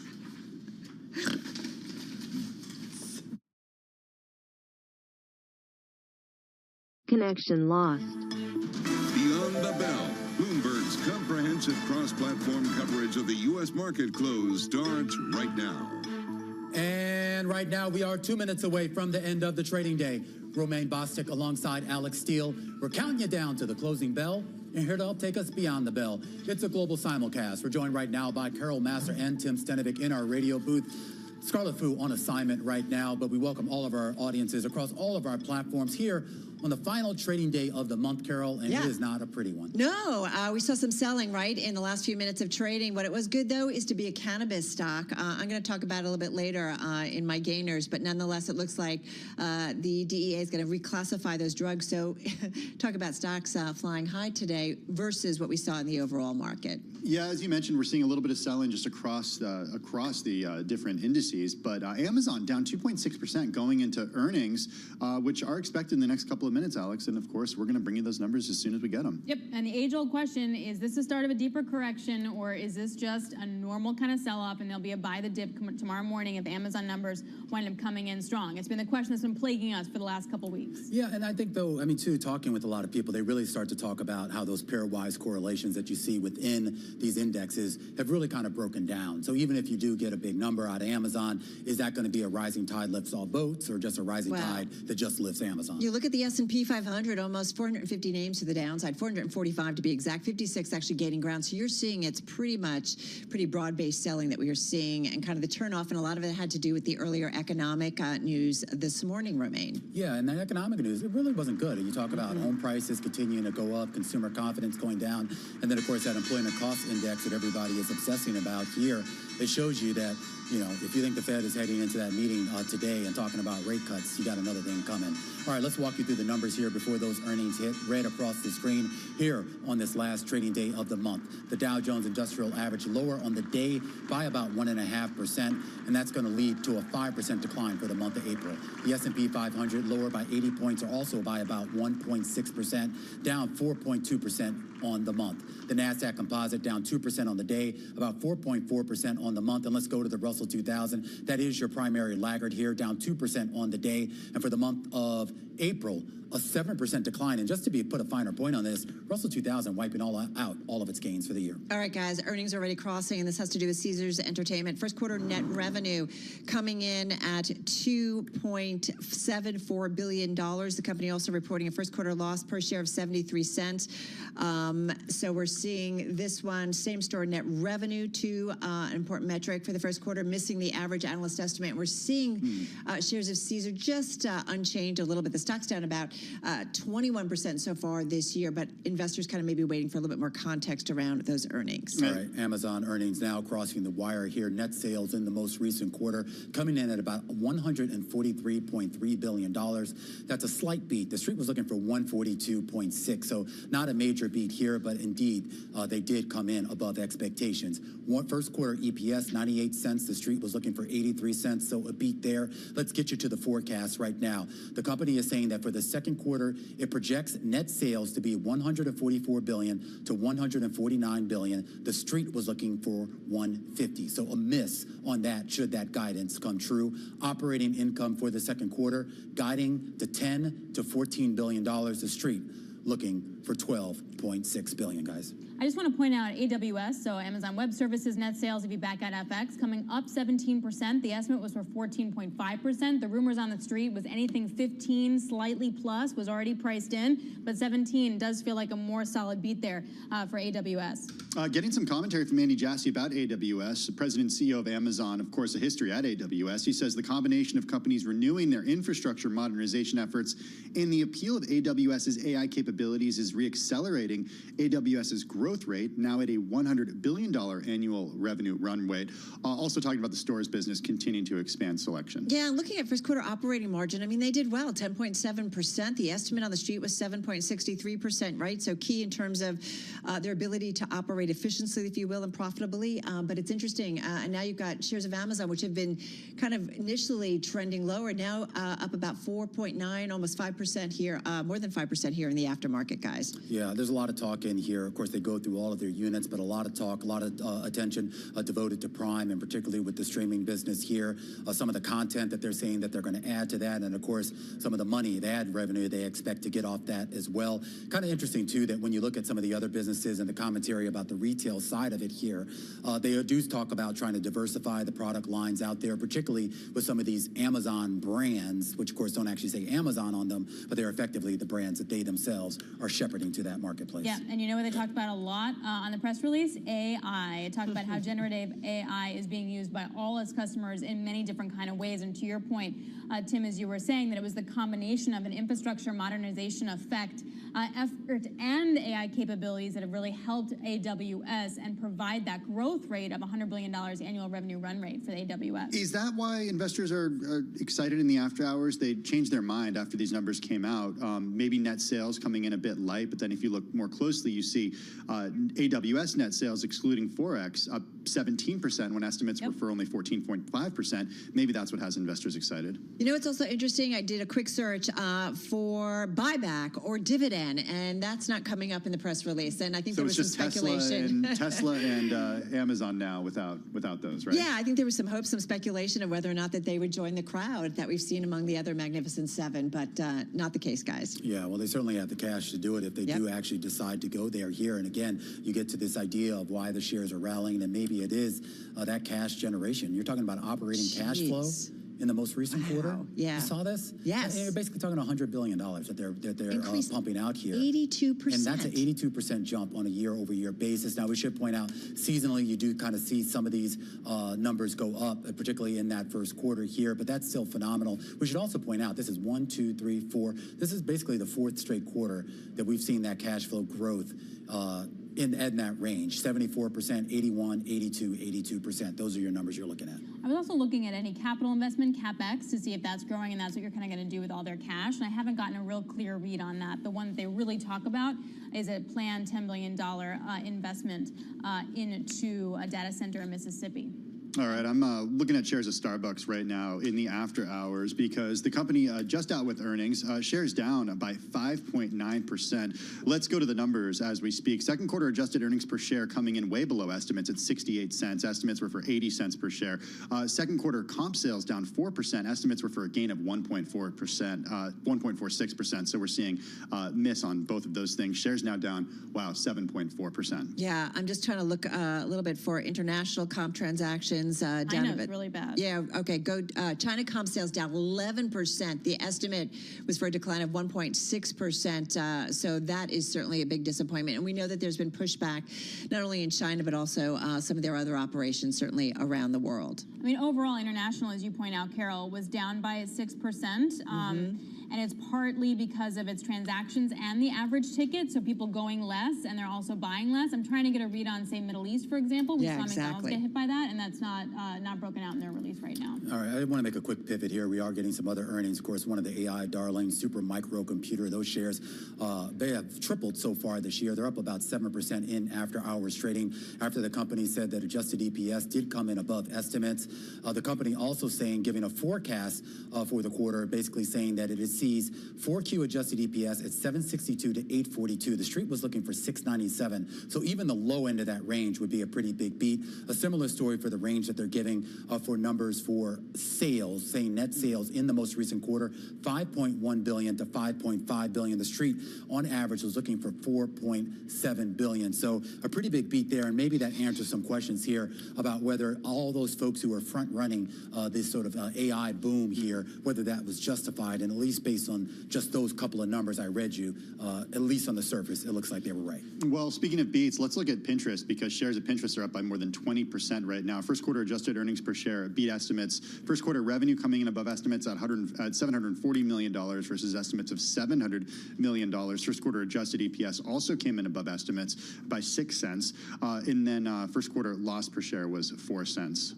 All right, folks, let's go back to certainly the big one here, the behemoth, if you will, in the aftermarket, and Amazon. Again, a lot of it has to do with the outlook. Second quarter net sales, 144 to 149 billion. The estimate was 150.21, but I'm looking at Amazon still up about 4.9% in the aftermarket, and so investors, at least initially, definitely liking what they got from the company. We'll see what kind of commentary and further color, if you will, around the business and AI and all that good stuff around Amazon in as they start to take the call. All right, guys, a wrap. Earnings continues. Our cross-platform radio, TV, YouTube, Bloomberg Originals, Beyond the Bell. We will see you again, same time, same place tomorrow.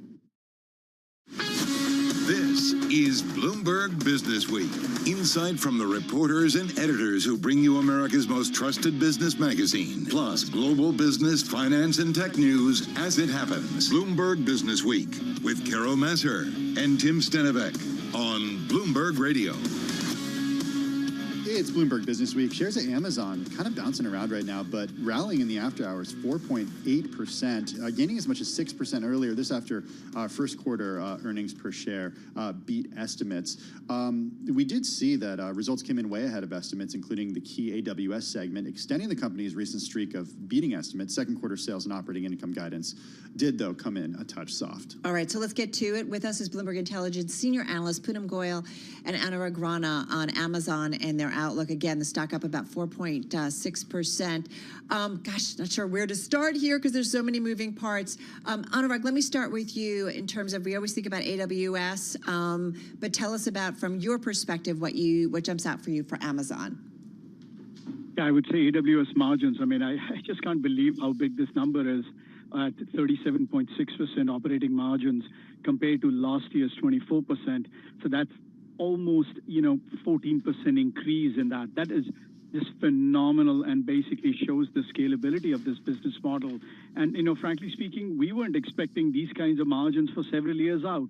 So I think this should be really good sign for investors that this is really a good business model. Anurag, how do they do this, given that Microsoft is catching up, given that Google's Alphabet's Google is catching up? How did Amazon pull this off? How did they pull off these margins? I think they did a lot of cost rationalization over the last few years. They remember all the layoffs and things that we heard about. So I think that has to do with it. Now, I mean, to be very honest, I think this is going to be a time that these margins will over time go a little bit down because of new investments in generative AI and things that they have to do to expand the capacity of their data centers. So at the same time, I mean, you've never seen 37.6% margins for AWS before. All right. So forgive me, Poonam, come on in, because, yeah, I mean, the retail side of the business is really super important, too. So talk to us about what we saw on that side.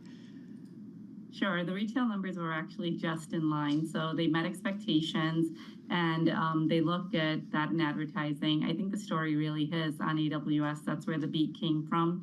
But I would say, the guidance is light of expectations. And that may have something to do with online, because if you recall, the first quarter did have an earlier Easter. Mm-hmm. So some of the numbers that you see on the online side being strong and in line is thanks to that earlier Easter and the spring sale that they had, which wasn't there last year.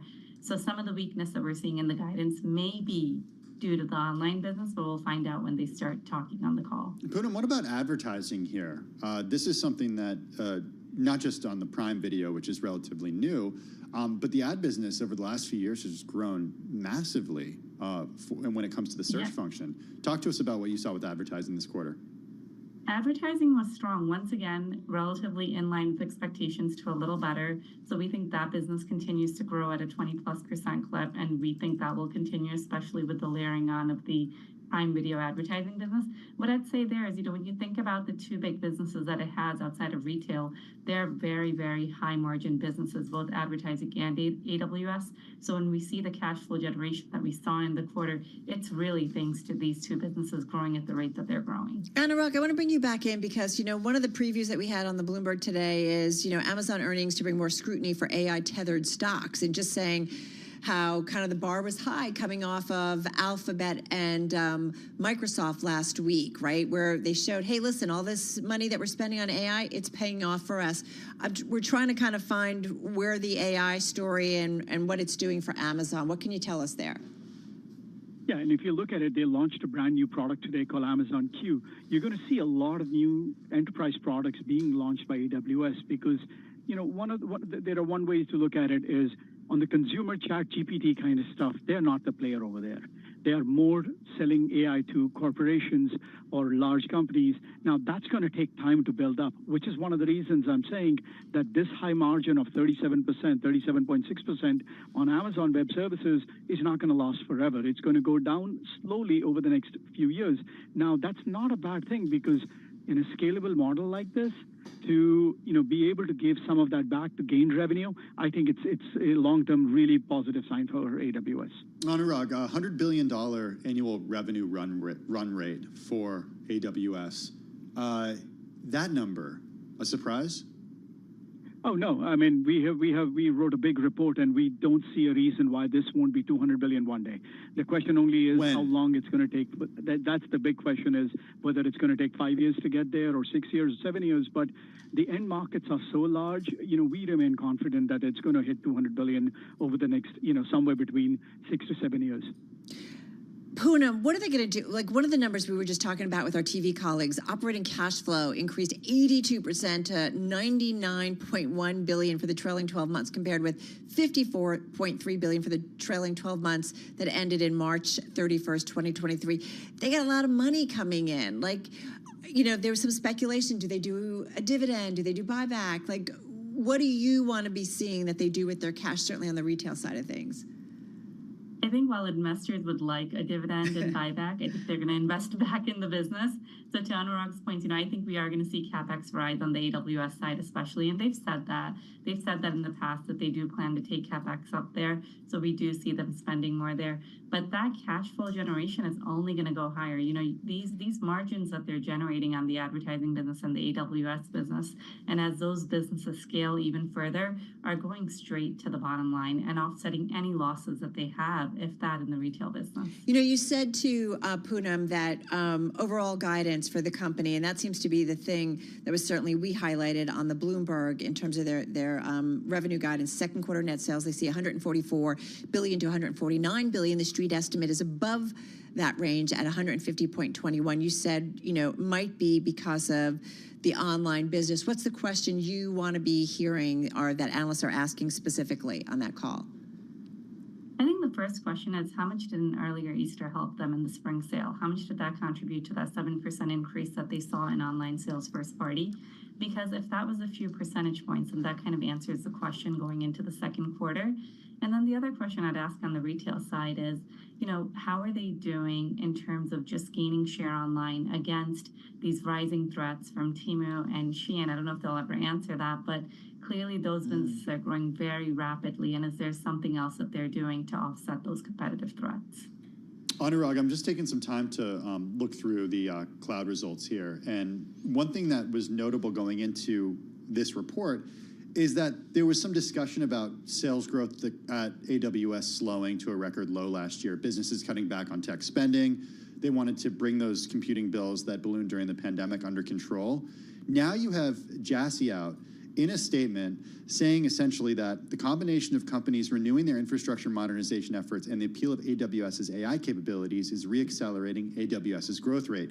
Is that him saying companies are done cutting back on their cloud spend? Is that him saying the worst is behind us when it comes to companies tightening their belt? Yeah, and frankly speaking, he had to say that because both Microsoft and Google came up with very good numbers. Now, when you look at AWS commitments, they gave out a figure called cloud commitments, which is people signing long-term contracts. Even in the last, I would say 1.5 to 2 years, those numbers have been very strong, 25%, 30%, even higher, which means people are making those commitments. They're not just using them. They're not using those cloud credits. They're just placing themselves into a variable cost model. And then when economic conditions improve for their clients, they will, get the consumption up. And that's what we're seeing right now. Anurag, what's your number one question for the call? The number one question is, can you break out your AI workloads versus the non-AI workloads on AWS? Because Microsoft's already saying, so if Microsoft sales growth is, let's say, 30%, 7 percentage points of that is because of AI. I want to know that exact number for AWS. I don't think they're going to give it this time, but that's my number one question.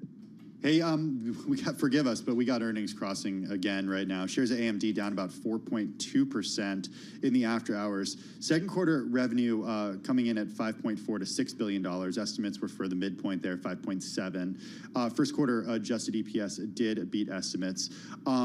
Should note also operating margin coming in above estimates at 21% versus estimates of 20.8%. First quarter CapEx, though, coming in way above estimates, $142 million, Carol. Estimates were for $118.4 million. AMD now down more than 5% in the aftermarket. Amazon, we continue to talk about it. Their cloud unit posting the strongest sales growth in a year, a sign that the retailer's most profitable unit is recovering from a slump as businesses resume spending on technology projects. And we've seen the shares certainly rally here in the aftermarket. We were talking with Poonam Goyal and Anurag Rana of our Bloomberg Intelligence team. Poonam, is there anything in here, too, that you get an idea of kind of how consumers are doing? Certainly Amazon is such a great key metric when it comes to this. What are you seeing in that front? I think Amazon continues to take share. So when we look at the consumer dynamics today in retail, Amazon has been taking share. Most of the consumer is still cautious.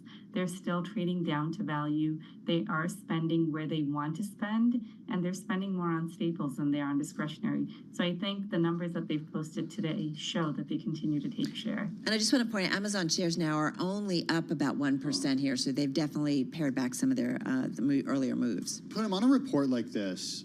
I see the way that Amazon is dominating when it comes to cloud, when it comes to advertising, when it comes to online retail. They're in healthcare now. They're getting everywhere. And I guess my question for you is about regulatory risk here. FTC has a suit filed against the company. And I'm wondering how investors should think about regulatory risk here. I mean, this is a close to $2 trillion company. Well, we have analysts that cover it on the regulatory side, and I think so far the BI opinion is that we don't see a big risk to the Amazon business as it stands today, though we also don't see a breakup happening. We put very low probability on that. And, you know, when you think about the different businesses that Amazon competes in, it is a dominant share in many of them, but it's also a very small share in many of them, like the few that you mentioned, healthcare. You know, Amazon's still a very small player in the healthcare business. In the grocery business, where they're trying to make inroads, they're very small there. They are a large retailer, but most of their retail business is third-party operated, more than 60%.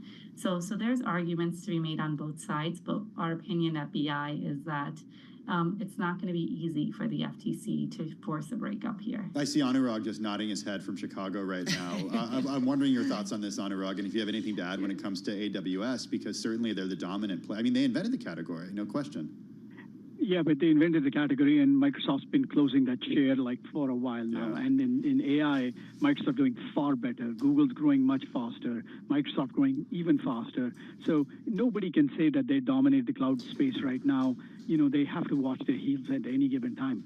You see the number of product releases from AWS and the amount of, you know, marketing they're putting behind it just to say that they're not behind Microsoft. So I would not say that they are a monopoly when it comes to cloud. I mean, there's so many players at this point. Well, it's so funny that you say that. I'm reading through the press release right now, and there's like a ton of stuff on AI, but it's just a lot of stuff. And I guess, you know, exactly. What are you looking for, Anurag, as you read through like what they're doing here and Amazon Q and what they're doing with Salesforce? Like what is it that you're looking for as you parse through what's a lot of words?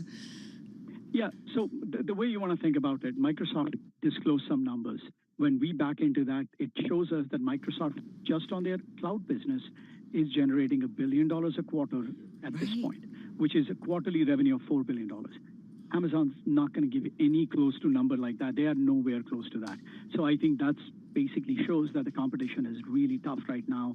And they have to launch all these products in order for enterprises or companies to embrace it so that they can, down the road, give that number out. So if they give a number out, I think it'll be a very, very different ballgame tomorrow. But I doubt that's going to happen. Hey, Poonam, you know, in our conversations last week about Meta platforms, we spoke to your colleague, Mandeep Singh, a lot about how advertising how AI at Meta platforms was being used to really help with advertising. And I kind of want to frame the same question to you. It's about e-commerce and how what Amazon is doing when it comes to AI. We talk a lot about that in the context of AWS, but how does it help the core business, getting people to buy more stuff and get more stuff delivered at Amazon? Yeah, I mean, AI, generative AI especially, is crucial for retail. In fact, we think it's one of the biggest drivers to the surge or the next leg of growth that you're going to see online. When you think about generative AI and you think about search, right? We go shop online, we put something in the search bar, and we get 1 million responses. Half of them, more than half of them, are not relevant. So as you increase the relevancy of the search, you're going to also increase conversion because you're giving customers what they want. So huge ROI in getting the search right. And then outside of that, you know, there are a lot of tools, whether it's using Gen AI to create your marketing, to create product. There are so many things that you could do with Gen AI on the e-commerce product side that are really beneficial to the customer experience. And in fact, you know, outfitting yourself, for example, using AI tools, using visual tools to be able to create these scenarios. It's all about increasing conversion when it comes to using AI for e-commerce. All right, guys. Still watching shares of Amazon up about 2.6%. This, as we mentioned earlier, reporting a strong cloud unit sales, rising AI demand. But again, that second quarter net sales forecast is a little bit light than what the street is forecasting. What could they say, Anurag, on the call that would make you a little bit more nervous? Because right now, investors seem to be pretty pleased with this report. Yeah, I mean, on the cloud side, if they go out and say that the growth for next quarter is going to be much lower than what it is, then it's a cause for concern because their competitors have not said that. So one would imagine that if the current quarter growth rate was around 17%, they should grow in that same range, 16, 17% in the next quarter also. If they go out and said it's only going to be 10, 12, 11, then I think that's a problem. Same question to you, Poonam. What could they say on the call that might make you be a little bit more hesitant on this company? If they say retail growth or the e-commerce business has slowed to low single digits, I would be a little concerned or even turn negative. All right, listen, we so appreciate both of you weighing in on a company that's not a little complicated. I don't know that I want to say complicated, but yeah, a lot of moving pieces. And so you need a whiteboard, right? We do, yeah. And so great to get both of their perspectives. Poonam Goyal, she's senior analyst for e-commerce, athleisure, off-price retail on Zoom from India. Where it's 2 a.m. So thank you, Poonam. Poonam, oh my God, we owe you. We owe you. And Anurag Rana, always so helpful when we have to go through these reports. Senior technology analyst at Bloomberg Intelligence, joining us from our Chicago bureau. Really, both of them. We so appreciate the insight. We're continuing watching Amazon, which had kind of run out a little bit of steam, back up about 3% here, rallying in the aftermarket. It's only about 3:24 in Chicago p.m. I know. Okay. It's really early. It's really early in India. Oh, my God. Hey, let's get on over to Charlie Pellet, because there's more happening in the after hours than just Amazon. Hey, Charlie. Well, hello there. Indeed, let us recap and reset, Tim, because we got Amazon as the big story, but yes, we also heard from Starbucks and AMD. Amazon's cloud unit posted the strongest sales growth in a year, a sign that the retailer's most profitable unit is recovering from a slump as businesses resume spending on technology projects. Poonam Goyal is a senior retail analyst with Bloomberg Intelligence. I think the story really is on AWS. That's where the beat came from. But I would say, you know, the guidance is light of expectations, and that may have something to do with online. Because if you recall, the first quarter it did have an earlier Easter. So some of the numbers that you see on the online side being strong and in line is thanks to that earlier Easter and the spring sale that they had, which wasn't there last year. Bloomberg's Poonam Goyal. Starbucks posted its first sales decline in more than 3 years as customers cut their spending despite half-off deals and new drinks added to the coffee chain's menu. S&P lower today by 80. The Dow was down 520 points, a decline of 1.5%. S&P down 1.6%. NASDAQ lower today by 2%. 10-year 4.67%, with a 2-year 5.03%. Spot gold today declined by $44 the ounce. Right now, gold $22.91. West Texas Intermediate crude also lower today. We had WTI declining as well. West Texas Intermediate crude down by 1.3%. I'm Charlie Pelleton. That is a Bloomberg Business Flash. Thanks so much for that update, Charlie Pellet. Appreciate it. Hey, Carol, do you remember during the pandemic how much we cooked, and baked? We were all stuck at home. Drink wine. Yeah, that's true. That's not in my what I wrote. That's not you.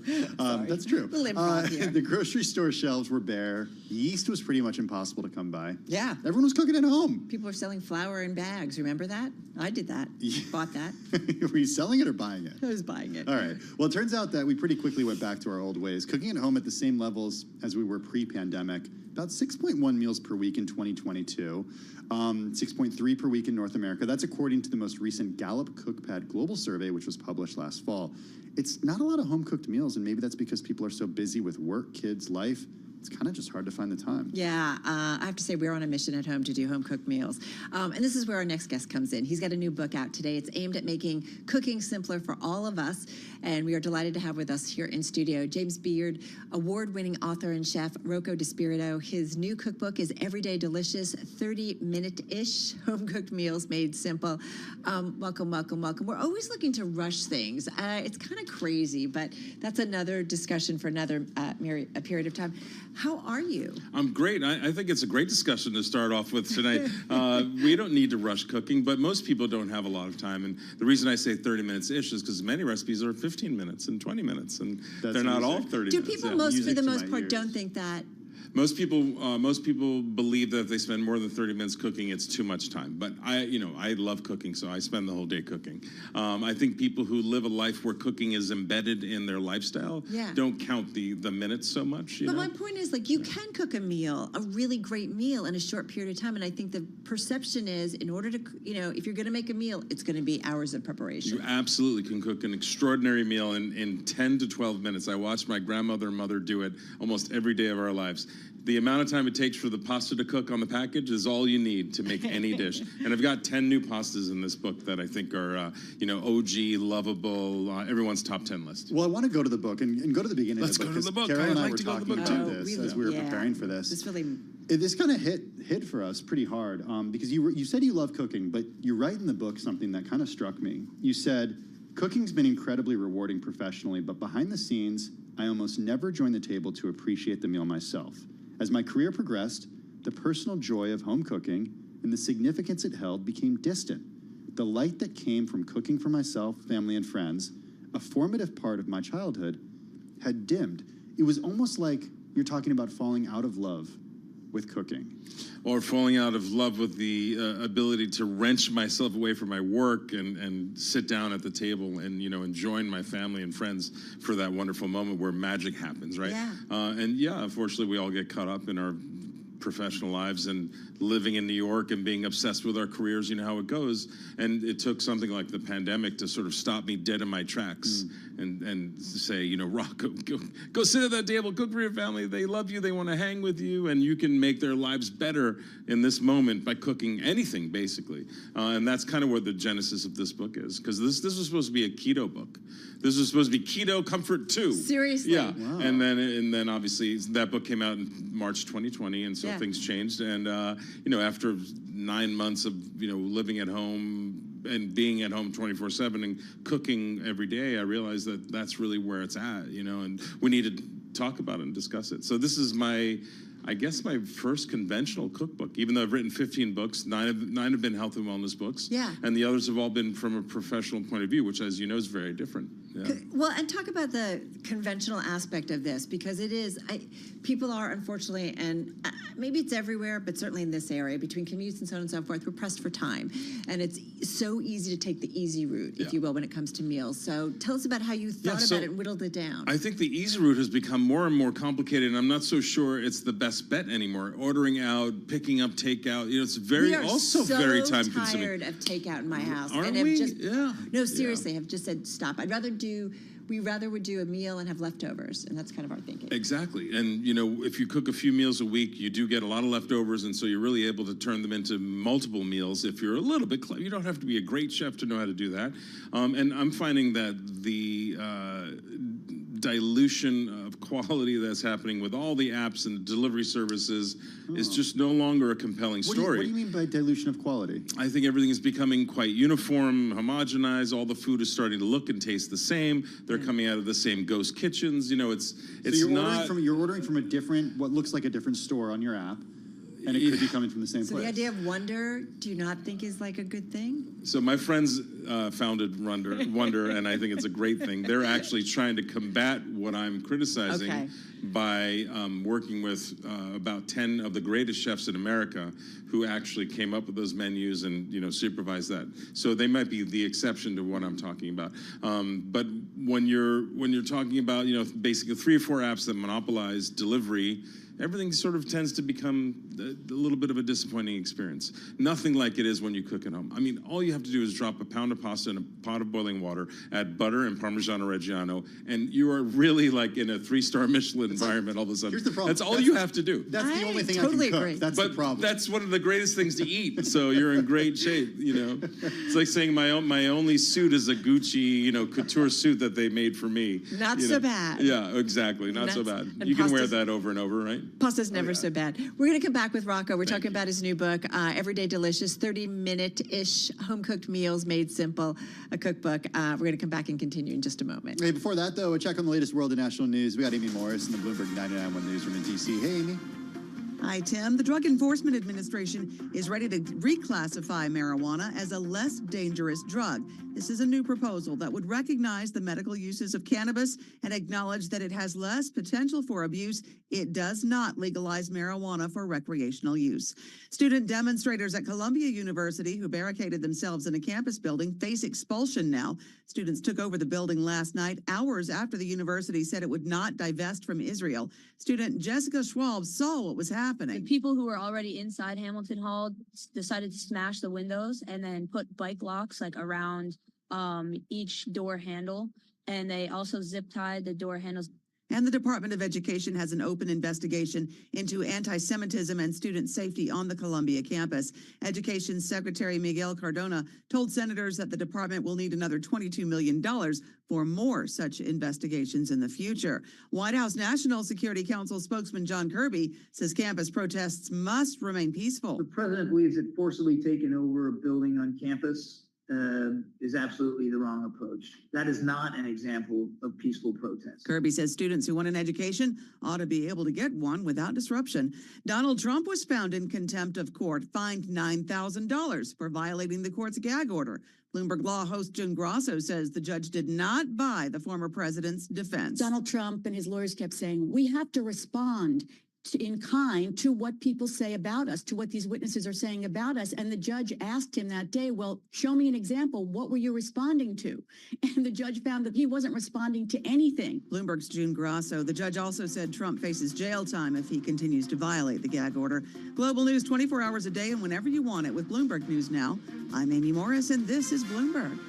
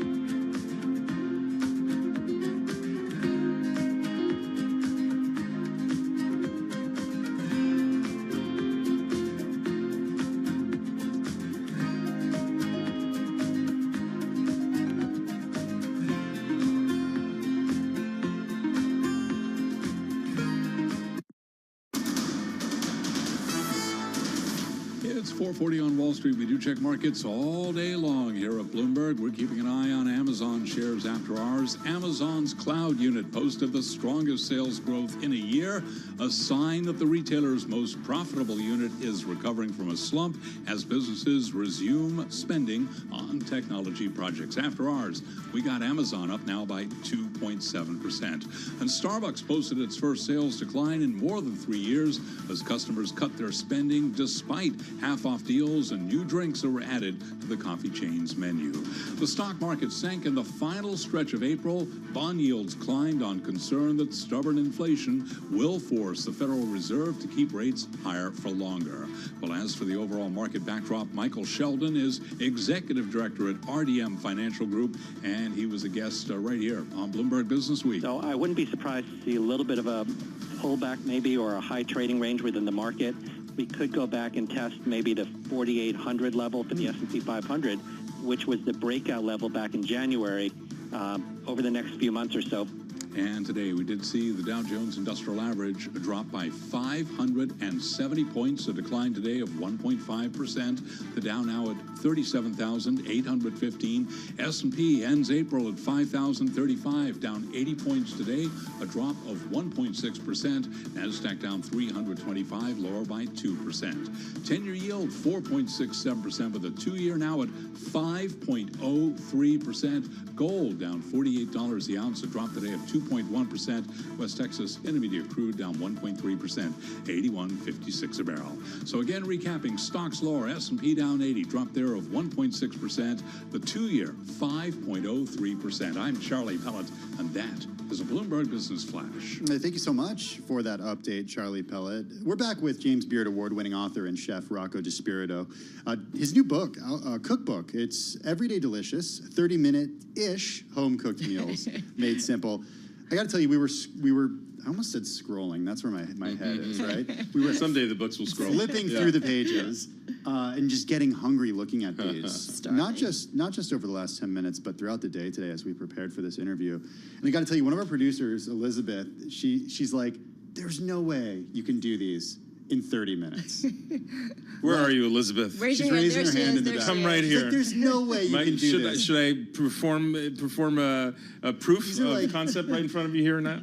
Yeah. So, which recipe can't we do in 30 minutes? Okay, There's a small section of Sunday holiday meals that maybe can't be done in 30 minutes. But even something like the first recipe in here, I think it had some seafood in it. Okay. Happy to the recommend some linguine short vongole. Linguine vongole can't do it. Yeah. Of course you can do that. How do you do that? Yeah, it's so easy. You cook pasta, you heat up a pan, you put the clams in a pan, you put some garlic in it, and you combine the two, and that's basically it. Right. You're being silly. You know it's one of the fastest dishes in the world. I've never cooked clams. So. What's the prep time now? You're saying from beginning to end prep to putting it on the table. Even if you used Instacart, you wouldn't need to spend 30 minutes. You could get everything delivered to your house within an hour, probably. Clams open in 45 seconds under heat, under pressure if it's a closed pan. These Italians are very crafty about their food. They're fast, it's delicious. So if you pick any Italian recipe other than the ones that are braised dishes, it's going to cook very this is fast. what I opened up to. Yeah. Deep fried lobster? Yes. Isn't that a good idea? It sounds like a great idea if you work in a professional kitchen, or if you're at a restaurant. Okay. All right. Well, you don't have to do that first. I've never. So how do you? So you boil lobster very quickly, 6 to 8 minutes, just enough to get it basically cooked. Then you dredge it and deep fry it in the shell. Leave it in the shell. You don't de-shell, and that's how it's a simple preparation. And you just crack the shell open, and again, that's basically like a down-home New England dish, if there is such a thing. And essentially 2 pans, right? You're boiling and then you're frying it. Yeah, exactly. Yeah. How did you figure out kind of what you wanted to have in this book? Oh, so I took what I thought were everyone's top 10 dishes by asking some people online. I used, social media quite a bit to develop this book and other books, and it's always been very helpful and very, the return on investment in social is still amazing. So fans gave me many, many ideas, and then I went through some of my past cookbooks for dishes that I did in healthy versions and turned them back into their unhealthy versions, because for many, many years, for about got to be 15 years, I've been writing health and wellness books, and so I've always picked the America's favorite dishes and made them under 300 calories and carb corrected, calorie corrected. So I did some of that. I Googled most popular dishes many times in different cuisines and different ethnicities. And so pad thai is a big one, for example, and that's in the book. Did you make one and be like, it's like 33 minutes. Okay, still like I gotta do something different. 30-ish minutes. 30-ish mostly leans to under 30 minutes. So we can go up to 39. Like, did you like 41? Let me just explain that if you're going to spend, you can spend an hour and a half ordering takeout. So if you're, my 30-minute promise ends up being 33 minutes, and you spent a tenth of the money, and you have 100 times better results. Isn't that a great bet? Here's my problem. You can spend 90 minutes just debating what takeout to order.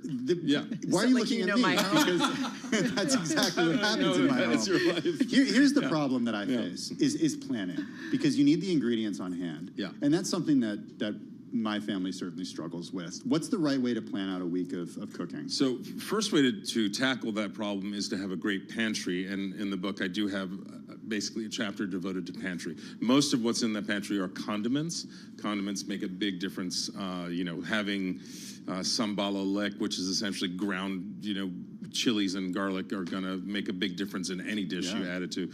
Having the right mayo, like Kewpie, is going to make a big difference. Having oyster sauce, fish sauce, those kinds of things. And they don't go bad, so planning for that is super easy. You're mostly referring to perishables, right? Yeah. When you have perishables. So you can lean into the freezer more than you'd expect me to say as a pro chef, because even most of us are like, oh, fresh everything.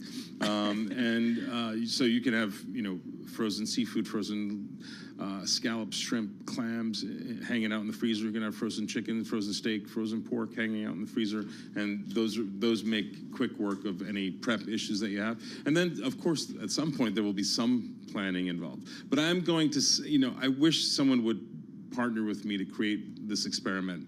I guarantee you that if you studied 50 couples in New York City and compared eating out every day to cooking in at home, it's a wash or less time, and certainly a savings of money and it's also mental pressure. And I'm much healthier, not to mention all the benefits. Because as fast as it's become, it's not so fast. Again, you need 30 minutes just to debate with your partner what you're going to order, right? And that's real. Like, we're laughing, but that's a real issue. What do you love about the food industry right now? What I love about it? Yeah. Restaurant industry. Well, we're still doing, I think magical work, which is figuring out how to make people happy in a very complicated world, in a very complicated, competitive world. I think most restaurants still do a pretty good job of the wish fulfillment that they set out to. We produce great food, relatively short amount of time. We hand it to you, and you get to eat it right away. That's a cool magic trick, I think. So we're still doing that, and I'm happy about that. And of course, New York City is one of the most forward-thinking, magical cities there is when it comes to anything, and of course that's true for food. So very happy about that. I'm also happy that people have figured out that the industry needs to be a lot more fair than it used to be. So things have become much more fair to more people. People are getting opportunities that were overlooked before. You're doing diversity and access and that kind of thing? Absolutely, yeah. That has changed the industry across the board for the better, and I think that's a wonderful thing. What's your favorite meal? My favorite meal? It's linguine vongole. It's basically the first three dishes in the book. Linguine vongole or spaghetti pomodoro or, OG carbonara. Think about carbonara. Love carbonara. Carbonara takes less time than it takes to cook the pasta to prepare the sauce. You we make crack it at home a lot. Yeah, okay. You crack 4 eggs, you grate pecorino, you buy it grated, and you find a bowl. And that's it, It's one of the greatest dishes ever invented. What don't you eat? Very few things. Very few things. Very few odd esoteric things, like cod milt would be an example. But pretty much everything is pretty much everything. Yeah. Love it. You had to think. You had to think. It's kind of where I am. Good luck with it. Thank you so much. I appreciate it. Yeah, it's been a great launch day so far, and thank you to the fans who've gone out. Did we hear you were number one on the? I didn't say that. I'm not allowed to say anything. Is it trending? Yeah. Is it trend top 20, top 20, top 10? There's real-time charts. These things are giving us a lot of good info as we speak. This funny thing, data. Rocco, thank you so much. Really appreciate it. Rocco DiSpirito. He is chef, of course, an author, written many books. His latest, Everyday Delicious, 30-minute-ish. Try that again. 30-minute-ish home-cooked meals made simple. A cookbook. This is Bloomberg.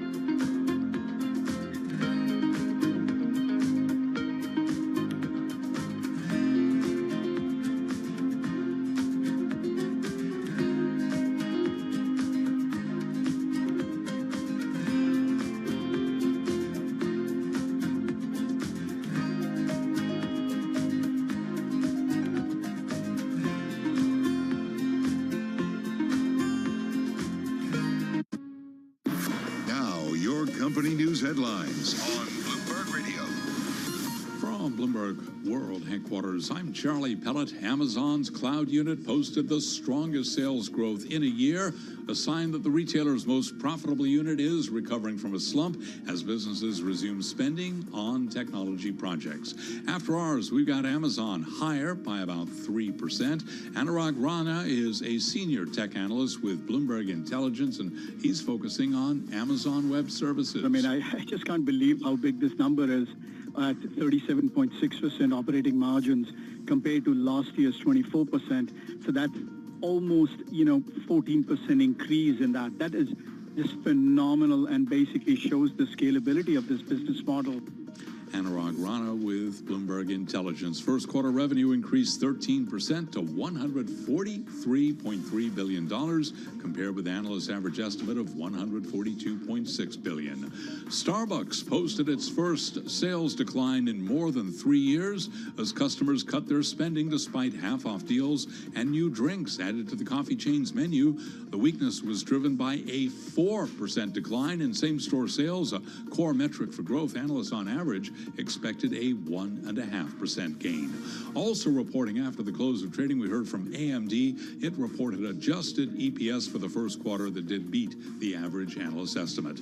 Lots of news out of Walmart today. It is abandoning its plan to build out a network of low-cost health clinics due to escalating costs and reimbursement challenges. Walmart's also starting a new line of store-brand groceries called Better Goods, with an eye toward Gen Z shoppers who are prioritizing value. And those are some of our top company stories at this hour. I'm Charlie Pellet, and this is Bloomberg. This is Bloomberg Business Week with Carol Massar and Tim Stennebeck on Bloomberg Radio and Television. All right, everybody. Tim and I getting ready to wrap up this Tuesday edition of Bloomberg Business Week. A lot busy-ish day. 30-minute-ish. Busy-ish. That was very busy. I'm going to put ish on everything. Okay, that's fine. You can do that, It's like when Rocco. I'm running late. Hey, guys, I'm going to be there in 5-ish minutes. Hey, that's fine. As long as it's not to anything that we're supposed to be doing. Doug Krisner coming up, though, with the Daybreak Asia team. He and Brian Curtis walking you through the next few hours of the Asian trade. Having said that, Doug, Amazon earnings, some other earnings, and then we've got the a Fed meeting Starbucks, tomorrow. a huge miss in China, right? Yeah. Yeah. Which is not surprising given what's going on with the domestic economy there.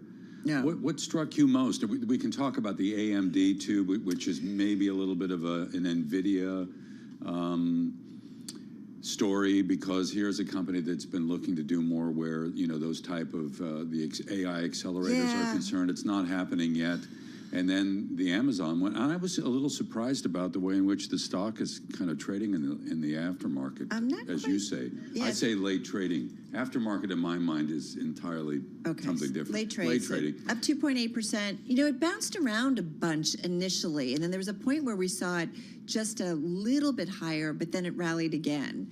But it's the cloud and it's artificial intelligence, right?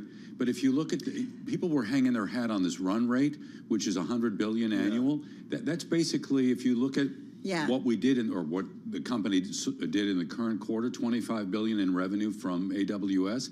That's stability, right? That's not really growth. That means that we're going to remain at current levels of revenue for the foreseeable future for the next year. That's the way I'm reading it, right? 25 times 4, then I asked Anurag about this. And what did he say? He said, this isn't surprising at all. We think that this is a $200 billion business. We just don't know when it's going to get there. So they're underselling it. Yeah, we just don't know when it's going to get there. Right.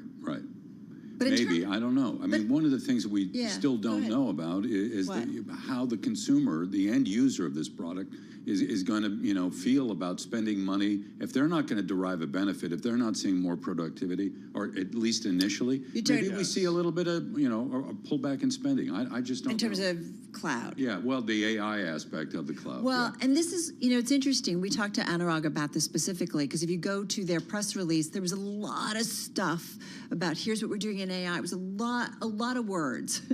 And I think he was agreeing that in terms of what they're doing, their strategy, it certainly didn't, they're not giving a number around it, right? The AI impact on their balance sheet like we got from Microsoft and Alphabet, right? Like we saw what their investments and their use of Gen AI and how it's paying off. We're not getting that from Amazon, and he doesn't anticipate that they're going to say anything on the call about that either. Not going to put a number out. That's what he speculated. What about the pot stocks today, huh? Did you That see was that? pretty wild. Boy, Yeah.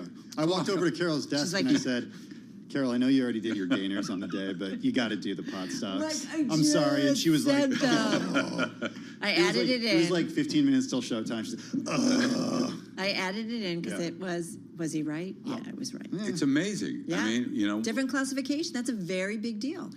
you know what's interesting? You know, LSD gets kind of lumped in with the current category, but if you look at what's going on right now in the market for psychedelics, not to say that LSD is being used that way, but you know, psilocybin and the way that it's being used. I went to the corner market and picked up some. No, I'm just kidding. I'm Right. just No, kidding. no, but you do. But it's that's the next thing that happens, right? And I think that if you look at the way, you know, certain Serious case companies that are uses. playing in that realm right now with the medicinal application of, you know, psychedelics, psilocybin being one of them. There are major hospitals around the country that are doing a lot of research in this. And helping a lot of people by that's doing going to be so. the next Yeah. change, Yeah. you know. What? I know. I'm a little. This was my Monday. My brain's a little off today. and we got Fed Day tomorrow. Fed Day. Apple Thursday. Apple Thursday. And an jobs. employment report. It's a Friday. thick week. It is. You know, there's it is a lot thick week. going on. We're over though the tipping the hump, right, with earnings, but we still have lots more to come. Right. Right. Well, good luck, buddy. Thank you. I think I'm welcome. going to need it. Yeah. Won't we all? All right. Listen, thanks so much, everybody. Have a good and safe evening from Tim and me and our whole team. Balance of Power starts right now.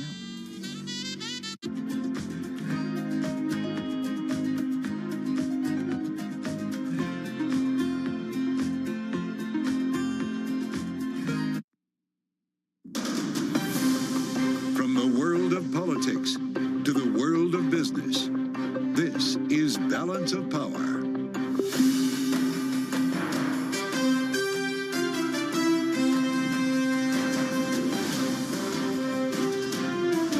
Live from Washington, D.C. From Bloomberg's Washington, D.C. studios to our TV and radio audiences worldwide, welcome to Balance of Power. Alongside Joe Matthew, I'm Kaylee Lyons. Pro-Palestinian protesters barricade themselves on the campus of Columbia University, escalating tensions with administrators who are now threatening expulsion. We'll have a live report from Upper Manhattan.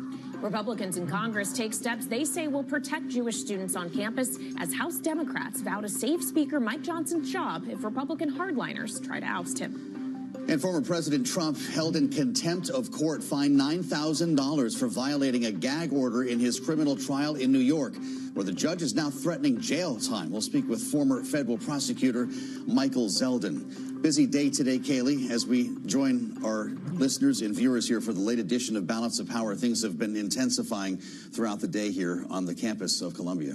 Yeah, certainly a lot happening in Upper Manhattan. After yesterday, students were threatened with suspension. Today, it is now expulsion. And it's no longer just that central area we're talking about. They have barricaded themselves inside Hamilton Hall. That's absolutely right. And we're going to begin this evening with protests roiling campuses all over the country, specifically at Columbia. Dozens of protesters took over a building early this morning, just after midnight, barring entrances and unfurling a Palestinian flag from a window in that building. The administration threatening students now with expulsion.